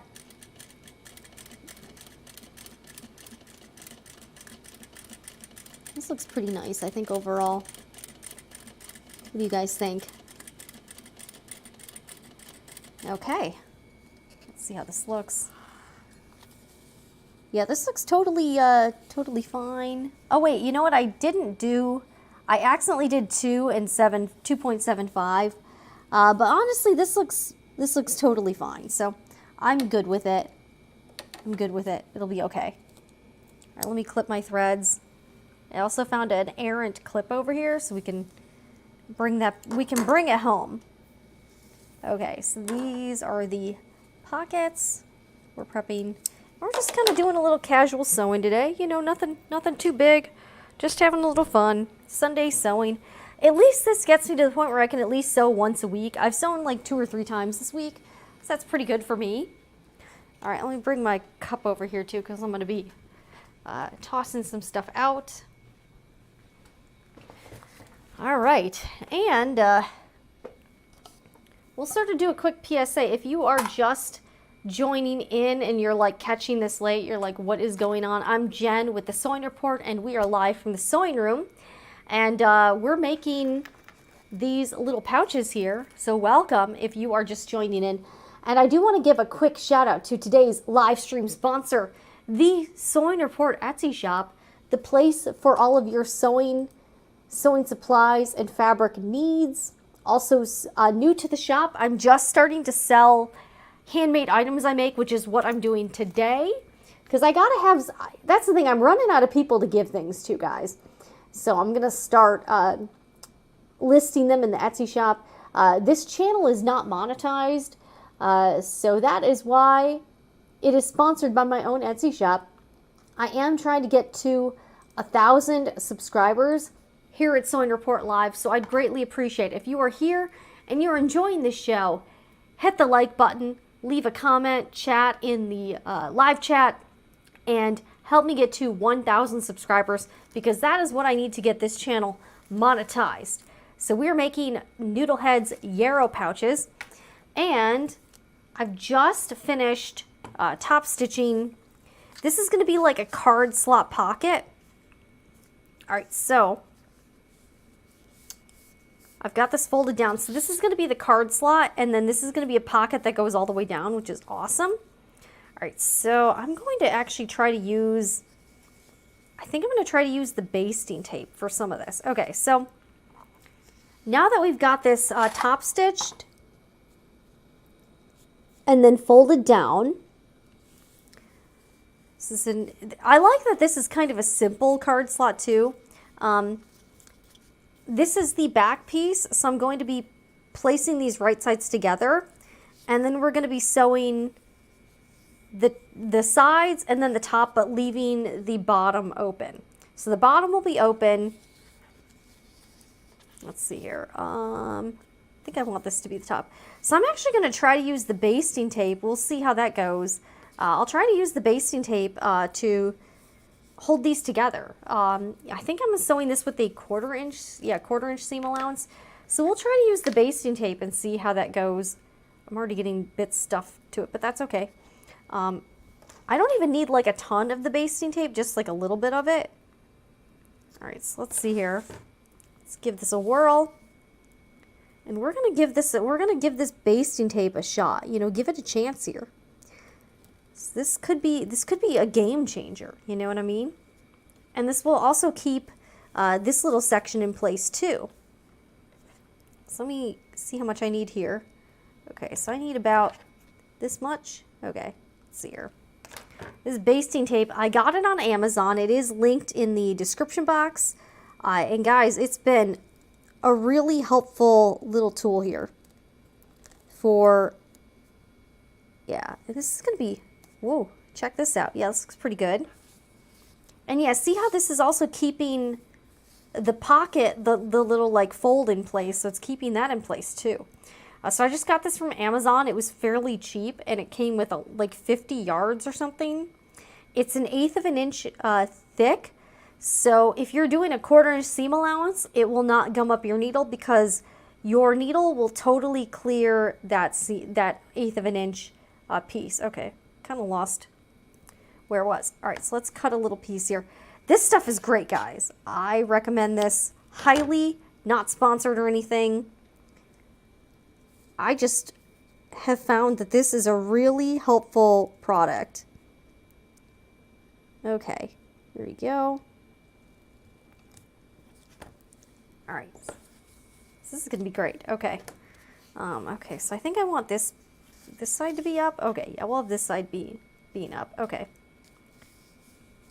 and so I'm gonna put this piece on here, right sides together, and we're gonna sew all the way around here, and then I'm gonna turn it from the bottom. So that is what we're doing here. Okay, let me take the tape off here. This double-sided tape is awesome. Totally awesome. Okay. I just have to be kind of careful to line this up, but I'm going to start at the top here. Just going to start at the top. It doesn't have to be totally perfect. Okay, I do need to kind of, yeah, you can sort of reposition it a little bit. It's not totally perfect, but it's pretty, okay, yeah, this is pretty good. Okay, here we go. So no pins or anything. All right, so yeah, I just need to sew this so basically just sew this all the way around, and then we're going to turn this right side out. Okay, let's get this one. I think I kind of want this one like this. Okay, so I'm going to do the same thing with the tape here. This is really great. This is really great stuff. So let me just take this tape.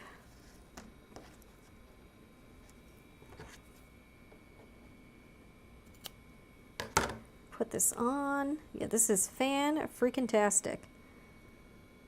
Fantastic product here. Okay, perfect. And it's, again, it's cheap. This was like under $10, so it's not expensive at all. Pretty nice stuff. So if you're doing anything that's just a straight line, really makes quick work. I'm definitely going to be trying this out on my super simple everyday pouches when I'm applying the zipper. I think that would be really, really helpful. So I definitely plan on trying it out for that. Okay. But yeah, this stuff is fantastic.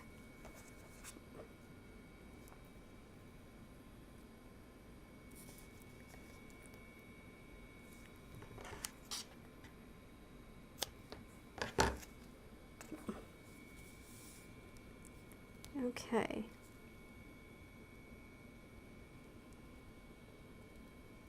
Check this out.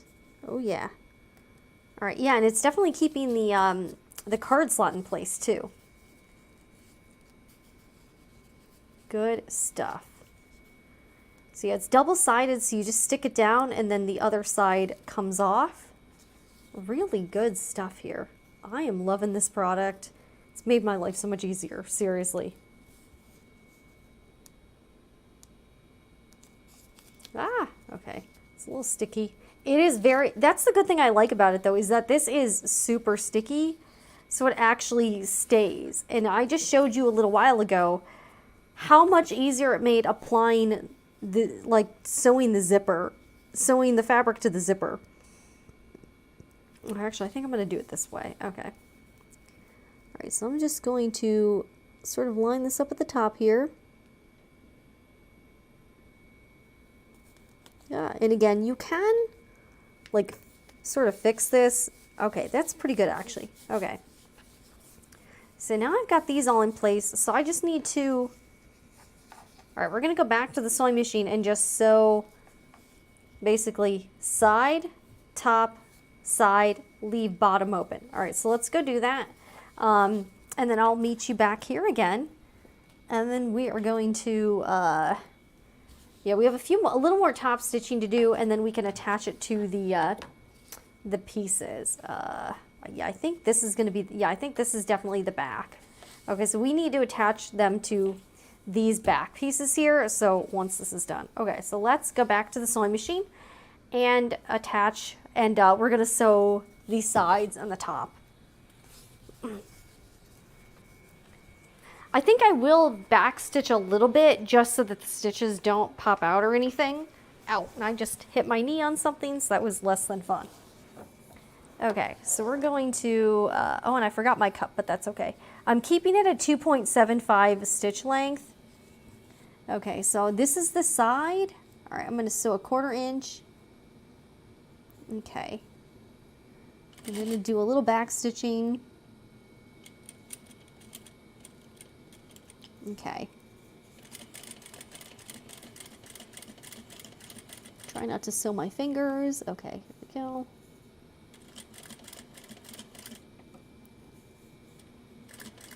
Honestly, this is where I could use a walking foot, but hey, there are trade-offs to everything. So it's all right. All right, I think one more stitch. Okay. Ah. Actually, that, I probably need to go back one more. Okay. Oops, okay. Let's see here. And I think that, all right, that's perfect. Okay.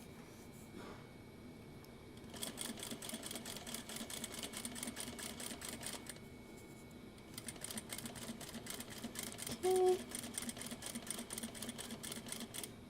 All right, I think one more after this. All right, this looks about right. Okay, that's pretty spot on. No, actually one more. I think one more stitch. Okay. Just gonna make it kind of a scant stitch here. Here we go. See, so I've got side, so up the side, across the top, and then down the bottom, or down the side, the other side, not the bottom. So we're keeping the bottom open for turning.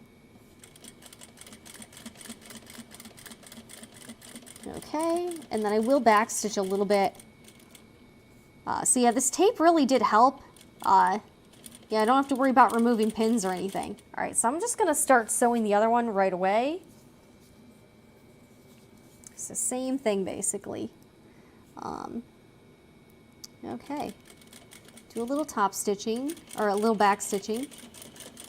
Okay. Okay.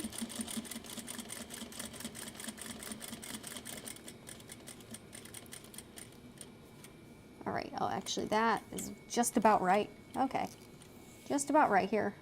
Okay.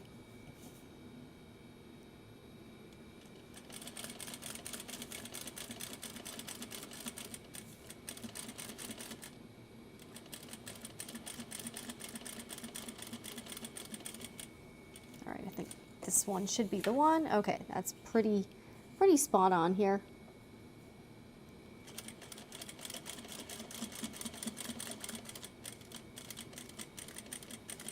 Okay.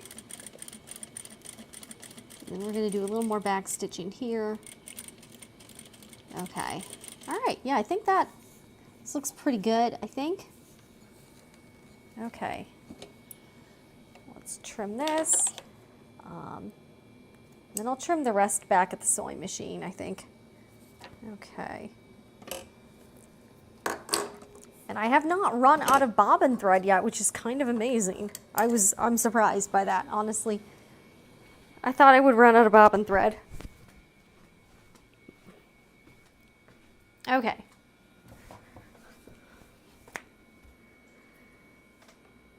Hello, everyone. All right, so we've got this now. Let me trim these threads. I also forgot my thread cup at the sewing machine, but that's okay. Okay, so, all right, so I need to, let's see, where's my scissors? All right, I need to clip these corners here. So I'm gonna go ahead and clip these corners. There we go. I'm just gonna go ahead and clip these guys here. Okay. We're just going to clip these, and then we're going to turn this right side out, this little piece, these little pieces. I'm glad I kind of remember. See, I went through like kind of a dry run of this pattern earlier this week, so I didn't look like a total fool. I'm making it on camera, so hopefully that shows. I don't know. Now that I've made it a couple times. Oh, I'm going to need my my handy chopstick here. All right, I've got my black chopstick today. My husband got like a big box of these.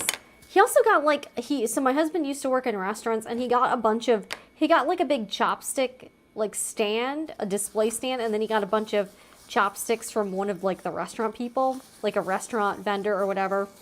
So we have those. Okay, so I'm turning this right side out. So this is the bottom. Okay.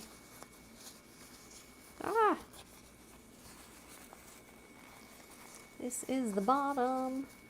Wait, what's going on here? There we go. There we go. So I need to, and again, because this is laminated cotton, I can't press this, so I'm going to need to just finger press this basically. And that's pretty much all I can do.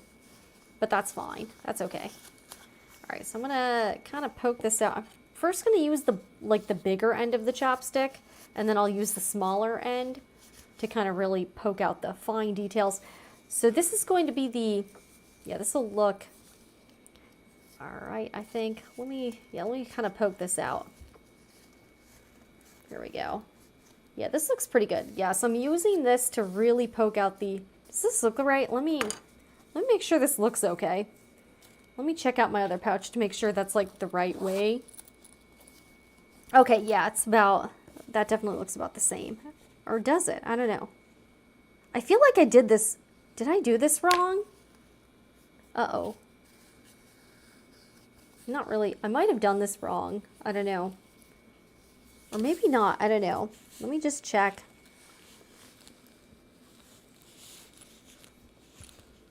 I feel like I did this the wrong way or something. I feel like I might have done that. Did I do this wrong?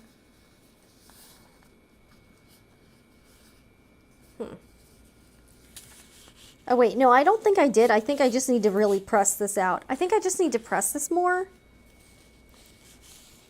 Wait. Uh-oh. I hope I didn't do this wrong. That's all I hope. No, this is about, I think this is about right. Maybe? I don't know. Oh, geez. I think I might have messed this up. We'll see. Did I mess this up? I don't know.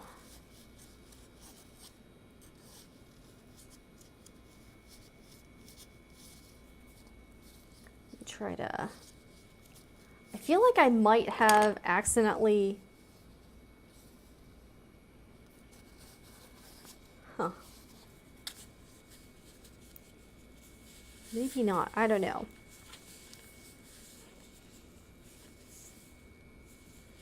I feel like it'll still be okay. I don't know if I mess this... I'm not sure if I mess this up, but I think it'll still work out. Like, this is still like a card slot, and then this is still a pocket.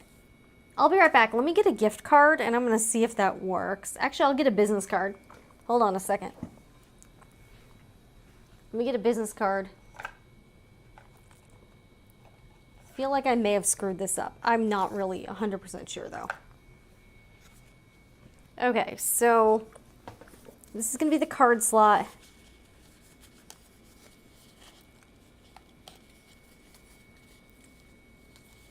Let's see. I mean, that works. I think this will still work regardless. I think it'll be okay. Okay, yeah, that actually works fine as a card slot. So I think this is okay. All right, this is my little sewing report cards I put in all of the Etsy orders. Okay. So I think this is still all right. So I need to finger press this out. So see, the tape, using the basting tape really helped. Definitely helped quite a bit. All right, so I need to finger press this out really well. I'm going to use the chopstick here. Okay, so I'm really trying to poke out these corners nicely. Okay, and then kind of use my fingers to roll out this seam. See what I'm doing here? And I am going to be top stitching this area too in a minute. So I'm going to be top stitching this. Okay. There we go. Yeah, this looks fine. Okay. So I'm just taking my fingers and really like finger pressing this really well. Okay. All right, so now I need to turn this one right side out too.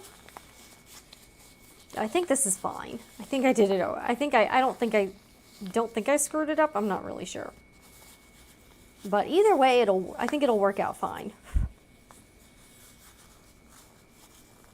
All right, I'm also going to put these weights back. I don't think I'll need these anymore, so I think I can put these away for now. But who knows? I always put stuff away and then I realize I need it again. So, I mean, really, I'm not, who knows? Literally, who knows? Okay. So we're going to poke out these corners too. And again, I'm finger pressing. This is how you really get like a neat, kind of a neat finish, a neater finish. Okay. So poking out these corners with my chopstick.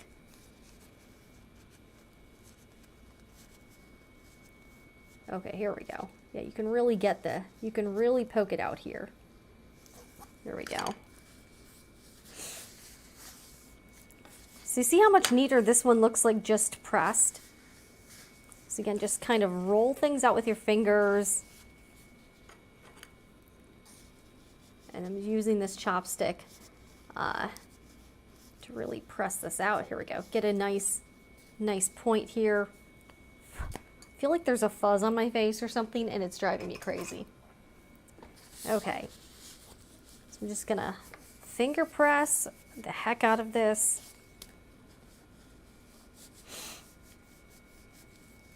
All right. Finger press this side really well too.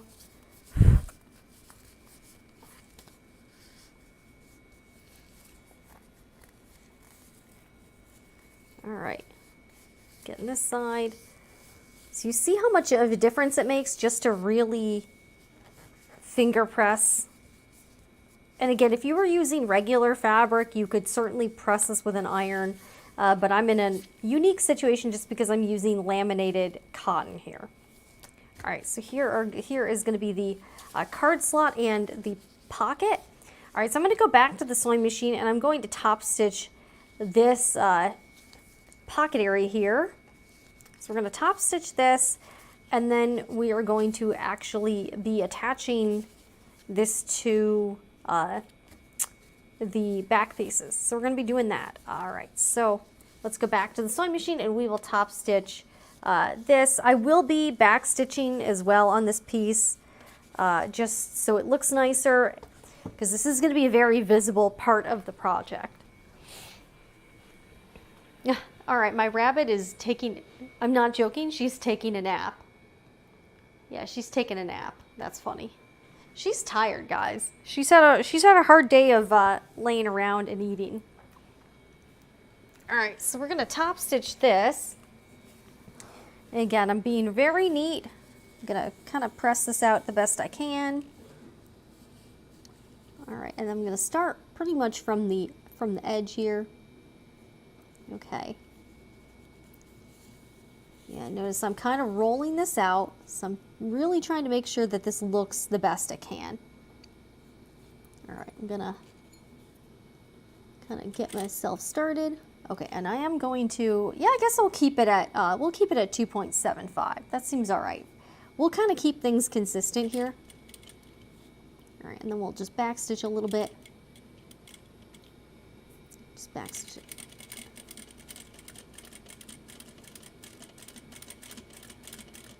All right, I'm gonna kind of readjust every little bit and sort of roll out the seam. All right, here we go.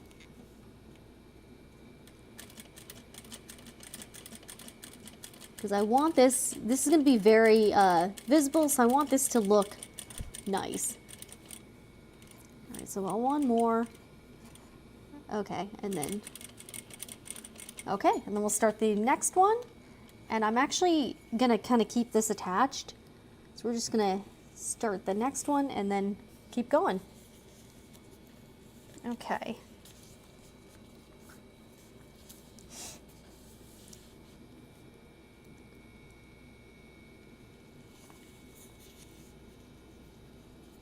Okay, I'm actually gonna take this off the machine and just press it out a little bit more. Here we go. Okay.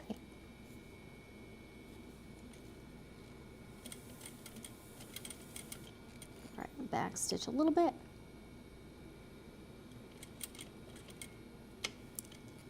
Okay.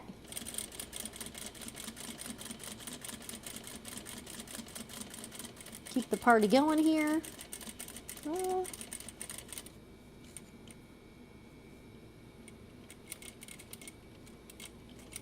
Okay. All right, let's take this off the sewing machine, and I'm going to trim the threads back at the table, and then we're going to attach this to the, we're going to actually be attaching this to the real pieces now.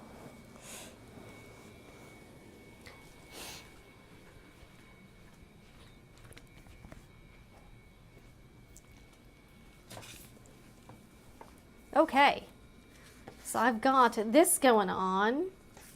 All right, oh, and I keep forgetting the thread cup. I need to bring that back. All right, so I need to trim, because this is going to be visible, I need to trim these threads pretty nicely. Here we go. I'm going to try to trim these as close to the fabric as I can. Here we go. All right, trim these. Okay, lots of thread here. There's so much like errant thread in this room right now. It's pretty crazy. Okay. Oh, you know what? And I was going to, you know what? I'm going to use the basting tape. I was actually going to baste this closed, but I'm just going to use I'll use a little bit of tape. Let's do that. Let's use a little bit of this basting tape and we'll make life a little easier for ourselves. And this can sort of be like wherever. Okay, here we go. All right, yeah, this will make life a little easier. Okay. Okay. All right. First thing though, I want to make sure that when all right, here we go. Yeah, check this out. Yeah, this basting tape What a lifesaver. Okay, so I just kind of basted this close. I don't need this to be super perfect, just kind of keep in place for a little bit. Just temporarily. Okay. Just get another piece for this side. This piece. Yeah, this stuff, man, get yourself a roll of this stuff. It is fantastic, and I think this should last me for a very long time. So I think this is a really good find here. Okay, so I need to... Also, what does everybody watch? Are there any good shows on right now? Any good TV shows I need to be watching? Like, kind of, I usually watch a couple things, like one episode or two of something as I'm going to bed, and that's kind of my, like, nightly entertainment. I don't usually do it during the day, just at night when I'm trying to go to sleep. Okay, so here we've got the card slot, and then we've got the pocket. This is going to go all the way down. All right, so now I need to attach it to this front piece. So I'm going to find the halfway mark of this. Let's see here. So we're going to sort of find... And now, before I did kind of do the halfway mark of this piece, but I kind of want it to be a little more centered overall. So I think I'm going to do like this whole piece instead. I think that'll work out a little bit better. Let's see here. Yeah, just so it's a little bit more centered of the overall piece. Although maybe, I don't know. This piece is going to be boxed out, so this is actually going to be more like this. So maybe I should do, yeah, I think I'll do the piece from the boxed out corner. All right, so we'll do that.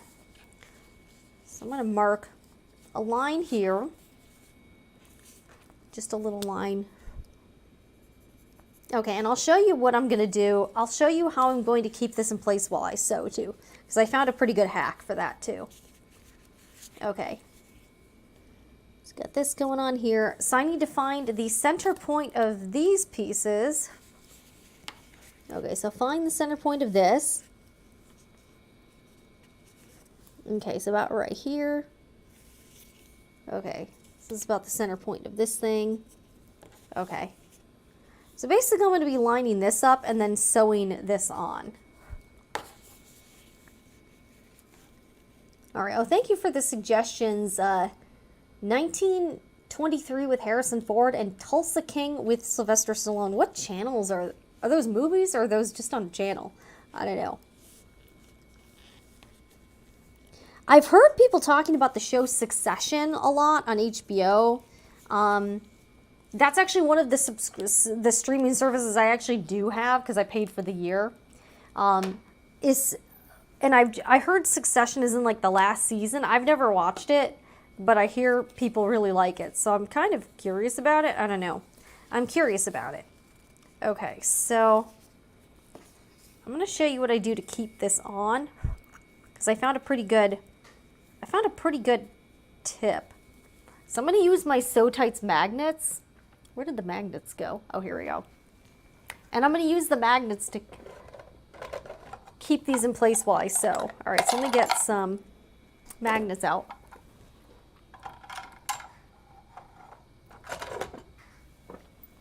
Okay, so to keep this in place, I'm going to line up the center mark on the piece with the center mark on here. Again, it doesn't have to be like super perfect, just, you know, somewhat exact.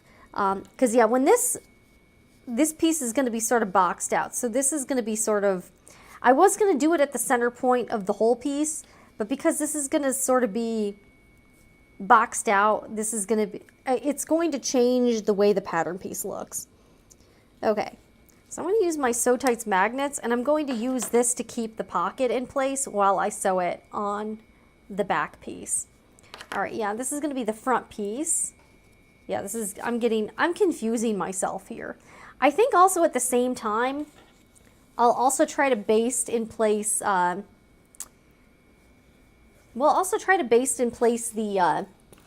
the D-rings. So we'll do that too. All right, so the D-rings, let's see, this is the front piece. The D-rings need to be about an inch down on here. So we'll do that while we're also doing that. So we're sort of doing a few things at once. We're making more of these pouches, guys. Okay. It's about an inch down on here. And then about an inch down in here. Yeah, you know, I feel like it's funny because everyone wants to like cut the cord, myself included, but now we're stuck paying for all of these different streaming services because not everything is available on one specific streaming platform. So instead of getting cable, now we've got like 18 different subscriptions, which is insane. It drives me insane. All right, so we're going to also baste this onto here.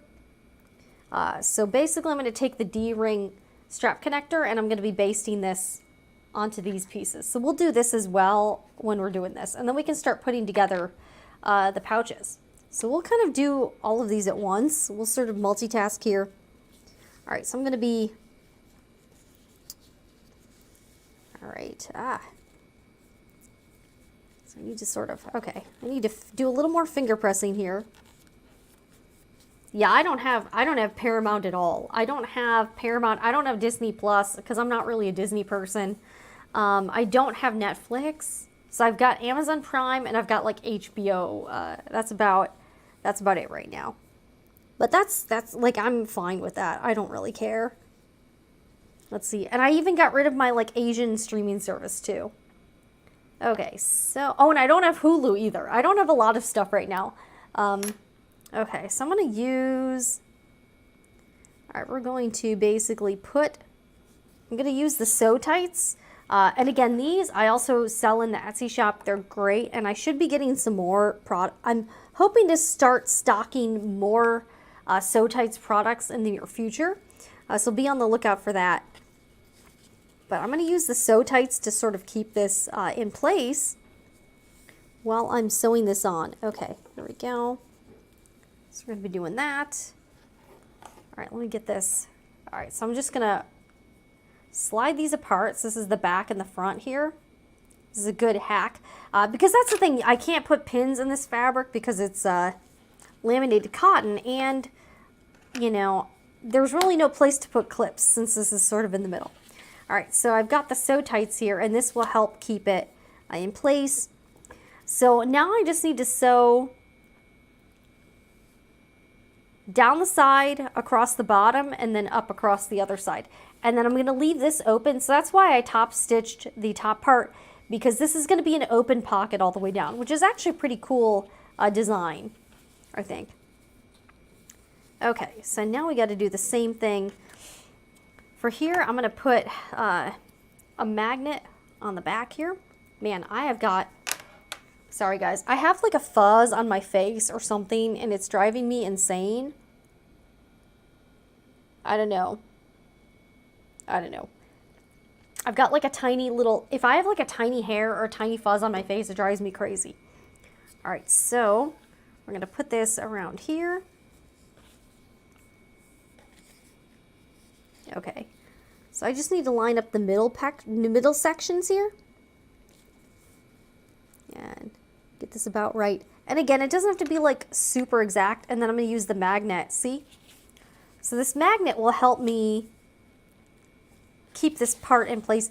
Now you have to be careful because the bed of the Juki sewing machine, which is an industrial, is metal.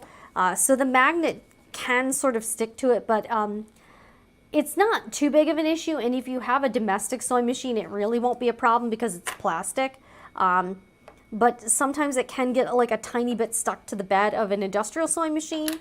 So you just have to kind of, you know, make sure I kind of have to kind of keep it up in the air. All right, so this is, okay, so this looks pretty even overall.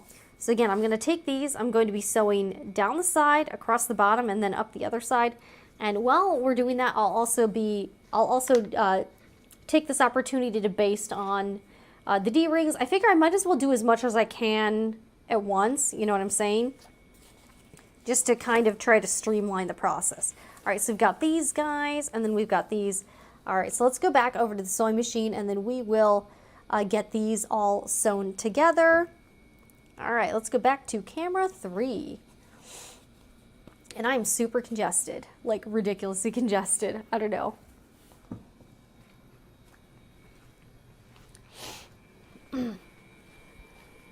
right, the rabbit woke up from her nap. She's just sort of sitting, staring off into space or something. I don't really understand it, but that's what rabbits do. Okay, so actually, the first thing we'll do, let's do the, oh wait, you know what? I need to get my thread cup, so I'll be right back. Actually, I might not need it. I could probably just keep these all connected. All right, so I'm gonna take these, the D-ring, figure out which side I want to be on the front, which I think I want this side on the front.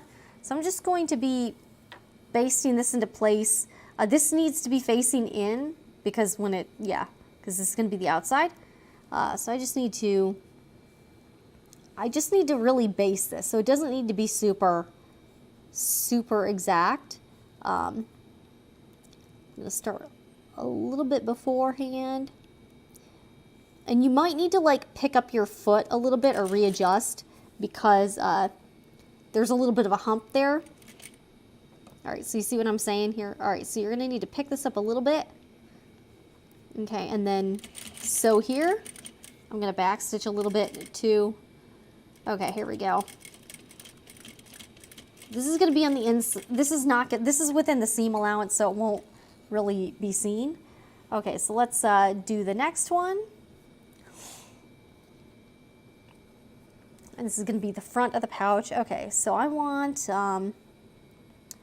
let's see, I got to figure out, I think I want this to be the front of the D-ring connector. All right, so we're just going to put this in here too. So we're just sort of prepping these pieces so that they're like ready to go and everything. Okay, here we go.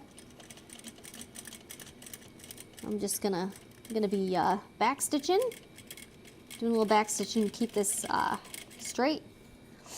Okay, so see, these are all kind of stuck, these pieces are all kind of stuck together, and that's fine.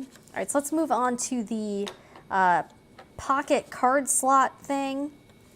All right, so I need to start actually at the bottom here. Actually, I'm gonna base this together as well. Yes, oh wait, no, I need to start at the side, go down here. Okay, yeah, so I can't sew over the top. All right, so I need to back stitch at the beginning and end here. Yeah, we'll do that. All right, we're going to back stitch. All right, sometimes it takes a little bit for the sewing machine to get going, especially because there's a few layers here, especially at this section's a little bit bulky right here.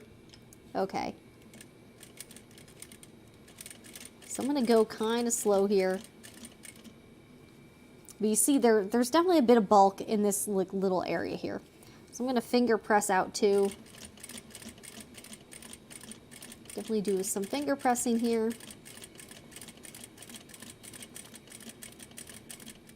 Okay, all right. Gonna go across. Yeah, the stitching looks pretty good here. So you see this pocket, I probably should have sewn a little bit further up, but it'll be all right, I think. But see how the sew tights keep things in place? So this is a really good hack for the sew tights magnets.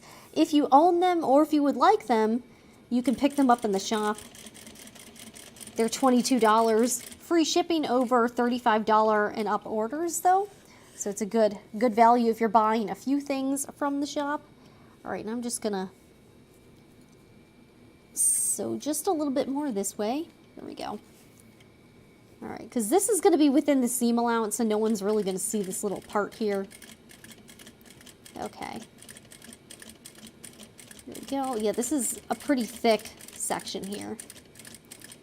Pretty thick here. All right, and I'm gonna do one more stitch after this. Okay, a little back stitching.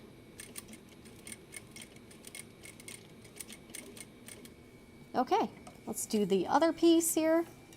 All right, so you see all of these are stuck together and I'm just gonna take these back and trim all the stitches. But yeah, this looks pretty good. See, so now you've got a little pocket here that goes all the way down.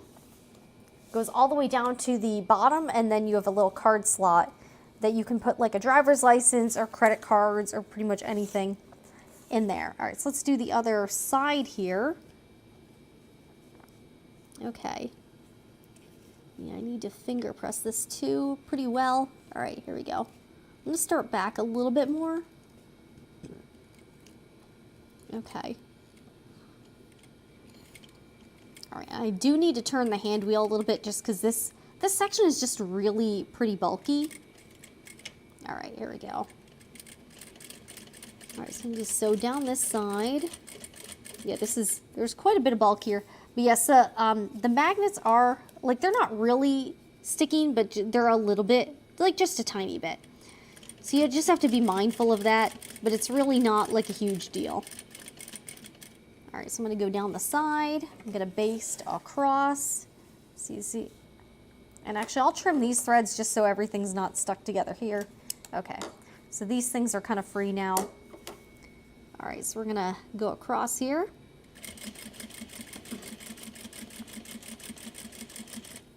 I'm gonna finger press this out a little bit. But yeah, you don't have to worry about the bottom because this is not going to be visible at all. So that's not really a problem. Okay, so now we gotta go up the other side. All right, I'm just gonna go in just a little bit. Okay.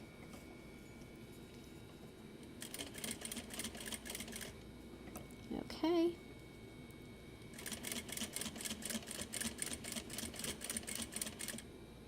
Yeah, this is looking pretty good. Yeah, the stitching looks pretty solid. I'm pretty happy with this. Okay. All right, I'm being very careful. I don't want to. All right, I'm going to do one more stitch here. Back stitch. Okay, now we are good. All right, let me trim this thread. Yeah, I don't know how much bobbin thread I have left, but I've been using a lot, so we'll see. All right, so now these pieces are good. All right, so we're gonna take these back and we're gonna trim everything up, and then we'll move on to the next step, which is attaching those pesky zippers to the pouch. So yeah, we're making progress. We might make like close to 3 today. We're getting somewhere here. Okay. All right, okay, so here's what we have now. We definitely need to trim all these threads. And again, because this is visible, I need to trim fairly close to, try to get as close to the project as I can. I'm gonna remove the magnets. Yeah, see how good these magnets work? These are very handy. Oops, okay. Very handy for projects like this.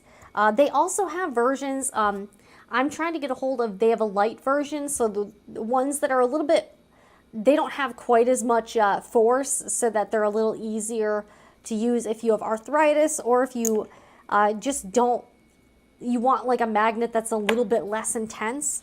They do sell those, and I'm trying to get my hands on some of those items to sell in the shop. But if you're familiar with the Sew Tights brand, let me know what types of products you would be interested in seeing. I currently just have the original magnets, which are these, but I am looking into stocking more items in the shop just because I really do like the products. Okay, let me clip these off. Okay. And we'll be making 2 at a time. So we're going to be making both at once. Okay. Let's trim these.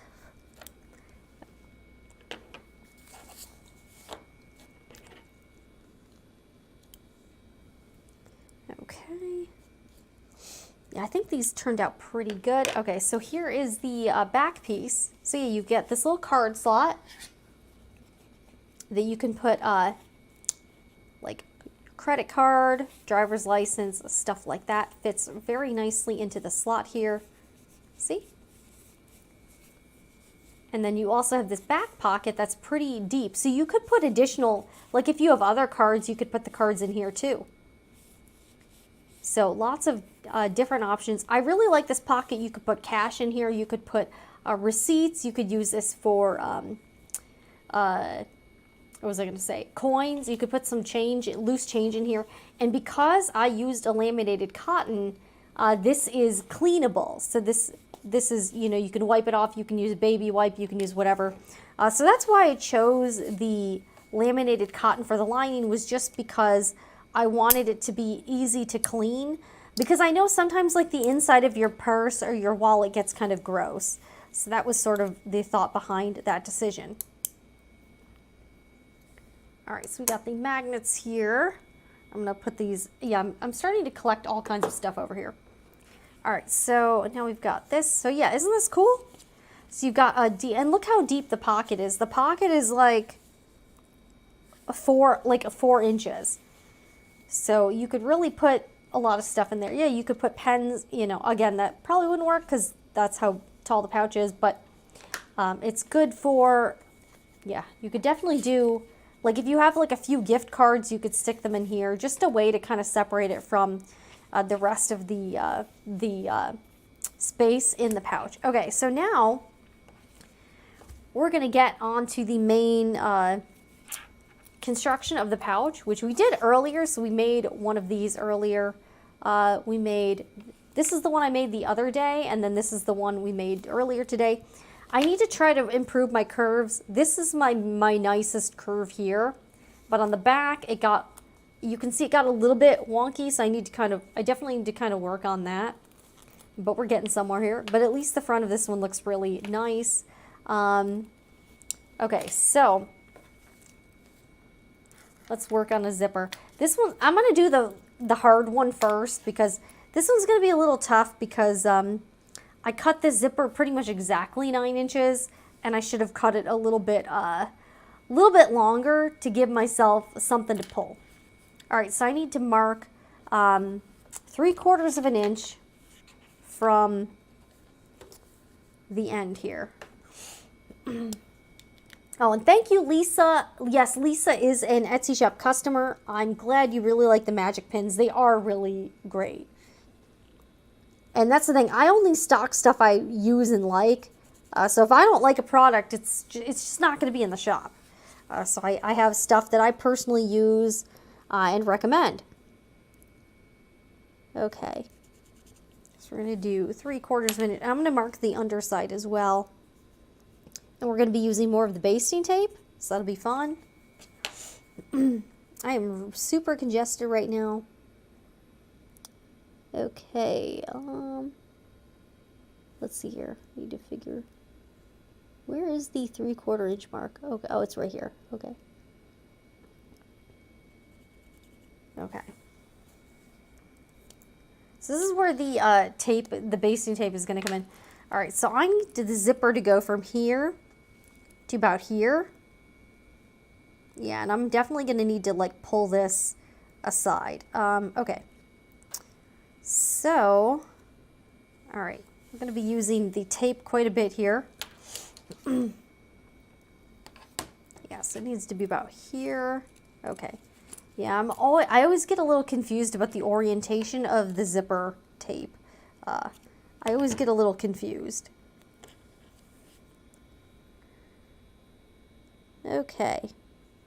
So I'm just applying some basting tape here.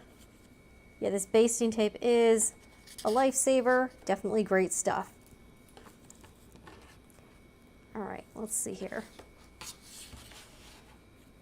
All right, and I'm not going to be putting as much tape on the other side, so I'm going to skip a little of this area to keep this open. So, all right, so putting the tape here, and I'm actually going to not take the tape off right away, so I'm going to take it off a little bit of it at a time here. Okay. So we're going to take a few little pieces here. Yeah, this tape is freaking great. I love this tape. And again, linked in the description box from Amazon. Great stuff. Great stuff. All right. Okay. So we got this here. Okay. So you're like, what do we do now, Jen? All right. So we're going to take the tape off a little bit at a time.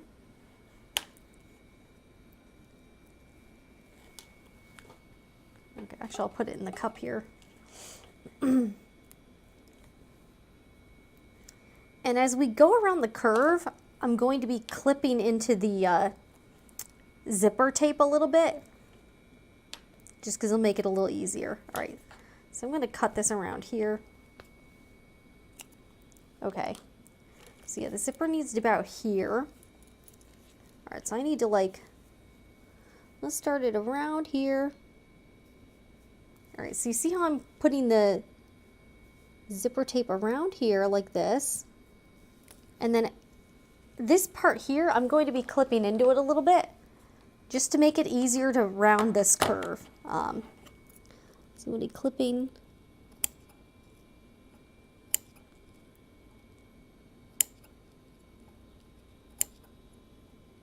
just making little clips into here.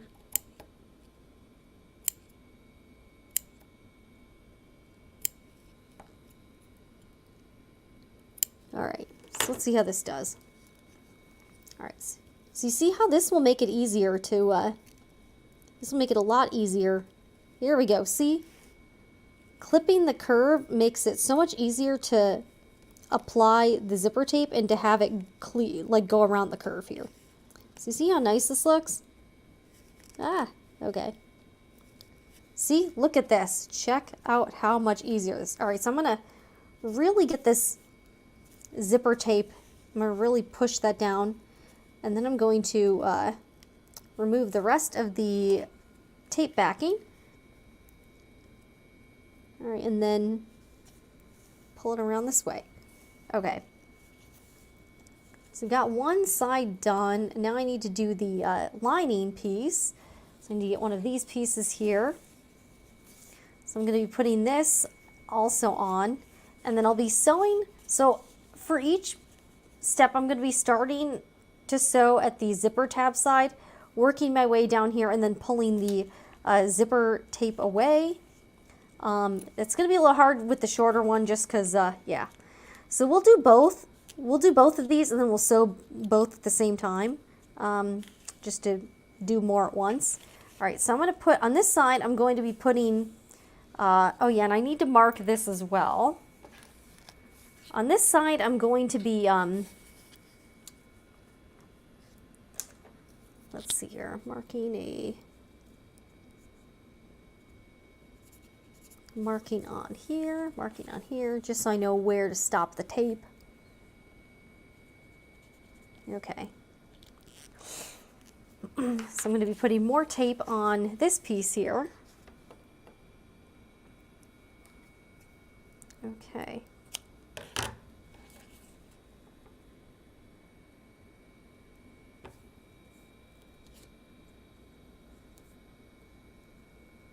Actually, this sort of curves too. Okay, that's cool.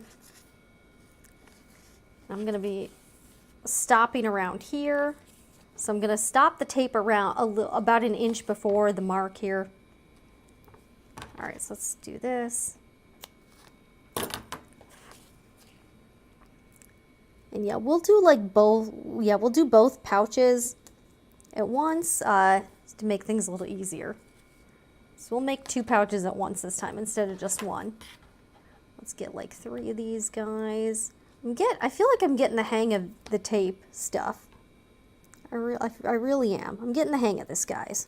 Getting the hang of it. All right. Let's get this here. Okay.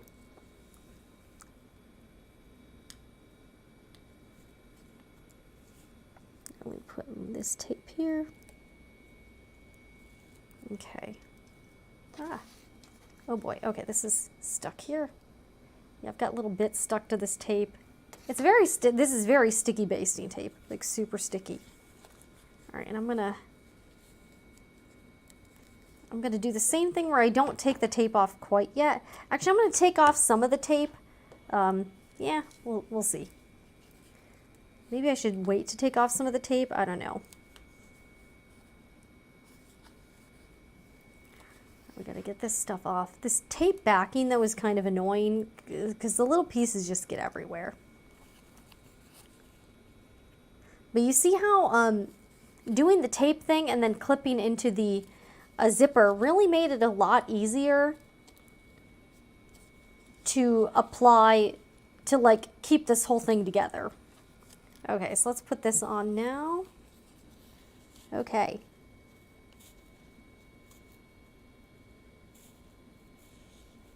so I'm gonna start putting this on. So you see this has tape on this side. Okay.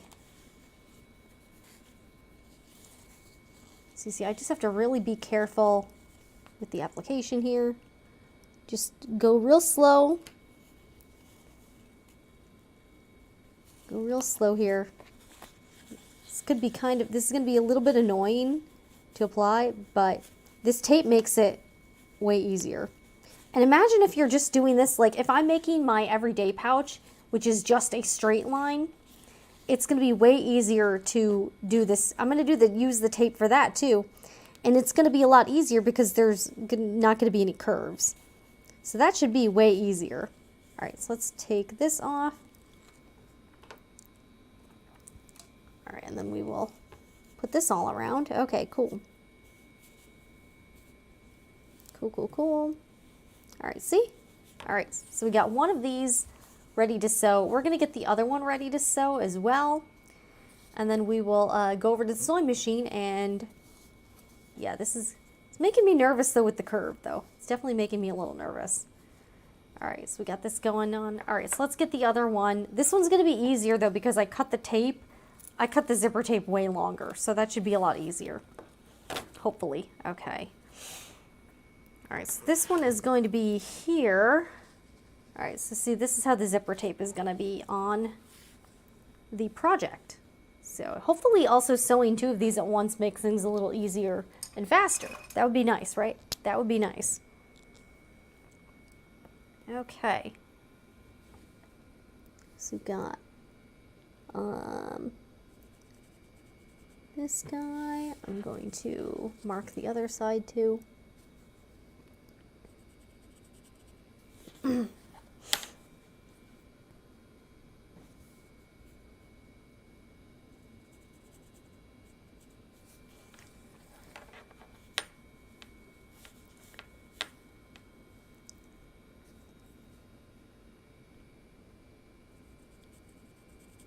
Okay, let's get the tape on. Yeah, this tape is amazing. All right, I'm actually gonna sort of stick this here.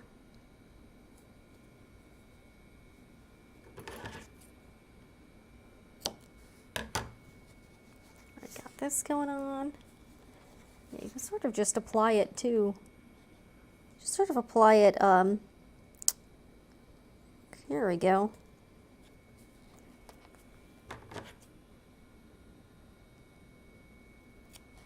Okay.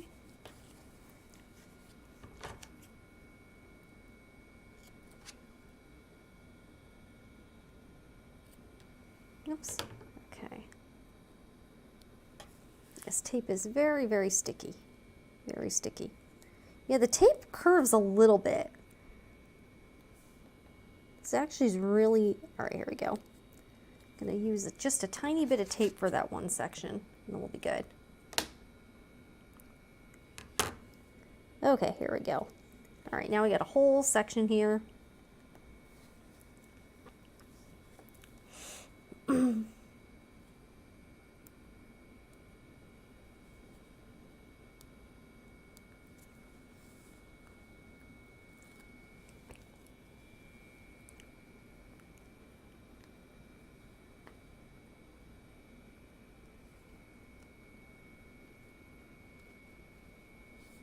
Oops, okay.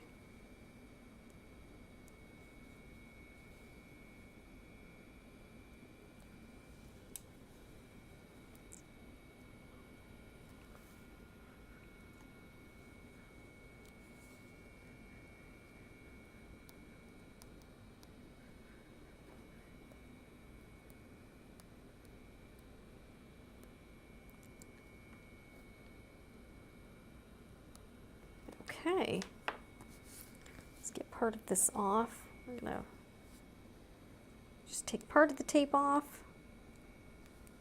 Okay. All right. I'm gonna sort of put this like this. Okay.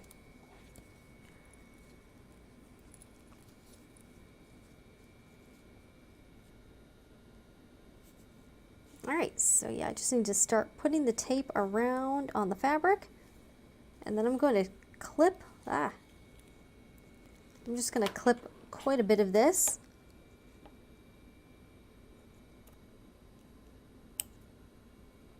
I'm going to do little clips here, clipping into the zipper tape just so I can, makes it easier around the curve, quite a bit easier. Okay.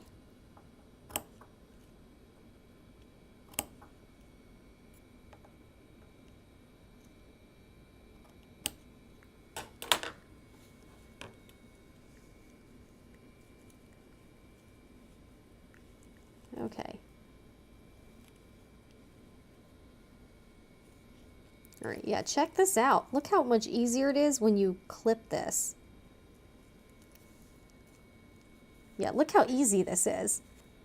Goes around this curve really nicely. And now you don't have to worry about all of the hassle. Here we go. See? Check this out. Let me show you a close-up. Doesn't this look awesome?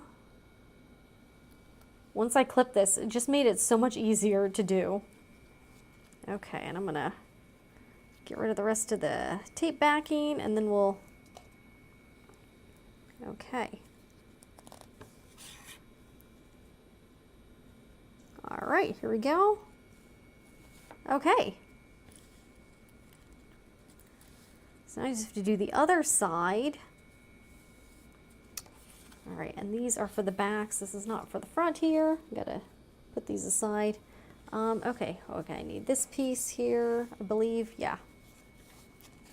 Okay, so now I just need to put this on, and then we can sew this. But yeah, we're sort of coming full circle. We did this step a little earlier with the other pouch. So this is sort of the basic, but yeah, this, the tape and then clipping the corners just made things so much easier overall, like so much easier. Yeah, for sure. For sure. Okay. And yeah, this will make it a lot easier to kind of round. I just need to get better with sewing the curves myself. Need to get better at that for sure.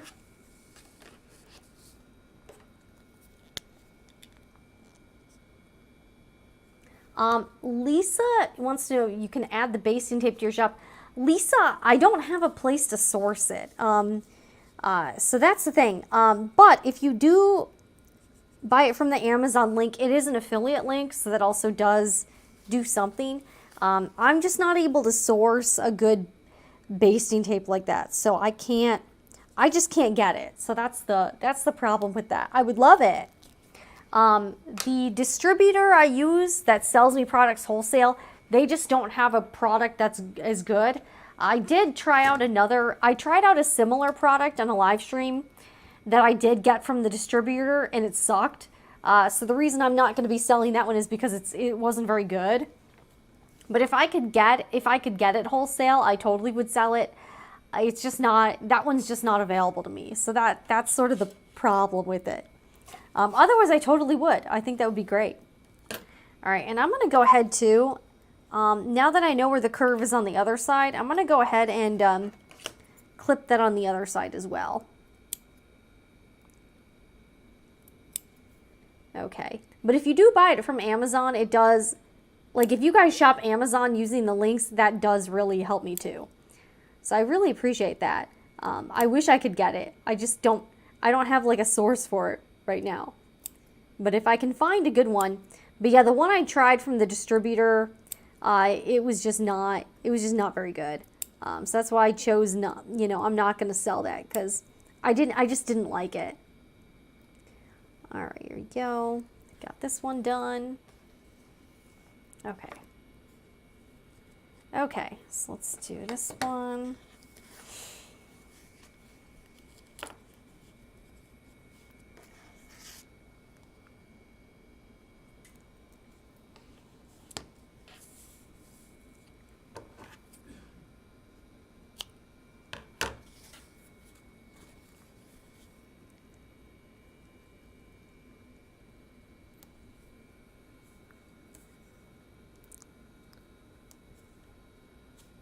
Okay.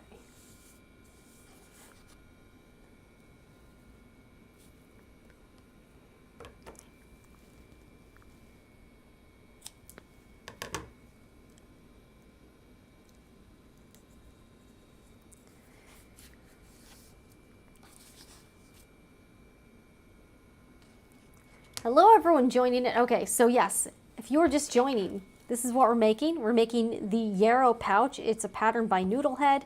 So yeah, I do have some samples out that you can check out while we are working on some other steps. All right, like I have so much stuff on this table. There's a lot you can't see right now, which is probably good.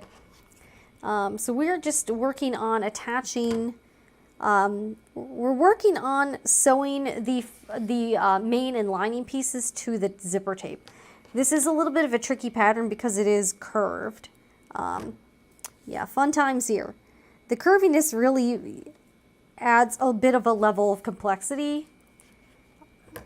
But, you know, they look really cute though. They do. They look really cute. But yeah, that's what this is for. This is, you know, I'm hoping people can like come here and, you know, meet people. That's sort of what the purpose is to sort of make new friends, chat, hang out, have fun. We're having fun. Okay, so let's get this off. And then we'll, actually, after this is done, we'll be able to go back to the sewing machine and get this sewn up. This is kind of the nerve-wracking part though, because I have to sew the curves, and the curves make me kind of nervous. But yeah, we sewed one of these a little earlier. So then I cut out some more pieces, and we're working on some additional pouches that I will be listing in the Etsy shop. So if you are watching this and you don't want to make one, you can also buy this when I'm finished. So there is the option for that as well. Okay, this is getting stuck to me. Oh boy, yeah. It's kind of becoming a problem here. Okay.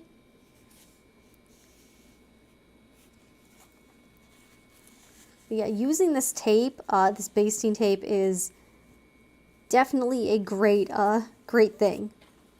Like, look how much easier this is. And I can sew everything. I don't have to sew like the main piece on, then the lining piece. I can just do everything at once. So that's why I really like this this product. This tape is freaking great. Okay, here we go. Tape is amazing. There we go.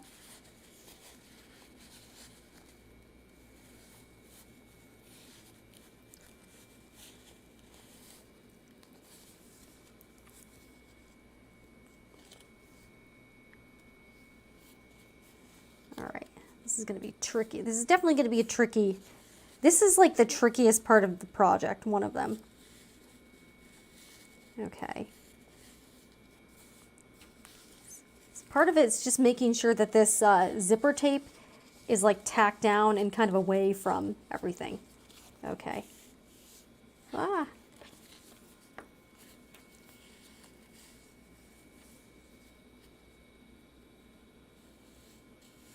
All right, I think we're ready to sew this actually. Yeah, this is kind of the scary part. Okay, so we're gonna go over to the sewing machine and then we're gonna start working on this. And then we'll see how far I get. I don't know how long I'm gonna stay on tonight. I do need to switch out my mic pack soon though, because, yeah, I might have to do that now just because this is probably gonna run out of battery at some point pretty soon. So I might need to do that like now. Actually, you know what I'm gonna do? I'm gonna take about a 5-10 minute break, use the restroom, switch out the microphone pack. All right, so I'm gonna stick on some music for a second, and then I'll be back in about 10 minutes. I just have to use the restroom. I'll get some more water, and then I'll change out my microphone so that the battery does not run out, because that would be unfortunate. All right, so I'll see you guys back here around 8:30. How does that sound?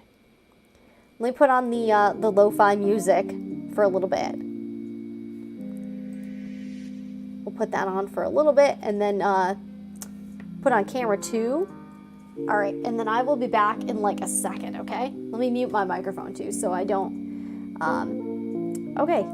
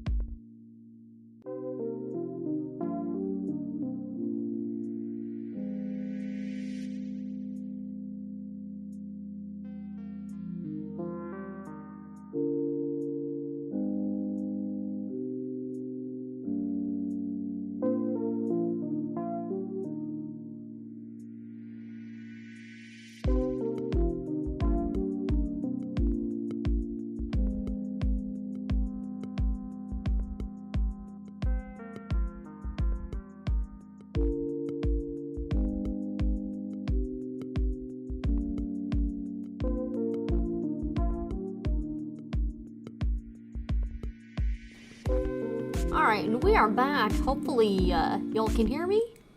I'm gonna turn off the music. The music is off, guys. The music is off.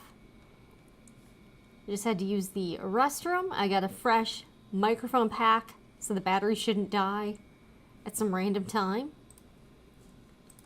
Alright, the audio, I think we're cooking. I'm pretty sure. Pretty sure. Okay. Alright, we're back. We had a successful, 12-minute break or whatever that was. Okay. We're going to keep on sewing. My husband is 3D printing. He stopped because he thought, it would bother the live stream, but it's fine. You guys don't care, right? Plus, the microphone, this mostly just picks up my voice. Plus, you guys understand, this is a house. There's going to be some ambient noise, so it's totally cool. All right, so we're working on our Yarrow pouches. By the way, if you're just tuning in, welcome. I'm Jen with the Sewing Report, and we are live from the sewing room. This is hour 5. I'm probably going to go maybe for another hour and a half or so.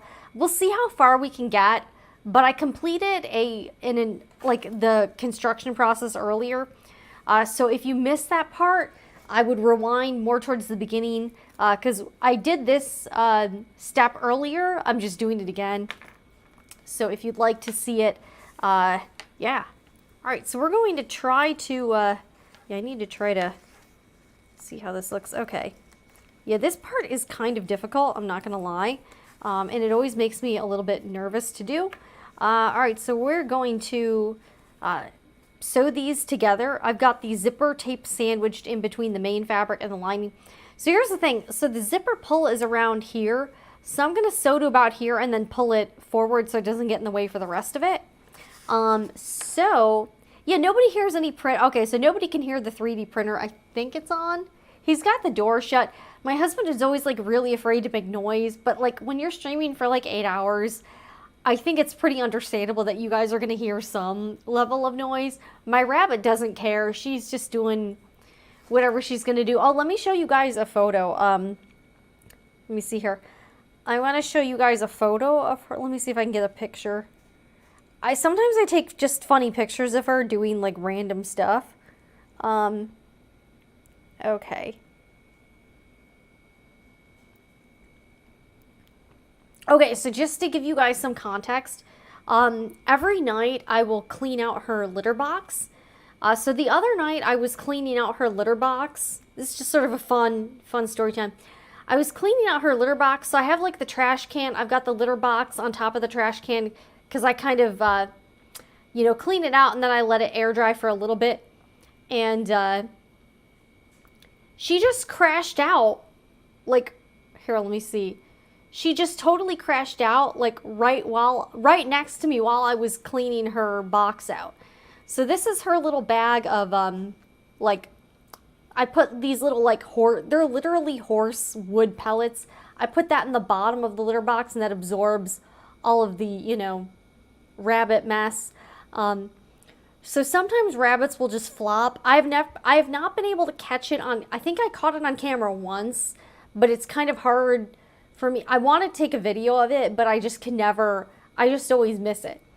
So she literally crashed out at my feet, just like that. And they don't sleep. She only sleeps, she normally only stays like that for a few minutes and then she just gets up again. So this is her. Let me sort of zoom in. So this is her just sort of crashed out, flopped down, just on the floor as I was cleaning her litter box. It was pretty funny. So she's just crazy. Let me see if I can find another fun photo. Let's see here. Get some nice rabbit photos here. Got some fun ones somewhere.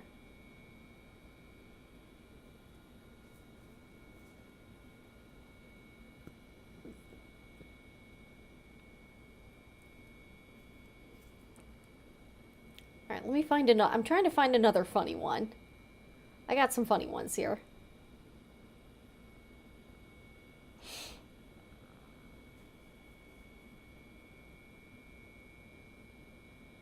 Okay, I think I got a good one. All right, let's see here. Okay, so this is her also sleeping on her bed. I know it's like super mess. So she chews on a bunch of these palm leaf plates, and then she just leaves little bits all over the place. Plus there's like hay, there's stuff all over the place. She's kind of a messy bunny, but this is her sleeping on her bed like a few days ago. So that's Rubito. She's crazy. We love her though. She's just her little and when she's sleeping, her little paws just like kind of flail out. It's just very funny to me. It's like I just find it hilarious. All right, I'm gonna try to get. So we don't have a bunny cam yet. The reason I don't have like a live bunny camera is because I feel like people would just be too judgmental because her area is kind of messy. And no matter how much I vacuum it, it just gets messy again really fast. So I feel like people would just like get really mean about it. And that's probably why I won't have a bunny camera. But she is very funny. She's very funny to watch, at least in my opinion. She's very entertaining. So at some point tonight, I got to go because I'm going to eat dinner and then I'm going to clean out her area. Plus I have an Etsy order to pack, so I got to do that. So we've got these two little sandwiches ready to go. So let's take this over to the sewing machine camera and we will we'll try. One is going to be really hard. I'm going to do the hard one first, just because that one's going to be kind of a mess because the zipper is short.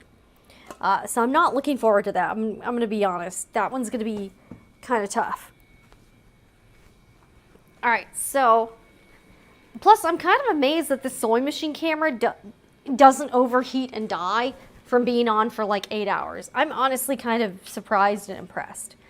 Okay, so all right, we're going to sew. Yeah, we got a 2.75 stitch length. I'm going to do the hard one first. This is going to be kind of tough. Okay. And my zipper pull is about right here. So once I get to this point, I'm going to pull it this way so that I can sew the rest of the way without it getting stuck or whatever. Okay, so, all right, there we go. This part's not the tricky part. The tricky part is when you get to the, when I get to the curve, that's going to be the hard part. All right, so this part should be okay. Yeah, it's just when you really get to the curve, that's when things start to like kind of get difficult here. All right, so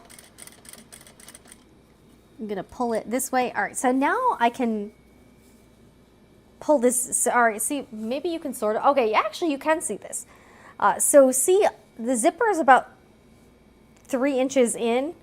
So I'm going to pull this away so that I can sew the rest without worrying about it. Here we go. See this? So this is a pretty good method. So that's a tip I have if you are sewing this pattern is keep the zipper or pull around here and then pull it back towards the beginning. And that should help you kind of navigate the whole zipper pull thing because that can be a little confusing. Making sure that the tape isn't like pinched anywhere. That helps too. You're going to need to, all right, so you see, yeah, you're going to need to like readjust things every once in a while with the tape. The tape, here we go. You're probably going to need to make some adjustments with the tape down the line here. Okay, so, and I've kept the needle down. All right, so now I'm going to go slow and navigate this curve. I feel like I'm getting a little bit better with the curves, but it's still like not perfect. Also, it kind of helps to keep the zipper sort of like, all right, I'm also going to need to kind of pull this out. There we go. Yeah, kind of go slow and navigate your way around this curve gently. Gently around the curve. And like that's the hard part. So once you get past that, it's kind of like honestly, once you get past that, it's pretty easy. And I'll show you what to do with the zipper end since I'm using Zipper by the Yard. because that is pretty tricky. Okay, so I think we're pretty good here. Okay. So I'm going to sew the rest of the way down.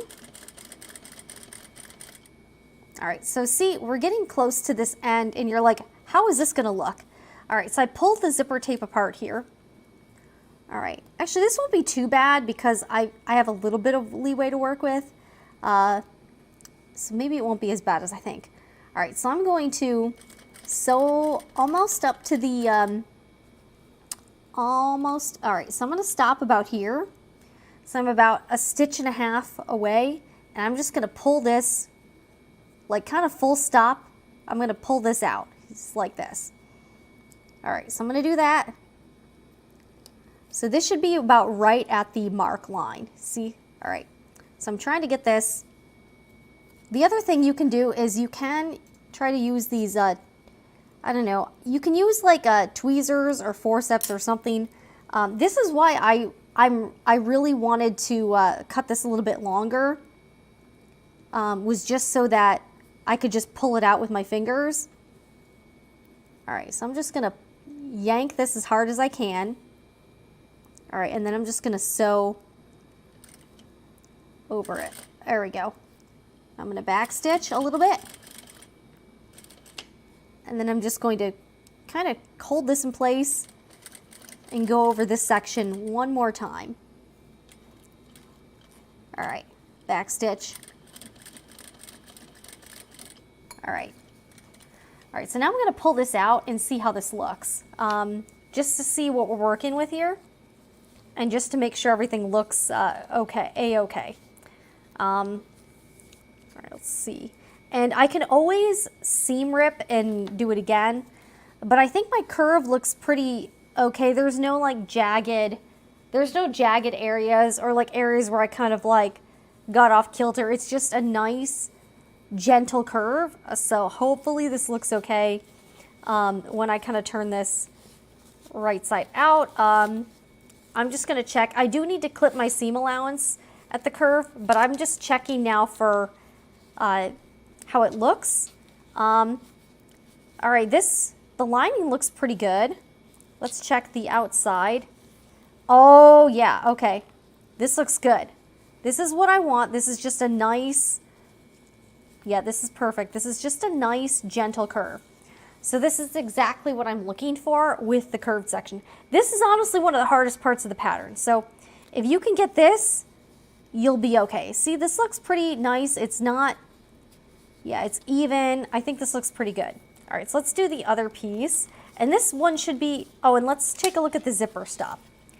So you see the zipper, this is good. The zipper stops pretty much right at this area. And I want the other, I'm actually gonna mark this too to make sure that this other side is about the same. So I'm gonna mark it. I'm gonna be marking this area. I learned from the last one I did just to, that I want this to be about the same, to be about even on both sides. So I'm gonna be doing that. Just as a lesson I learned from the other one I did, that's like a tiny bit uneven. I want this to be about the same. All right, so let me put this back the way it was because I'm going to be needing to, there's gonna be so much bulk in this curved seam. I'm gonna need to trim some of this off with pinking shears. But overall, I think this looks pretty good. And that zipper tape looks the way I want it. But you see how I cut this one longer? This is gonna be so much easier to pull away than that one. Okay, so let's do this one. All right, and I'm gonna do the same thing. I'm gonna be sewing up to about here, pulling the zipper pull. That's definitely a good hack for this pattern. A good tip is to keep the zipper pull around here and then pull it. And then kind of pull it forward before you get to the curve and have to like start worrying about that stuff. Okay. All right. Got a few stitches in. And I am not starting and stopping at the edge of the fabric. I'm starting and stopping 3/4 of an inch in from the edge. And you'll see why later. All right, so I'm getting close to the curve here. Okay, so now I'm going to keep my presser foot down. I'm also gonna trim this thread just because this is starting to like get in the way. All right, so now I'm gonna lift this up, pull this zipper pull. See how much easier this is when you've got the zipper pull kind of out of the way? Okay, all right, we're gonna yank this here. I might need to reposition the tape a little bit. Here we go. So I'm checking both sides. This actually looks pretty good. And yeah, clipping the zipper tape also really helped it to kind of lay a little bit flatter. So this is much easier now.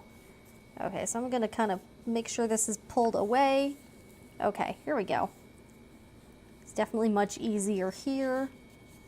All right, so now we can go around that curve. Let me just make sure this is, and again, I'm always paranoid. I'm just trying to make sure this is laying.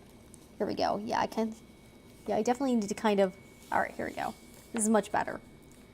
I wanted to make sure it was laying nice and flat. Okay, so now I'm going to keep sewing. Go around this curve very gently. Very gently here.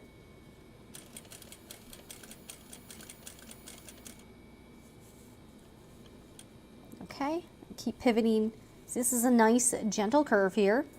And because the zipper pull is all the way over here, I don't have to worry about doing that later. So I'm kind of glad I did that. Okay. Let me kind of make sure everything's cool. Okay, so now we're gonna keep sewing.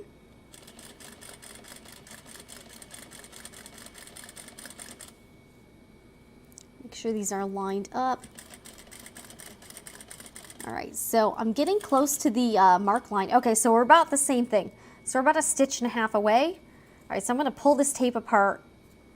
But see how much easier it is to like yank this out of the way see how much easier this is when you have like a lot of length to play with versus just like an inch or so. So having like 2 or 3 inches here really makes a difference here. All right, here we go. So I'm really pulling this away. All right, so I'm gonna back stitch a little bit. Here we go. And I'm gonna pull this. So I'm pretty much just making sure the zipper teeth are pretty much right at the mark. That's pretty much all I'm doing. All right, and that should look pretty good. So let's see how this looks here. I'm curious. All right, let me trim my thread. And again, we're gonna have to go back to the table and trim the seam allowance, but hopefully we're on the right path here. So let's take a look. Okay, yeah, the zipper teeth looks good. See, this is what I want. I want the zipper teeth to just kind of abruptly kind of veer off here. So this is how the zipper will stop. Let me check out I'm gonna check out this curve. But so far, from what I can tell, I think the curve should look fine. It's a nice gentle curve on both sides. I'm just double checking just to be extra sure everything's cool. Okay, I'm gonna zip the zipper up too, to make it kind of easy to tell. Okay, yeah, that looks pretty nice too. Okay, so you see, this is what I'm looking for. Just a nice, gentle curve without like a lot of wonkiness. And this is pretty good. It's just a nice gentle curve here. So this is I think this is pretty good. Did pretty good. This looks nice. And it's just a nice gentle curve here. All right, so I think we're on the right path here. Kind of finger press, and it already looks pretty good. So I think this should be okay for the pouch. So we're gonna go back to the table and we're going to clip the seam allowance and trim some of the threads and all of that stuff. Okay, we'll just trim some of these threads here too. And I'm gonna bring my thread cup, and you see, so having like this nice long tail For the zipper, just really, in my opinion, kind of helps. I'm also going to trim off the zipper because we obviously don't need, and I'm going to mark on the other side too where the zipper tape should veer off. So I'm going to do that. Hopefully it'll help with this project. Okay.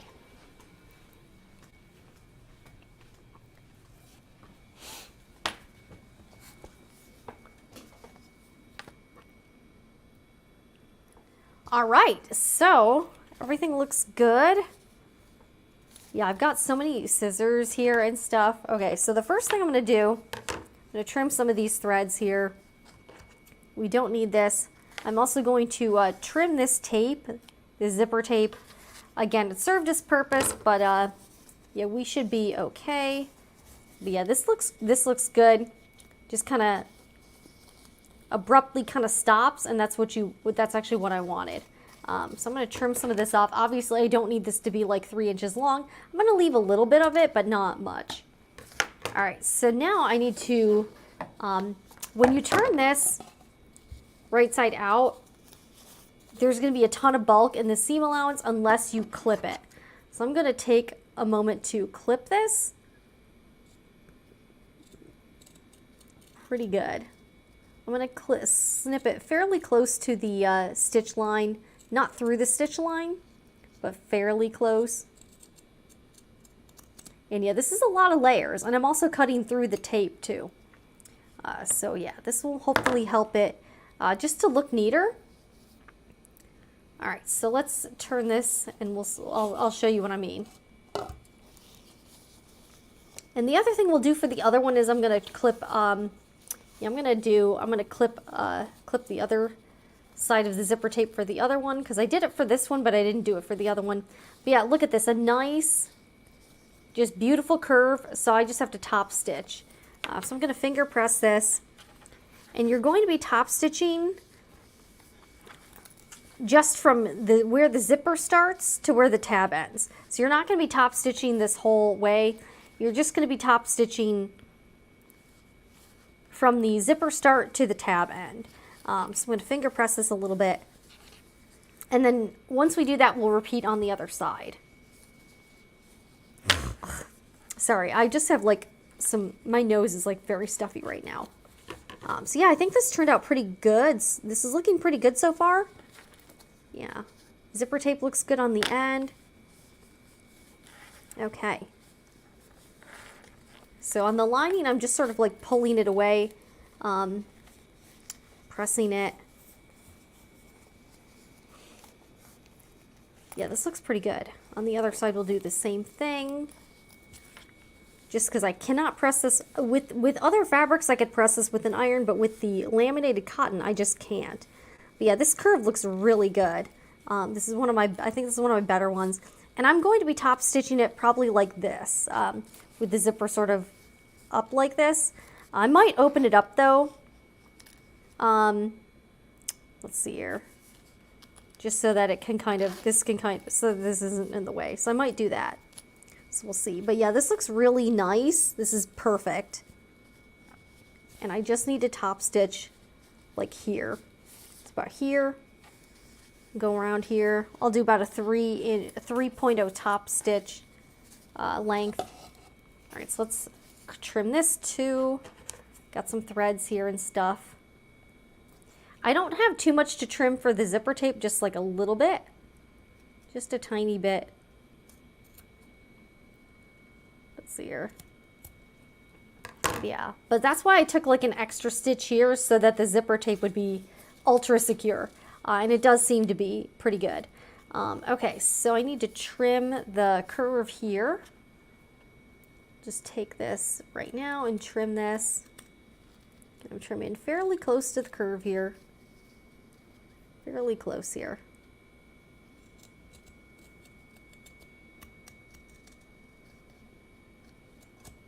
Okay.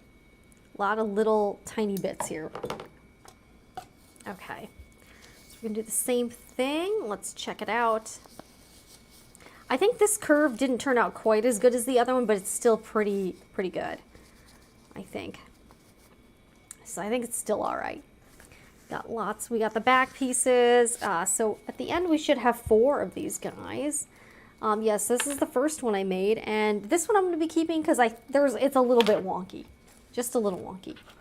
But this one turned out pretty good overall. Oh, and I'm also going to mark. I also want to mark where the zipper tape needs to stop. All right, so we're going to finger press this section too. All right, let's finger press this other one. Yeah, this curve turned out really nicely. So I'm pretty happy with the way this one turned out. All right, so we're gonna finger press this just into place. Okay. I'm also gonna take this opportunity to just trim this down a little bit. So we're just gonna trim this. This will make it a lot easier to work with.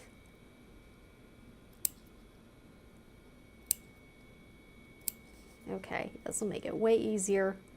So I'm basically just trimming this.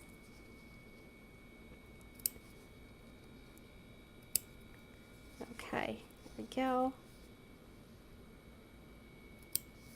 Yeah, this will be way easier once I do this. See? Look at this. This lays much nicer, and I'm going to trim one more because this is kind of at a little bit of a curve here. Okay. So you see how this lays much nicer once you trim into the tape a little bit. Yeah, trim into the tape a bit. Okay. Yeah, this curve is really nice too. So both of these curves turned out very nice, not really wonky. I'm going to take my marking pen though and just mark zipper tape on both sides where I feel this should like stop. All right, so it needs to stop around here. Okay, yeah, you can definitely clearly see this on the other side. So this will just give me a really good indicator on where I need to pull this away. Same with this side. I'm going to do the same thing just because I felt like I kind of made that mistake with the other one. So I just want to have a very clear visual reminder on where the zipper needs to be like even here. Okay, see about there. Just to give it a pretty good indicator of where it's got to be. All right, so let's go back and I need to top stitch. So I need to top stitch this area here. So I need to top stitch here and then here. Yeah, and I don't think we're going to completely finish these tonight, but we'll get a fairly good way done. I probably will only stream for another hour or so, just because I do need to like eat and everything, and I'm pretty hungry. So we'll do that. All right, yeah, this is looking pretty good so far. Yeah, I want this to look very pretty even. All right, let me kind of turn this way too. I think this will help. Okay. All right, we'll sort of. This is looking pretty good too. Let me sort of see how this looks this way. Yeah, it looks pretty good.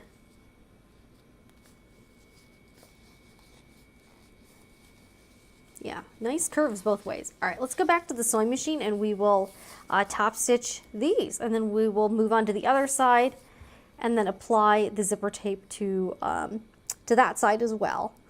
But yeah, so far I think this is looking pretty good. Pretty good. Yeah, and these, and notice like because I fussy cut, you get like the nice parts of the fabric, and then this is going to be the back. So both the front and back have like kind of nice vignettes of the print that I think worked out pretty well. And then this is the zipper tab with the little aqua fabric, just a nice like pop of color there. All right, let's go back and top stitch over at the sewing machine camera.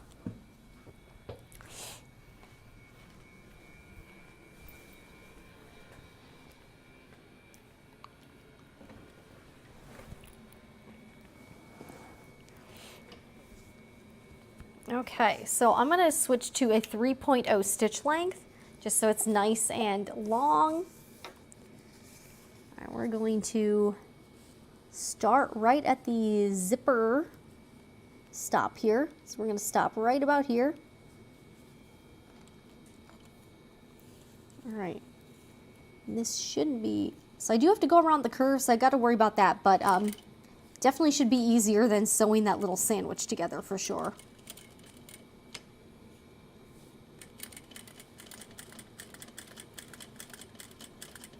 And I'm going pretty slow here, not taking my time. And if you have to stop, try to stop with the needle down. I'm just going to trim these threads. Okay, just trim this. All right, make sure everything is cool. Yeah, this looks pretty nice. Okay.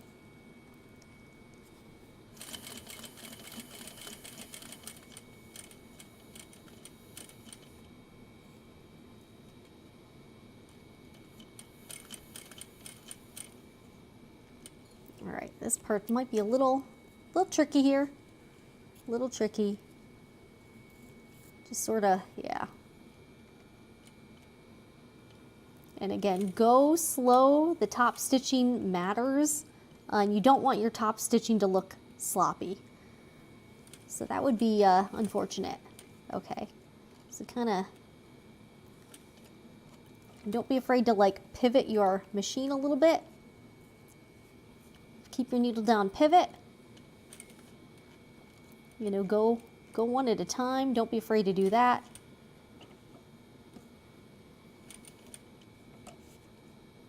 All right, I'm gonna try to get a little closer to the edge here.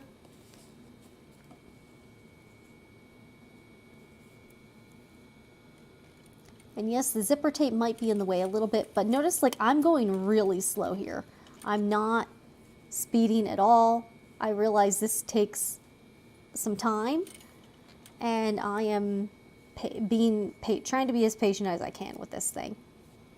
So be patient. Don't worry too much about speed at this point, because you should be caring more about the results here.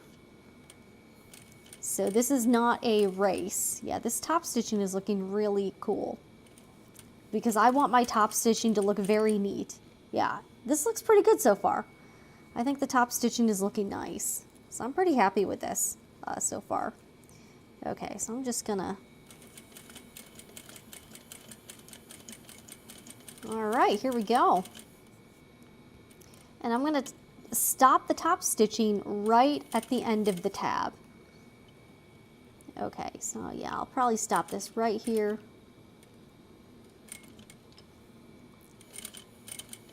Okay, I think I'm good. Let's see here. Yeah, this looks very neat. And notice, like, again, I think the curve looks really nice and gentle here. I've got back stitching at the beginning and the end. Let's take a look at the underside. Underside looks, yeah, this looks pretty good. Yeah, this looks pretty nice. No complaints here. And yeah, I think also having the tape, I do think having the tape clipped a little bit also helps too.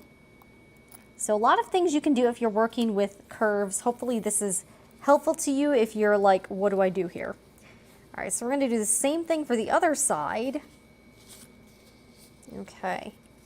And again, yeah, I'm going to take my time. I'm going to start right at the zipper here.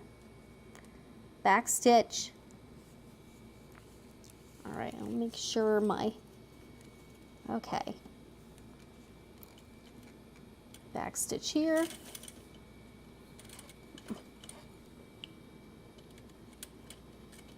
Yeah, this is a lot of layers to go over, so you might have to use your hand wheel for a little bit, but that's fine. All right, I'm going slow here. Not speeding at all. I'm going to go nice and slow. I'm going to try to make sure this looks as nice as I can get it. Trying to get neat top stitching here. All right, I'm also going to, just so this doesn't like fall off or anything, I'm going to unclip that just so that it's not in the way or anything.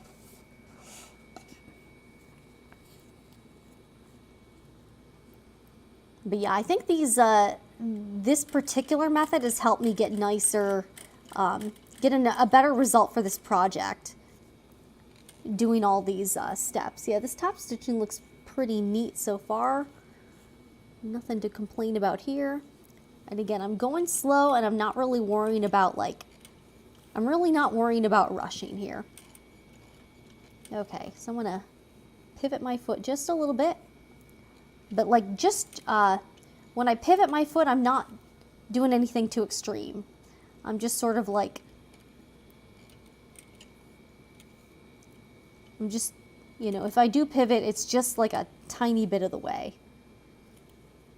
But nothing too crazy here. Because you want the curve to be gentle and not too abrupt here. So again, I'm turning the hand wheel and then I'm using my knee lift gently. But yeah, hopefully this top stitching looks pretty good. Okay, so I'm gonna, from what I can tell, I think it looks pretty good so far. All right, gentle curves here.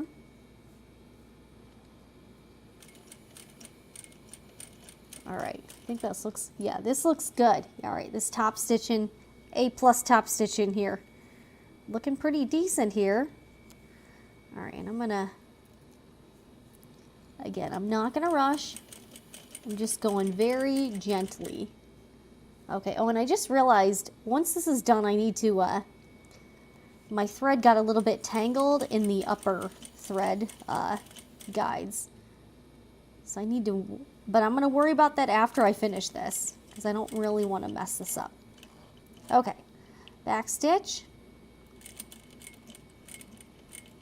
Okay, here we go. All right, so yes, my thread got a little bit tangled here, but it's okay. Okay, here we go. All right, let's see how this looks. All right, this looks pretty, all right, yeah, I'm pretty happy with both of these curves here. I think they both look very nice. I think these are the nicest ones I've done so far, if I'm being honest. I think these look pretty good. Okay, so let's do the other side. We're gonna do the same spiel here with the tape and everything like that. Okay, so this is gonna be fun. This is gonna be fun, guys. We're having fun. Man, I've got a lot of garbage here too. All right, so here's what we have now. I need to clip a bunch of these threads. Okay. I already clipped that one. Let's clip this one. Let's see how this looks on the back. Just trying to get this all nice and neat. Let's see. I'm not sure which one I did. Which one did I do first? I'm not even sure. But yeah, both of these curves look very nice. I'm going to need to lint roll this. Yeah, this looks pretty good. Back looks good. Yeah, both the backs look pretty good here. Yeah, I think these both look pretty nice. Nice and neat. Cool. Okay. All right, so now comes the fun part, is doing the same steps to the opposite side.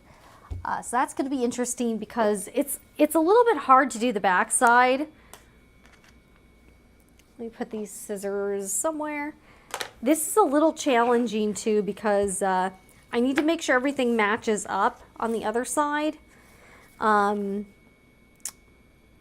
yeah, I need to get these zippers right so that they're nice and even. So that is something I need to focus on for sure.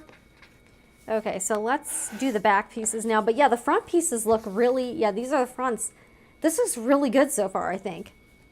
What does everybody think? I think it looks pretty neat. Everything is really nice and neat. Everything's the way I was looking for. So I'm checking the Twitch chat as well. Okay. So, all right, so now I need to mark 3/4 of an inch on all these pieces. Yeah, so this pattern does take a little time to make, but so far, yeah, it's really coming together. All right, let me do these pieces. And I think all of the designer's tips for making it in the video series really helped me figure everything out. Let's see, where is the other piece here? Huh. Oh, here it is. Okay. So now we're also going to do the back that has the card slot and then the pockets. So we'll be doing those too. All right, so let's get these marked. I think we can at least get these sewn. I don't know if we'll finish the pouch tonight, but because I know I got to eat and stuff. So we'll see how far we can get and everything. All right, we got to get the tape back out. Yeah, I'm not sure what would be easier to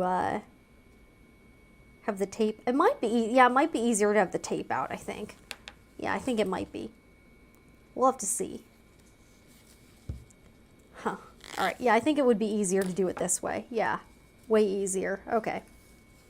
So I think we'll do this.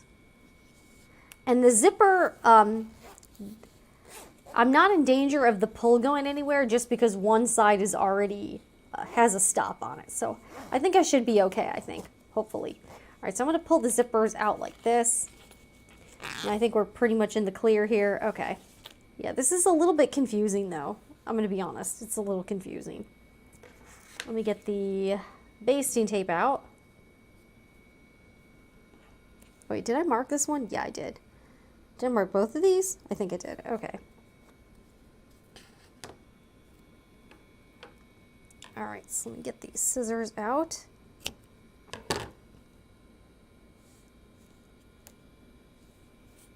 All right, so we gotta do same song and dance with this.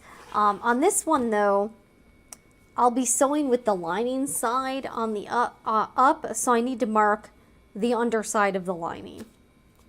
Because I'm starting out on both pieces where the tape, where the tab starts. So I'm gonna be sewing those pieces first. Okay.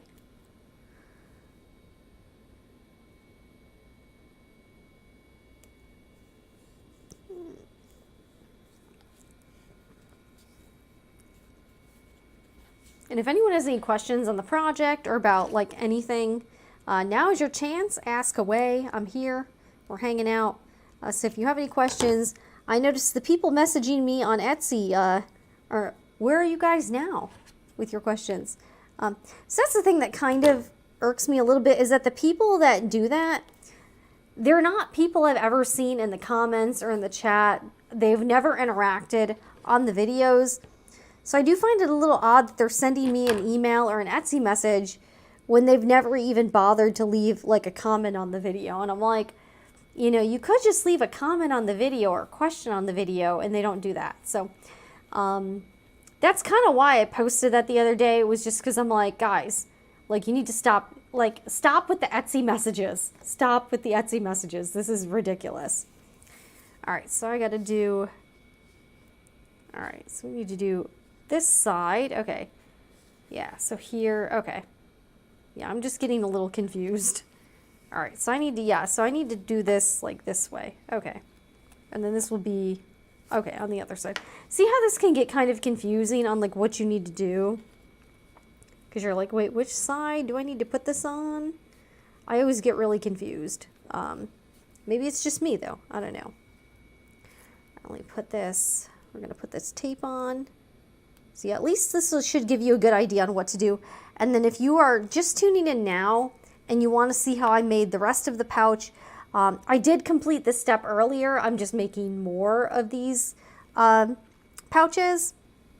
So if you missed earlier and I don't finish these tonight, which I don't think I will because it's getting kind of late, but you can always rewind a little bit and see what I did earlier.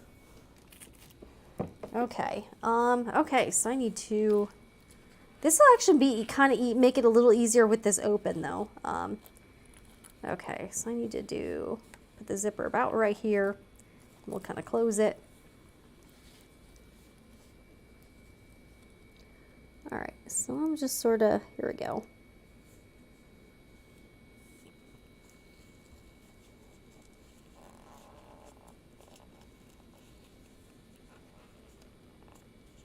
Yeah, you can see how,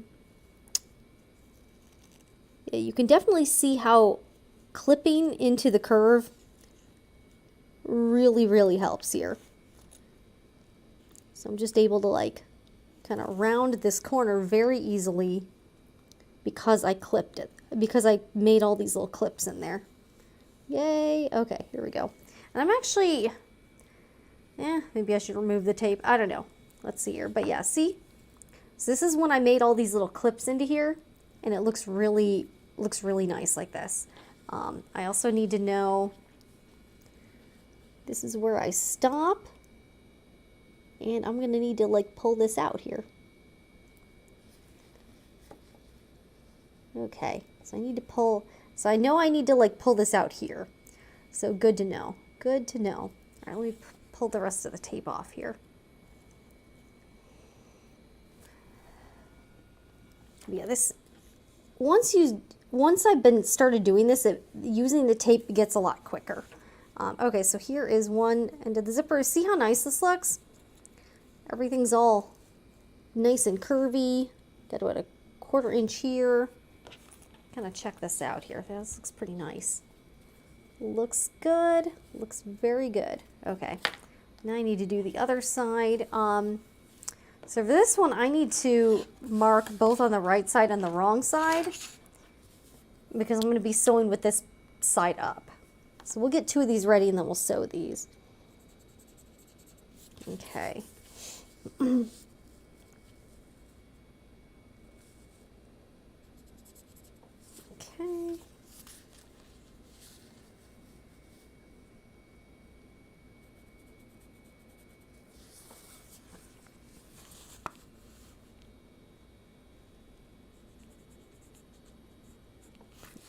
So those are my 3/4 inch marks here. All right, so I need more tape on here. I need lots more tape.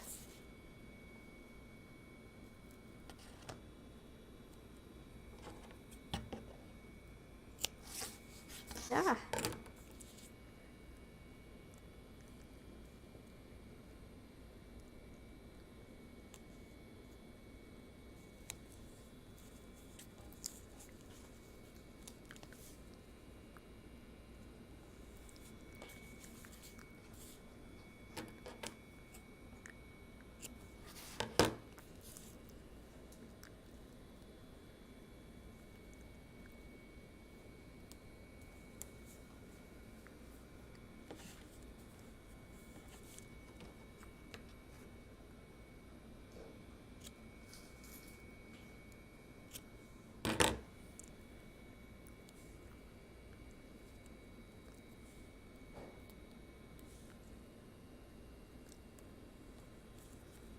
All right.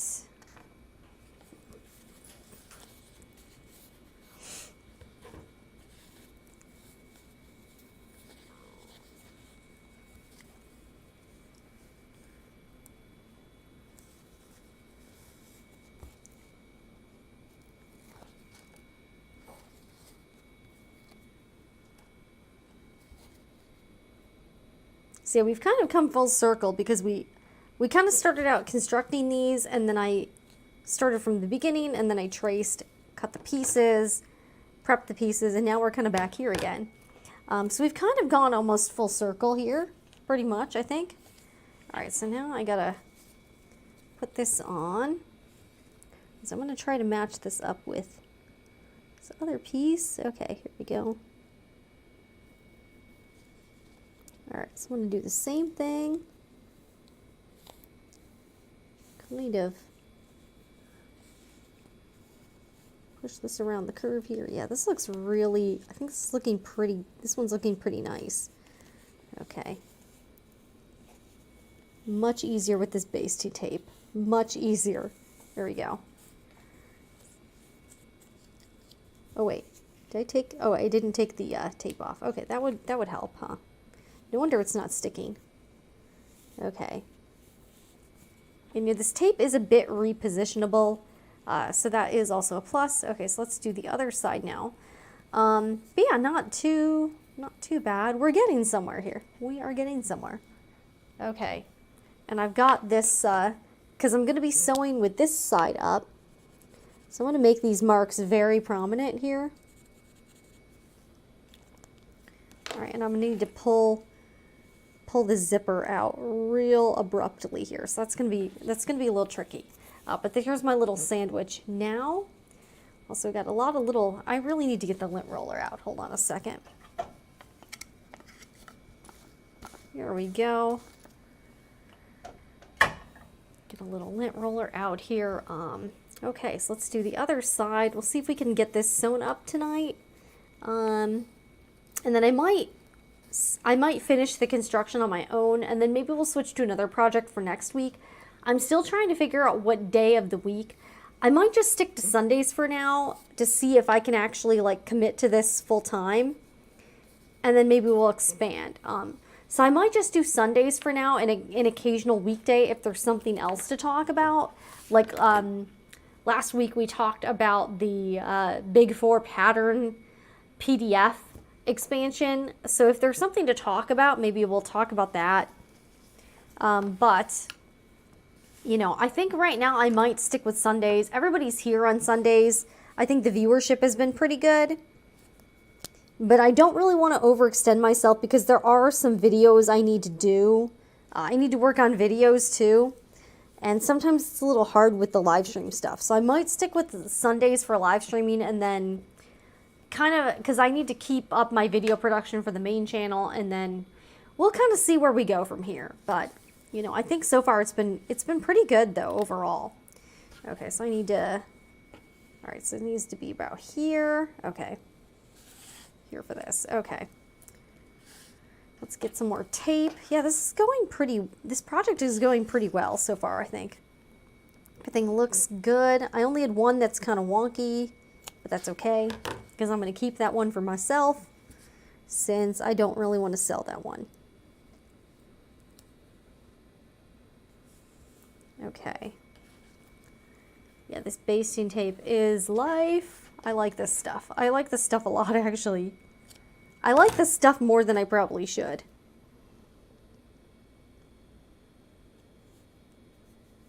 All right, need a couple pieces of tape here. This is making things so much easier. And yeah, my curves on these pieces look really nice. Yeah, the curves on here look really beautiful. So it's definitely helping with that.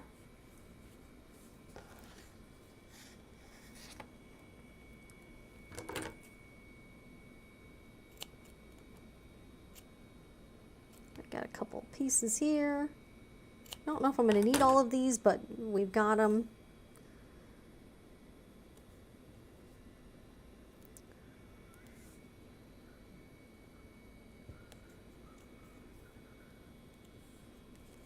Okay. This little piece here.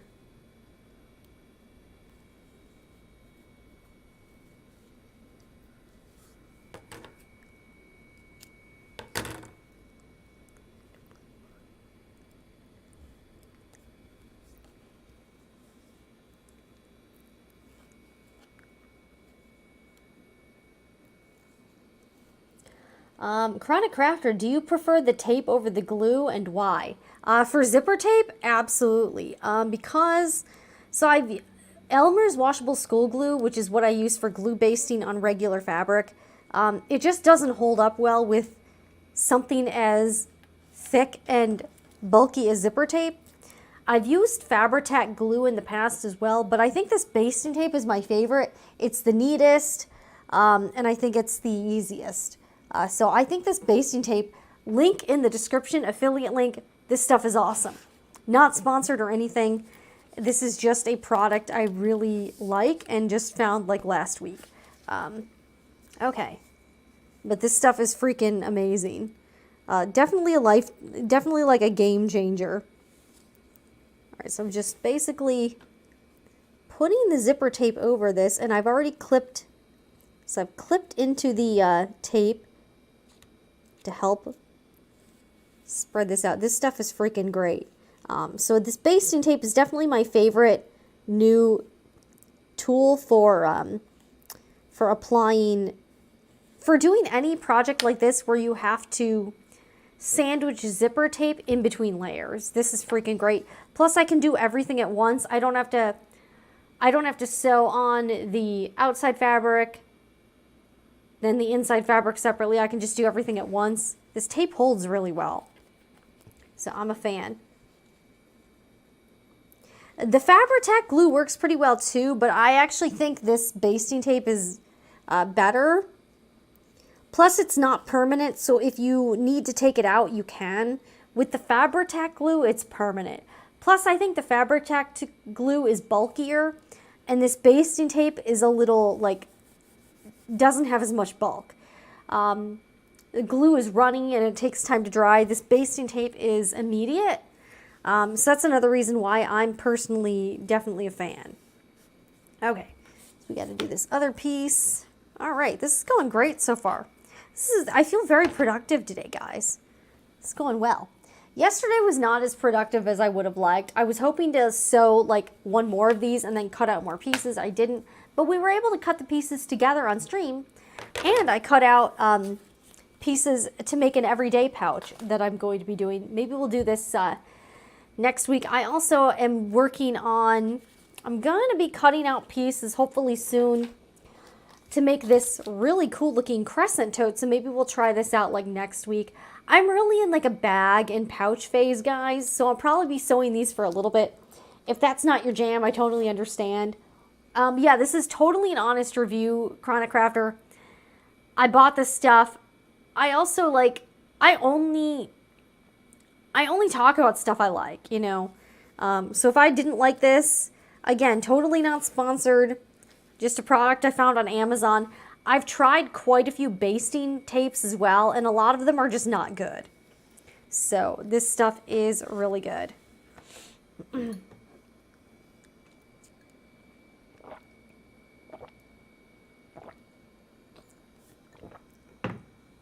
All right, so I need to mark these.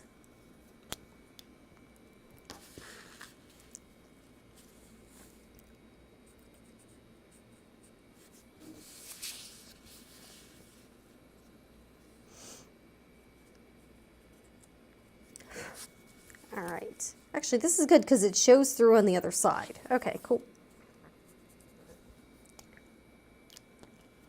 Let's put some more tape on here.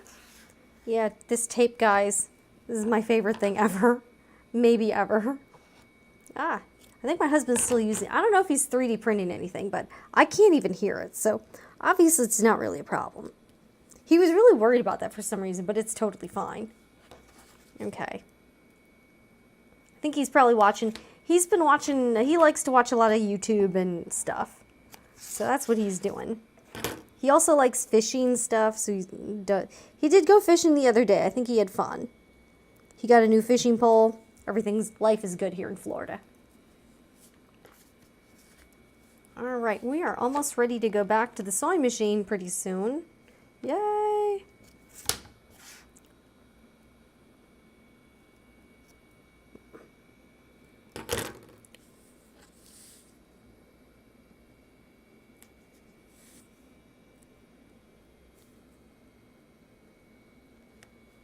I just need like one tiny little piece here.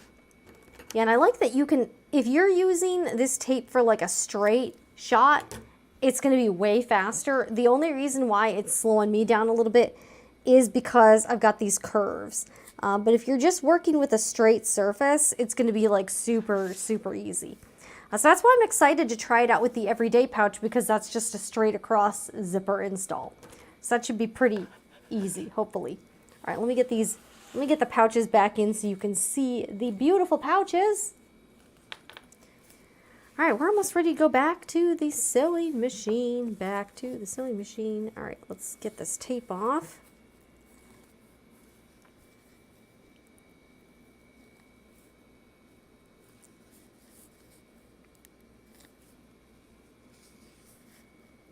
All right. All right, and I'm going to take off some of this. I feel like I've definitely learned some things making this project as far as tips go. I also marked my zipper tape so I know exactly when to pull it, like exactly where it needs to like stop. So that should be helpful, hopefully. Hopefully that should be helpful. We will see. All right, let's put this on.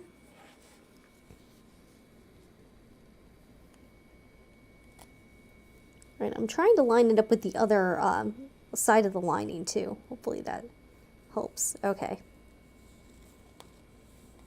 So I'm gonna put some pressure down on the fabric so that smush it, so that the tape, so it lays on, so that the tape kind of, yeah, this is really sticky tape.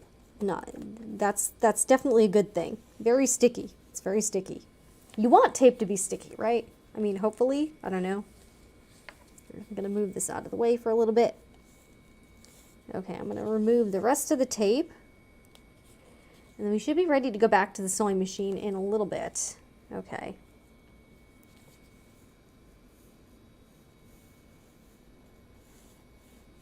Okay, here we go. I'm going to clip this thread, clip this loose thread. I think we're about ready, guys.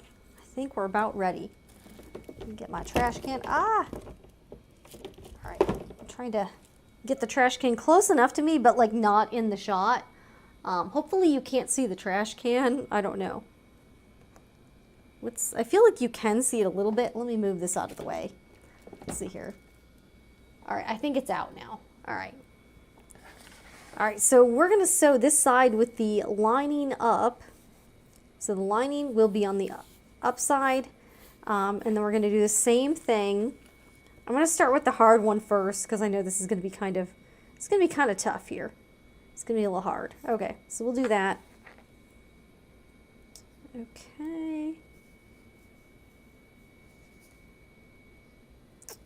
Let's see here. Okay, let's give this a whirl. Go back to the sewing machine cam.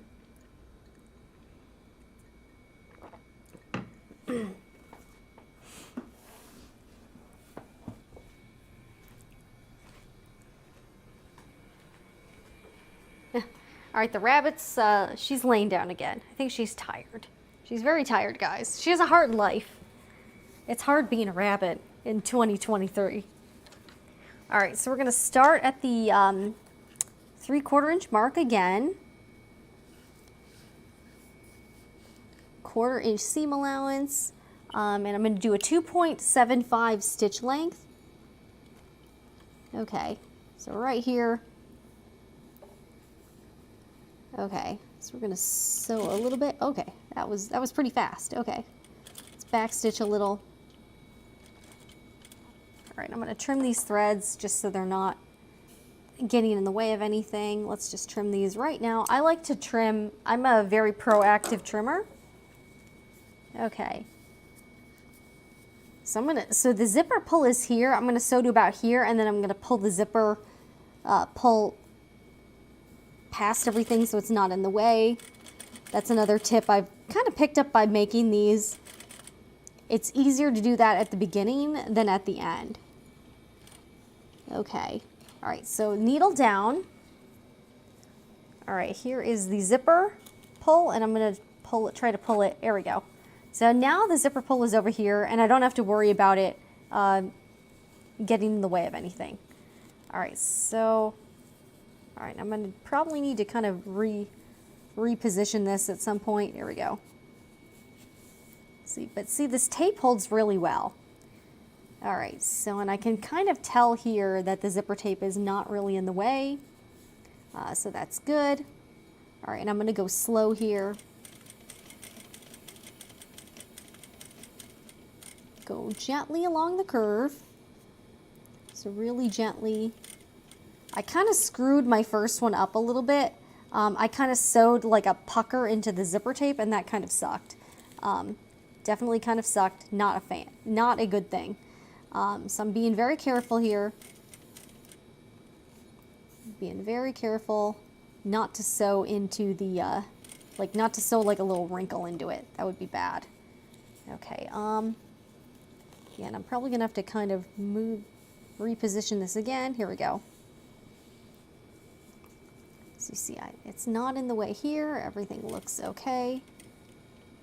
All right, I'm gonna gently, so see, I'm kind of gently pivoting and then lifting my presser foot up if I need to and pivoting a little bit. The next hardest part is going to be when I need to stop the zipper. Okay, that's a nice gentle curve. I think everything is fine. I'm going to check it out. I can always seam rip though, so that's not too bad. And I chose to do the harder one first because I know I need to like, yeah, this is going to be hard pulling this little section out. All right, so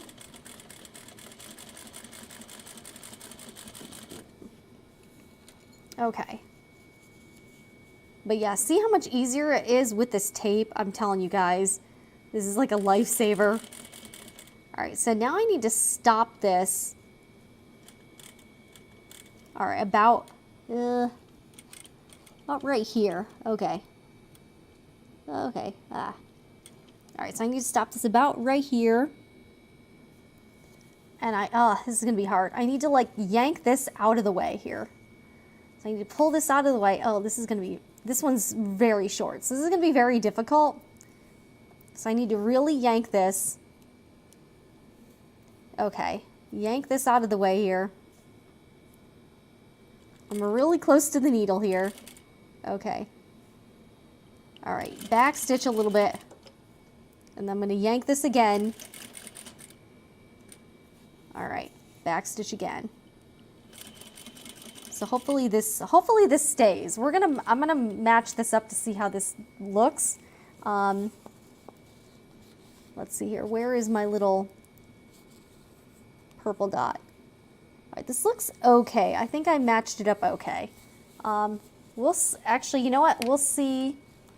With this still here, I'm going to zip this up and see how it looks. Oh wait, yeah, let's do it this way. I'm gonna see how this looks, just to make sure that the zipper stop is where I want it to be. Also, I can check out the curve. Yeah, this curve looks pretty nice.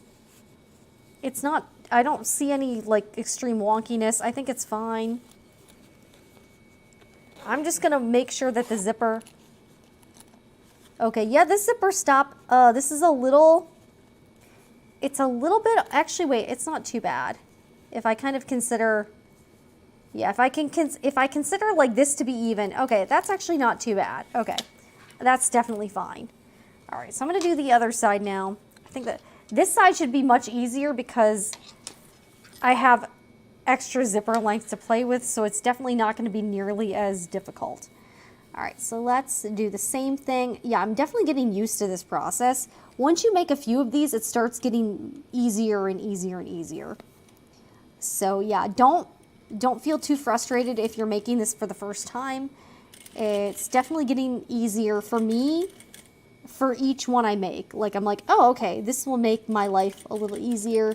This is a good tip. So along the way, I feel like I've just gotten a little bit more comfortable with making these pouches. And I feel like they've gotten a little easier for me personally to handle. Okay, so I'm gonna put this right side out, or inside out again, because I need to trim this seam allowance. And then we have to top stitch this side. So I think we'll get through this and we'll probably get through top stitching. Okay, so now that we're almost at the zipper stop, I need to pull the zipper stop up. So I kind of start out with the zipper pull around here and then I pull it up here. So now it's not in the way at all for the rest of this sewing this particular line. So it's not in the way at all. Okay, there we go.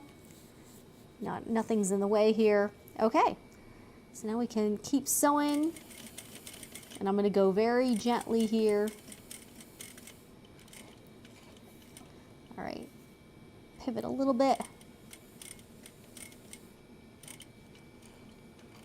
Pivot a little bit.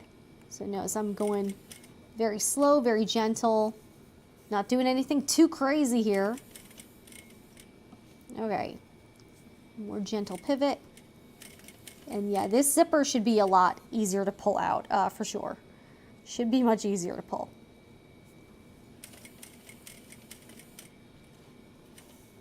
Okay.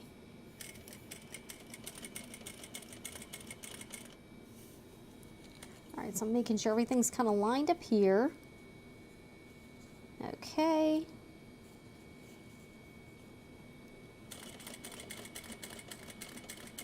sewing around here. So I'm going to keep this down.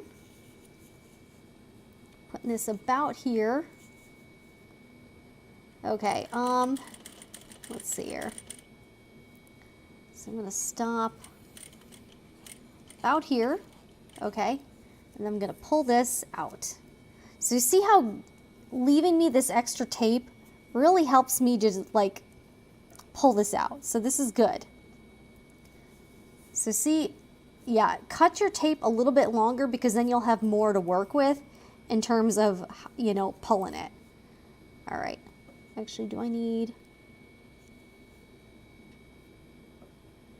Okay, so now I'm going to yank this out. Okay, backstitch a little bit.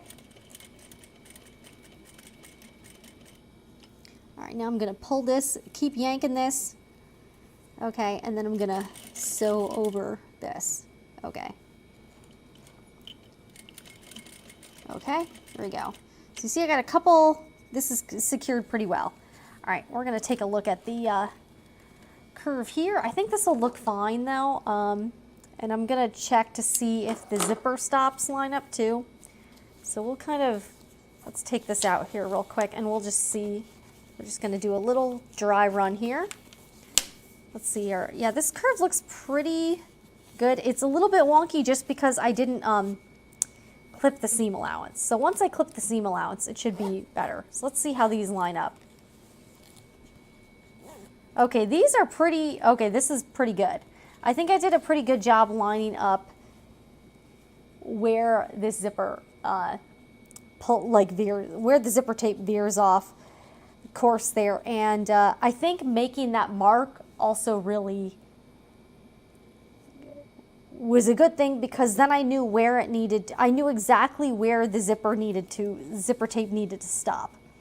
So yeah, this looks pretty good. I definitely need to clip the seam allowance though because it is very bulky in there. But yeah, I think these both look pretty, I think these are definitely my best ones yet.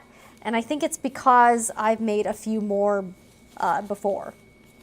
So it's like the more I make, the better, I feel like the better they are. All right, let's head back and clip all of the seam allowance and we'll top stitch and all that stuff, all that fun stuff.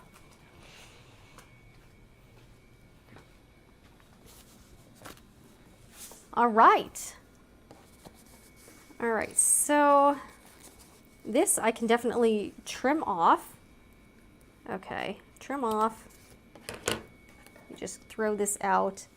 All right, I'm also gonna, I'm gonna bring the trash can over here and I'm gonna clip the seam allowance. I'm gonna clip that into the trash can here. So you might not be able to see this too well, but I just gotta do this. All right, let me put on this camera. All right, so I'm gonna trim this seam allowance here. Okay, we're just gonna clip this. Hopefully you can sort of see what's going on here. I'm clipping it pretty close to the stitch line, but not into the stitch line. All right, here we go. Hopefully you can, I'll show you an overhead look in a second too. So hopefully that helps. Let me trim this thread. This is really bothering me, so I got to do this. Plus, honestly, making two at once is also a little quicker than making one at a time. So this is definitely going a little bit faster. Yeah, definitely going a little bit faster. Okay, let me trim this seam allowance. Okay, here we go. I'll move the trash can out of the way. Like, it's not very attractive, so that's why I'm trying not to, like, show it to you. I'm trying not to.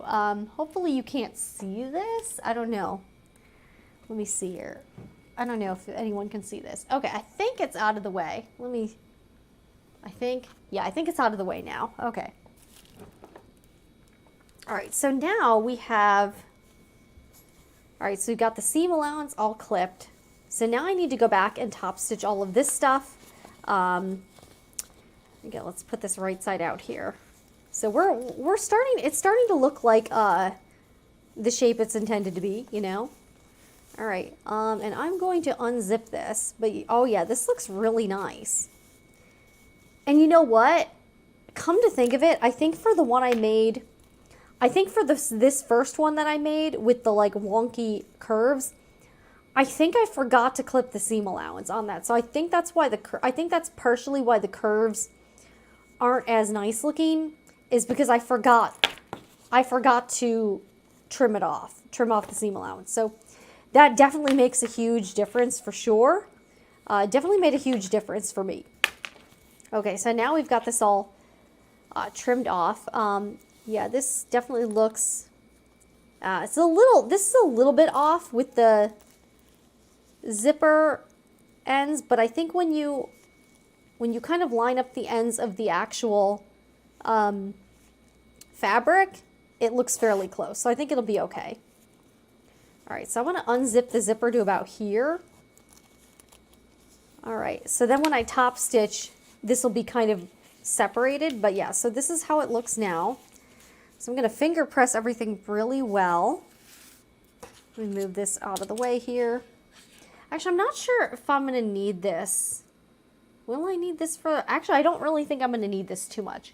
So I'll put this back. I'm going to put this away for a little bit. I think I'm good with the ruler for now, hopefully. All right, so let's turn this right side out too.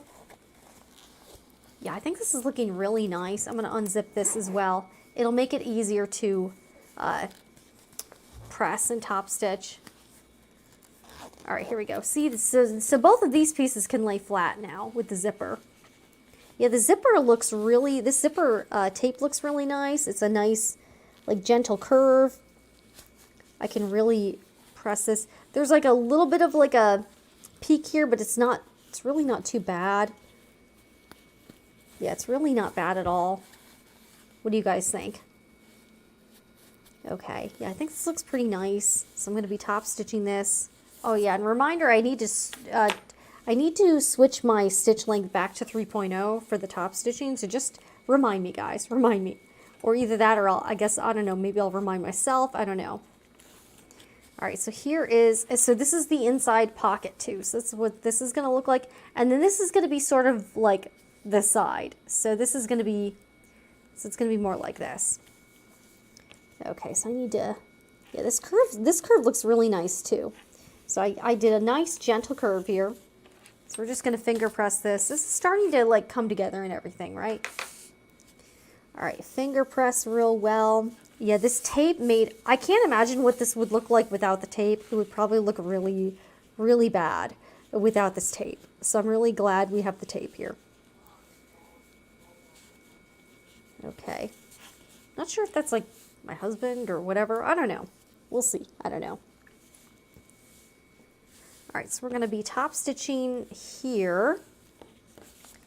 This looks pretty nice. Yeah, what do you guys think so far? It looks pretty good, huh? Looks pretty good. Yeah, this curve has a little bit of wonkiness, but it's really not like too noticeable. See what I mean? Like instead of being like curved, it's a little bit straight. Not really sure what happened there, but actually, yeah. See, it's not too bad when you like actually press it out really well. So I'm just going to finger press the heck out of it. Finger press the heck out of everything. Okay.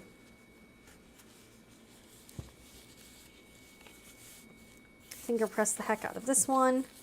So now we got to do this guy here.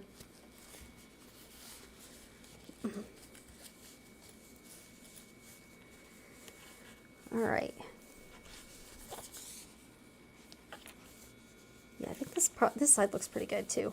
All right, so we're going to be top stitching. So here is the, so this is the outside and then this is the inside. So this kind of looks goofy, doesn't it? And here's my zipper here. And this is a number 3 zipper. So it's only about 1 inch wide. You can use a bigger zipper too.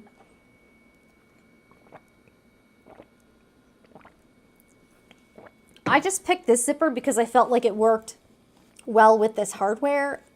I think the gold tone matches really nicely, so that's why I chose this one. But yeah, I think this looks really nice overall.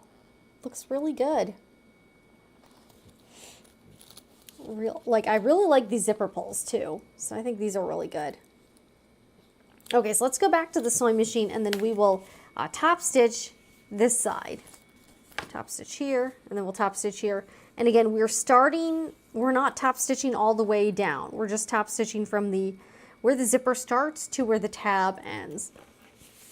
So let's head back there and we will top stitch.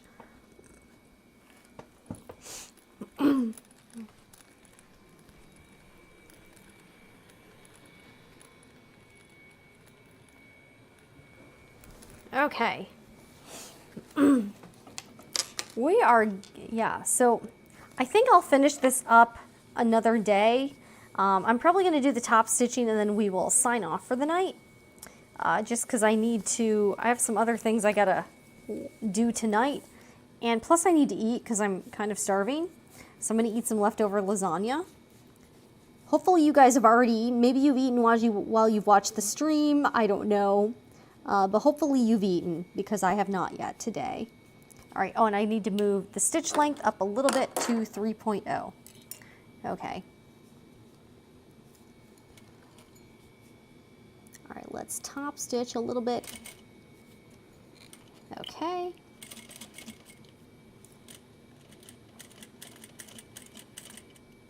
All right, I'm gonna trim the thread just a little bit. Not all the way because I wanna do a more precise thread trimming, so we're just gonna do this for now.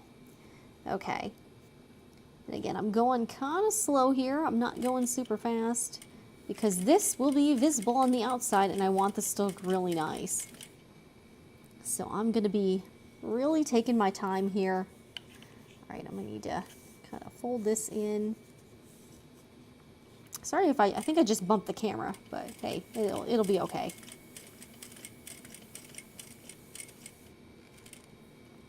Okay. So see, I'm really going very slow, doing very slow, gentle pivots with the needle down. This is how I handle top stitching curves. Works pretty well. Yeah, this top stitching looks very nice, I think. I'm really happy with the way this project is turning out, honestly. I think these are turning out really cute. So yeah, these will be available in the Etsy shop whenever I finish them and whenever I can list them. I also am going to be making some more purse scarves soon. So we'll be doing that. I also need to work on another sewing report video this week. Got some plans for that. Okay. Gonna do, again, very gentle. Notice I'm not moving the fabric a lot. I'm just moving it like a little bit. Just to do very gentle. I can hear my rabbit chewing stuff too. She's crazy. She's really crazy, guys. All right, move this gently.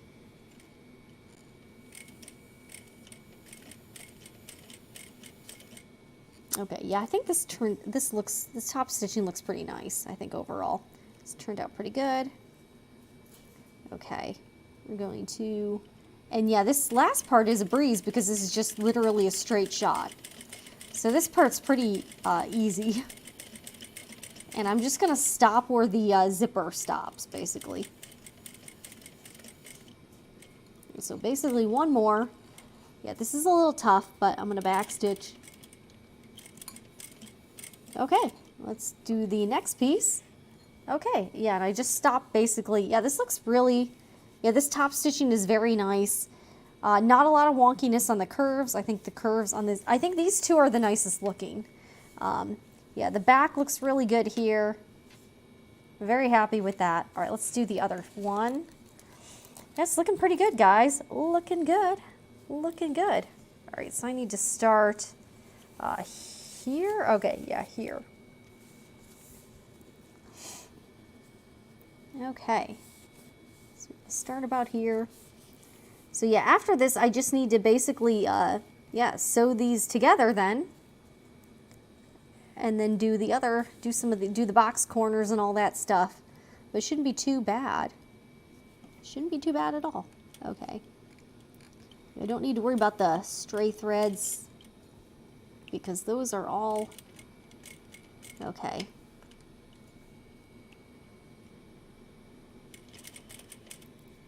Okay. All right, so I'm trying to get everything situated beforehand. Okay. So let's get this all ready. I'm going slow. I can hear my rabbit chewing something. I think she's chewing her plate. She's got these palm leaf plates she goes crazy for. So she just gets one of those like every day, and she just chews the heck out of it. And then she leaves little sawdust everywhere. So that's kind of her thing. So yeah, the 3/0 stitch length seems like a really good choice for this. Okay.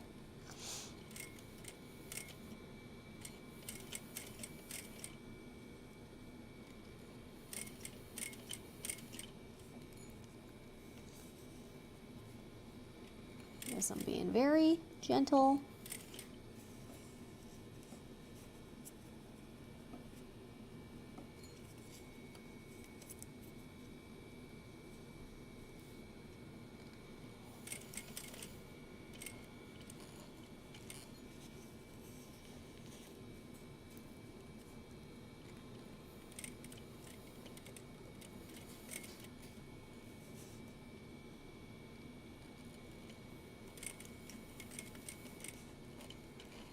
Yeah, I think this side's looking pretty good too. This one's looking pretty nice. Okay.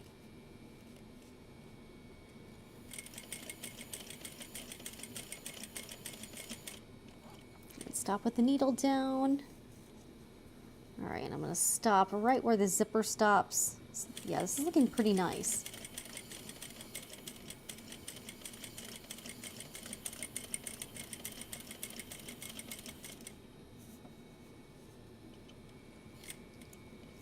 All right, so I think 2 more stitches, back stitching. Okay, I think we're good. There we go. All right, we're gonna go back over and trim threads, and we'll see where we are, see where we're at here.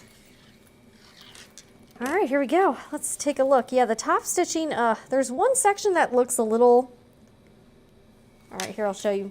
This section could be a little bit better, but it's not like, it's definitely not bad. It's just a little, like you can see there's a little bit of a jump here, but I don't know. I think it's okay. It'll be okay.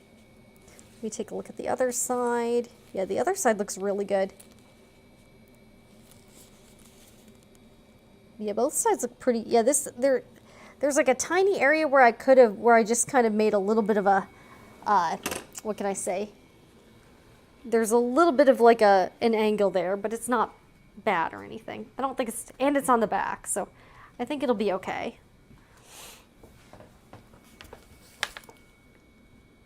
All right, and hello. Okay. Hello everyone who's watching. All right, let's trim some threads here.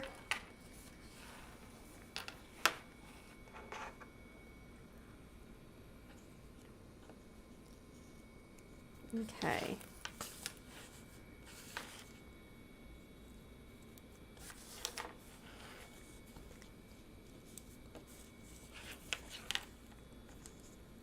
Okay.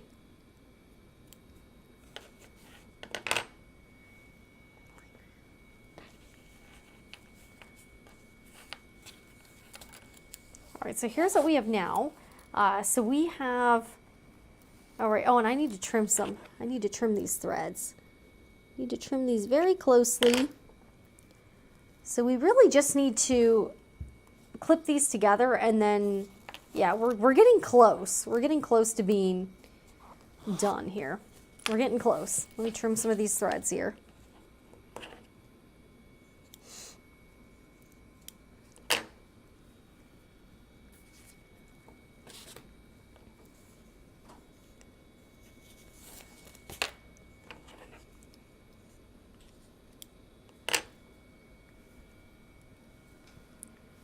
Okay. All right, so here's what we have now. We've got 2 pouches ready to be clipped together. I'm gonna unzip them about here. Okay, so I definitely want the zippers fairly open. I'm gonna leave a bit in the lining for turning. So we're gonna be doing that. So this is the outside, and then this is the lining. So, and this is what we're gonna have when we're done. So if you are just tuning in, this is the Noodlehead Yarrow pouch. This pattern has two sizes, a wristlet, which is a bit larger and can be used more as a clutch. And then there is the pouch, which is a little bit smaller. I chose to make this because I just thought it was a little more convenient. This could be sort of a mini wallet. So it's got a card slot here, and then it's got a pocket that goes fairly deep. So turning out really cute. We're actually getting close to the end. I don't think I'm going to finish these tonight because I do need to like eat and everything. So I think I'll start clipping them together, and then I think we're gonna probably call it a night pretty soon. Just because it's getting kind of late, and we've been live for almost 7 hours. So I'm not going to stay on too much longer.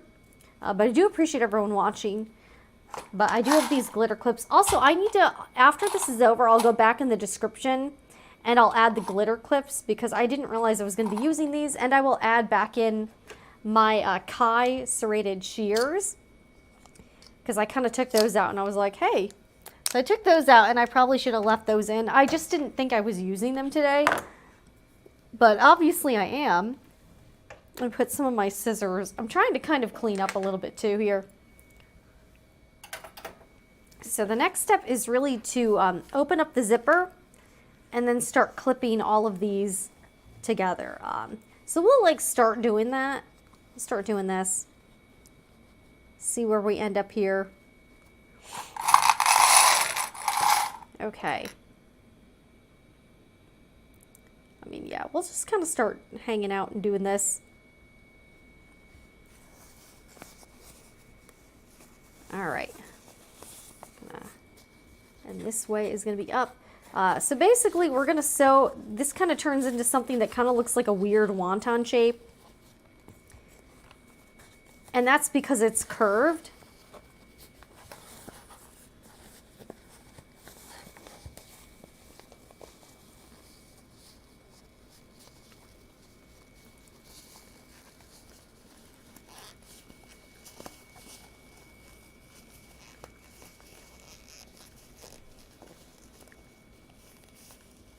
All right. So we're going to start clipping this together, and I'm going to be sewing this with this side up just because it's going to be easier, like to kind of go around the whole shape here. So this does look really strange right now. So we'll start clipping this together. And I'm going to clip these together here. So yeah, this is a little bit tricky to do for sure.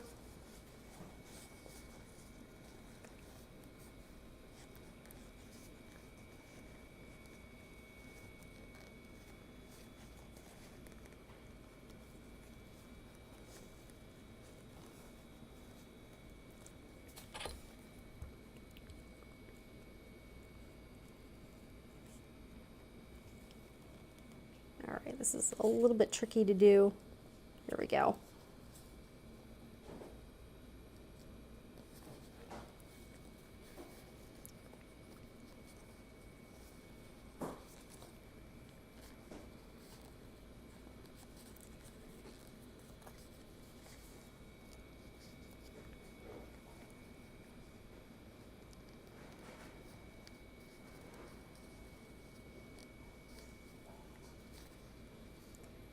So these are a little bit tricky. You want to clip these seam allowances open like this, which is kind of, this is a little hard. So I kind of like to start with the corners and then work my way out. So like these sections where all of the seams meet up, these are pretty difficult. So I'm going to be, yeah. And you want the tab, like the zipper tab here, to kind of be pointed towards the lining. So this is, like this part is pretty tricky to get everything lined up. So I'm just trying to like line everything up like this, clip it. Okay.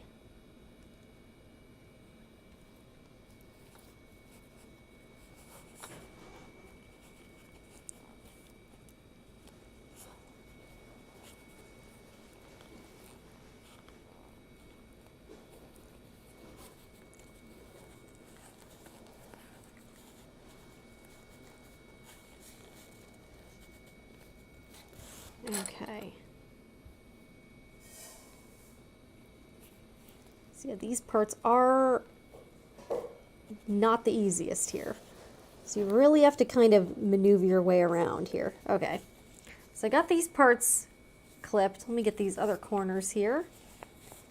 Okay.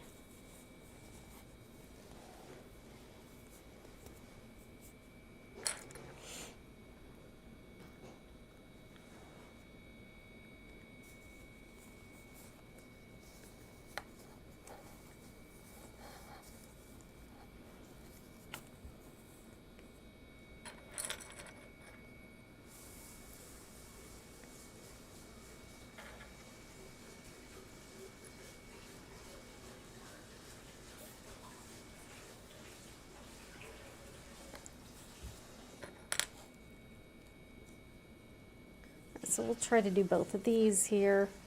So you see, you kind of clip all the way around. This is a very small area. I actually think the larger wristlet size would be a little bit easier to do just because of the fact that you are working with a, like just a larger area. Like working with a tight project like this is always a little bit more difficult.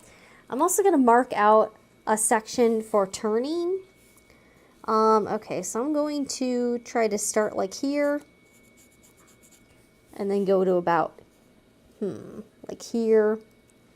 So I need a section for turning. Doesn't have to be super exact, but I just want like a little area.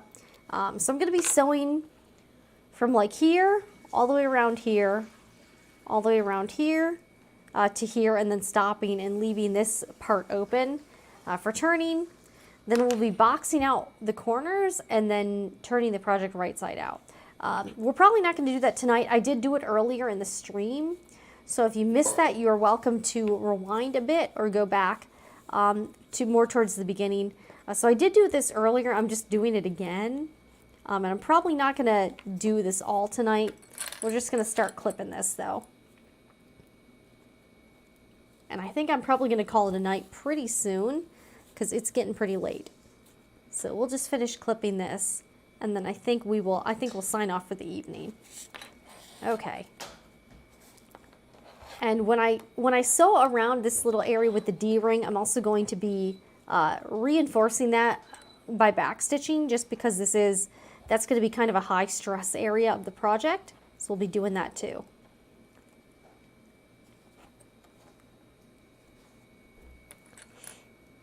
Okay.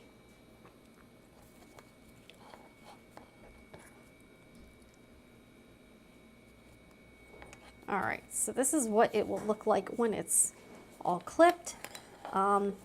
It's not going too badly. All right, so we'll do the other one too, and then we'll probably call it a night, and then I'll finish sewing these probably another day. Okay, just sort of. I really like these glitter clips. They are really fun. They're like purple and clear and navy blue, and they have glitter in them, and they're just really fun. It's just a really fun, little notion here. And I got these from Amazon too. So after this is over, I'll be linking this as well in the description box, because these are really nice, kind of a new, fun little sewing treat here.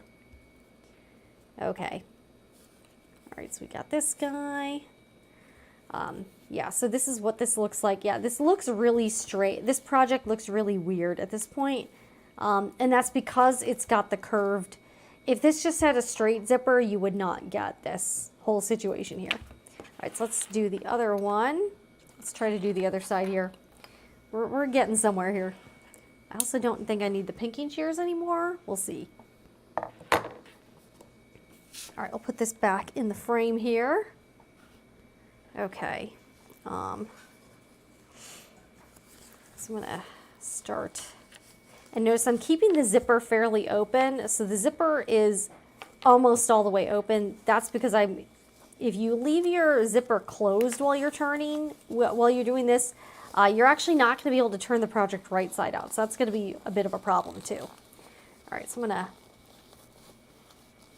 pull this out. Okay. Fun times here. All right, and I'm going to do the same thing. I need to mark an opening for turning here. So we'll do that about, let's see here, like about like here, and then like maybe here. So again, I'm trying to leave like at least 3 inches for that. Otherwise, it's going to be very, very difficult to turn your project right side out. All right, so I'm going to start at the corners here. Okay, we're going to start at the corners, and I'm just doing right sides together with the lining and the main fabrics. Actually, I think I might try to do, all right, let's try to do these corners first. Yeah, this is pretty tricky, I'm not going to lie.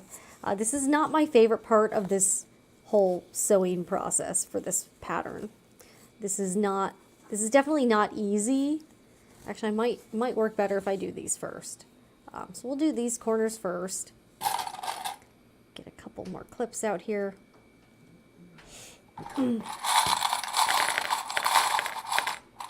Okay. Let's do this corner.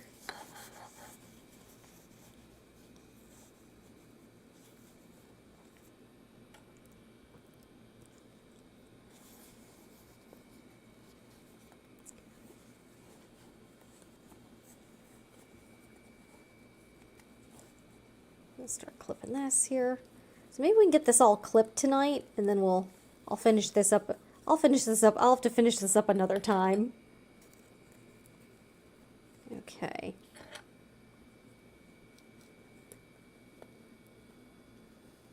Trying to get this all lined up. This part is really pretty difficult.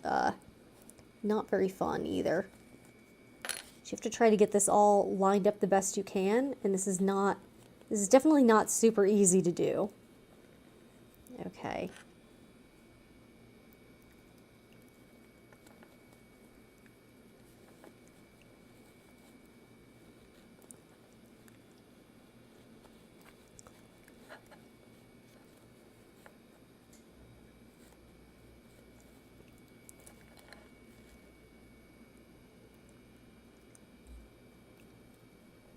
Okay.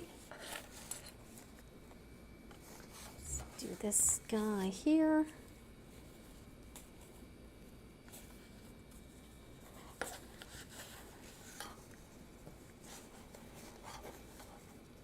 This part's a little tricky here. Ah, okay. Kind of pull this in.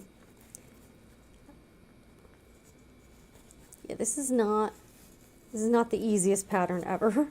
Also, I think I'm gonna try to clip this little area off, because I think this is gonna add a lot of, I think, bulk to the project, this little tape part here. So I think I need to try to trim this a little bit. Let's try to trim this. Okay, here we go. Okay, that's left a lot of fuzzies behind, but that's okay.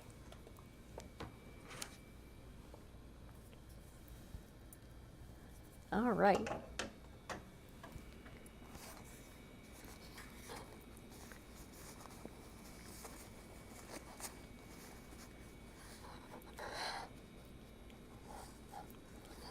Okay. Yeah, this part is really not very fun at all. This is probably one of the, yeah, this is definitely not a pattern for beginners, I would say. I would say maybe if you're like a little further on in your sewing journey, but I wouldn't have this be one of your very first sewing projects if you're new. This is a fairly, even kind of difficult for me. There's parts where I'm like, oh my gosh, this sucks. So I would say this is definitely not a super beginner friendly project, in my opinion. You might disagree, I don't know. Okay, here we go.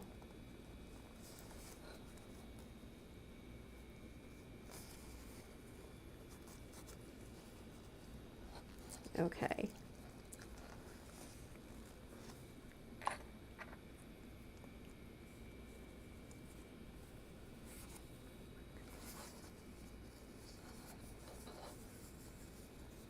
All right. So you see, once you do the corners and you kind of work your way in, it gets easier because then you're like, okay, you just have to clip, kind of fill in the blank here. So it gets a little bit easier once you've done all that. Then you're like, okay, this part's not so bad.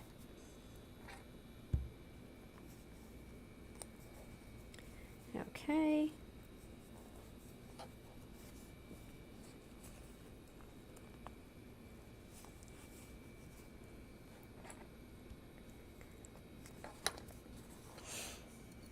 And the lining is actually, like, the main fabric is pretty easy because it's thick. So that's actually pretty, thick fabrics are like, interface fabrics are fairly easy, just because they're not so flimsy and they're very like, it's very sturdy. Okay. So we got this, guys. So I'm just basically trying to get this all clipped together here. Okay.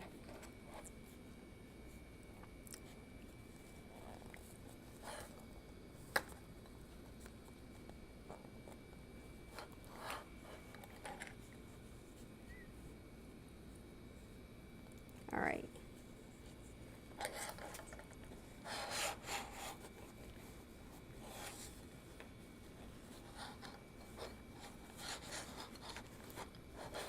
All right, so you see how like this is a lot easier to do just because it's thicker.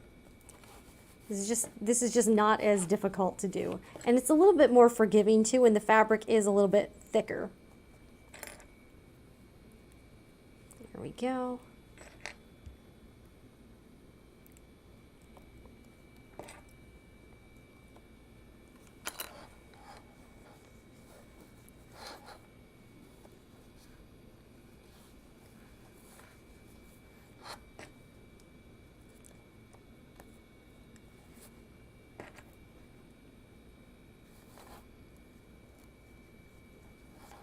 All right, so we've got this all clipped. All right, guys, so here's where we're at now. We have 2 more pouches ready to be sewn together.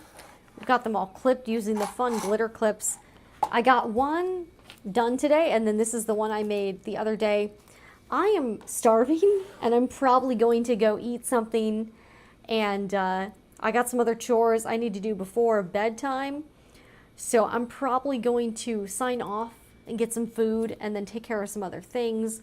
But I really appreciate everyone who's been watching throughout the day. I know we've been live for over 7 hours. We've had some fun, we've had some laughs, we've had some frustrations, and we made 1 pouch, and then we got a pretty good part of the way through 2 more. I also managed to cut out pieces for another super simple everyday pouch. That tutorial is available on the Sewing Report main channel. So if you'd like to make one of those, I have a free template. But I really appreciate everyone watching. This has been a live sewing of the Noodlehead Yarrow pouch. And we've had, yeah, it's been a lot of fun. So it's Sunday sewing. Thanks for hanging out with me.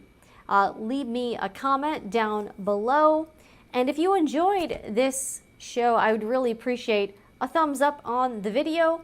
Subscribe if you like live sewing, live chatting. Also, I do some topical things. We talk about what's going on in the sewing community. I'm Jen with the Sewing Report, and this is live from the sewing room. And just a quick word from our sponsor, the Sewing Report Etsy shop, for all of your fabric and sewing supplies needs. Also new for 2023, we have some handmade items, which is what I'm sewing live. I will be listing these items in the Etsy shop once they are done and once I have them all photographed and everything like that.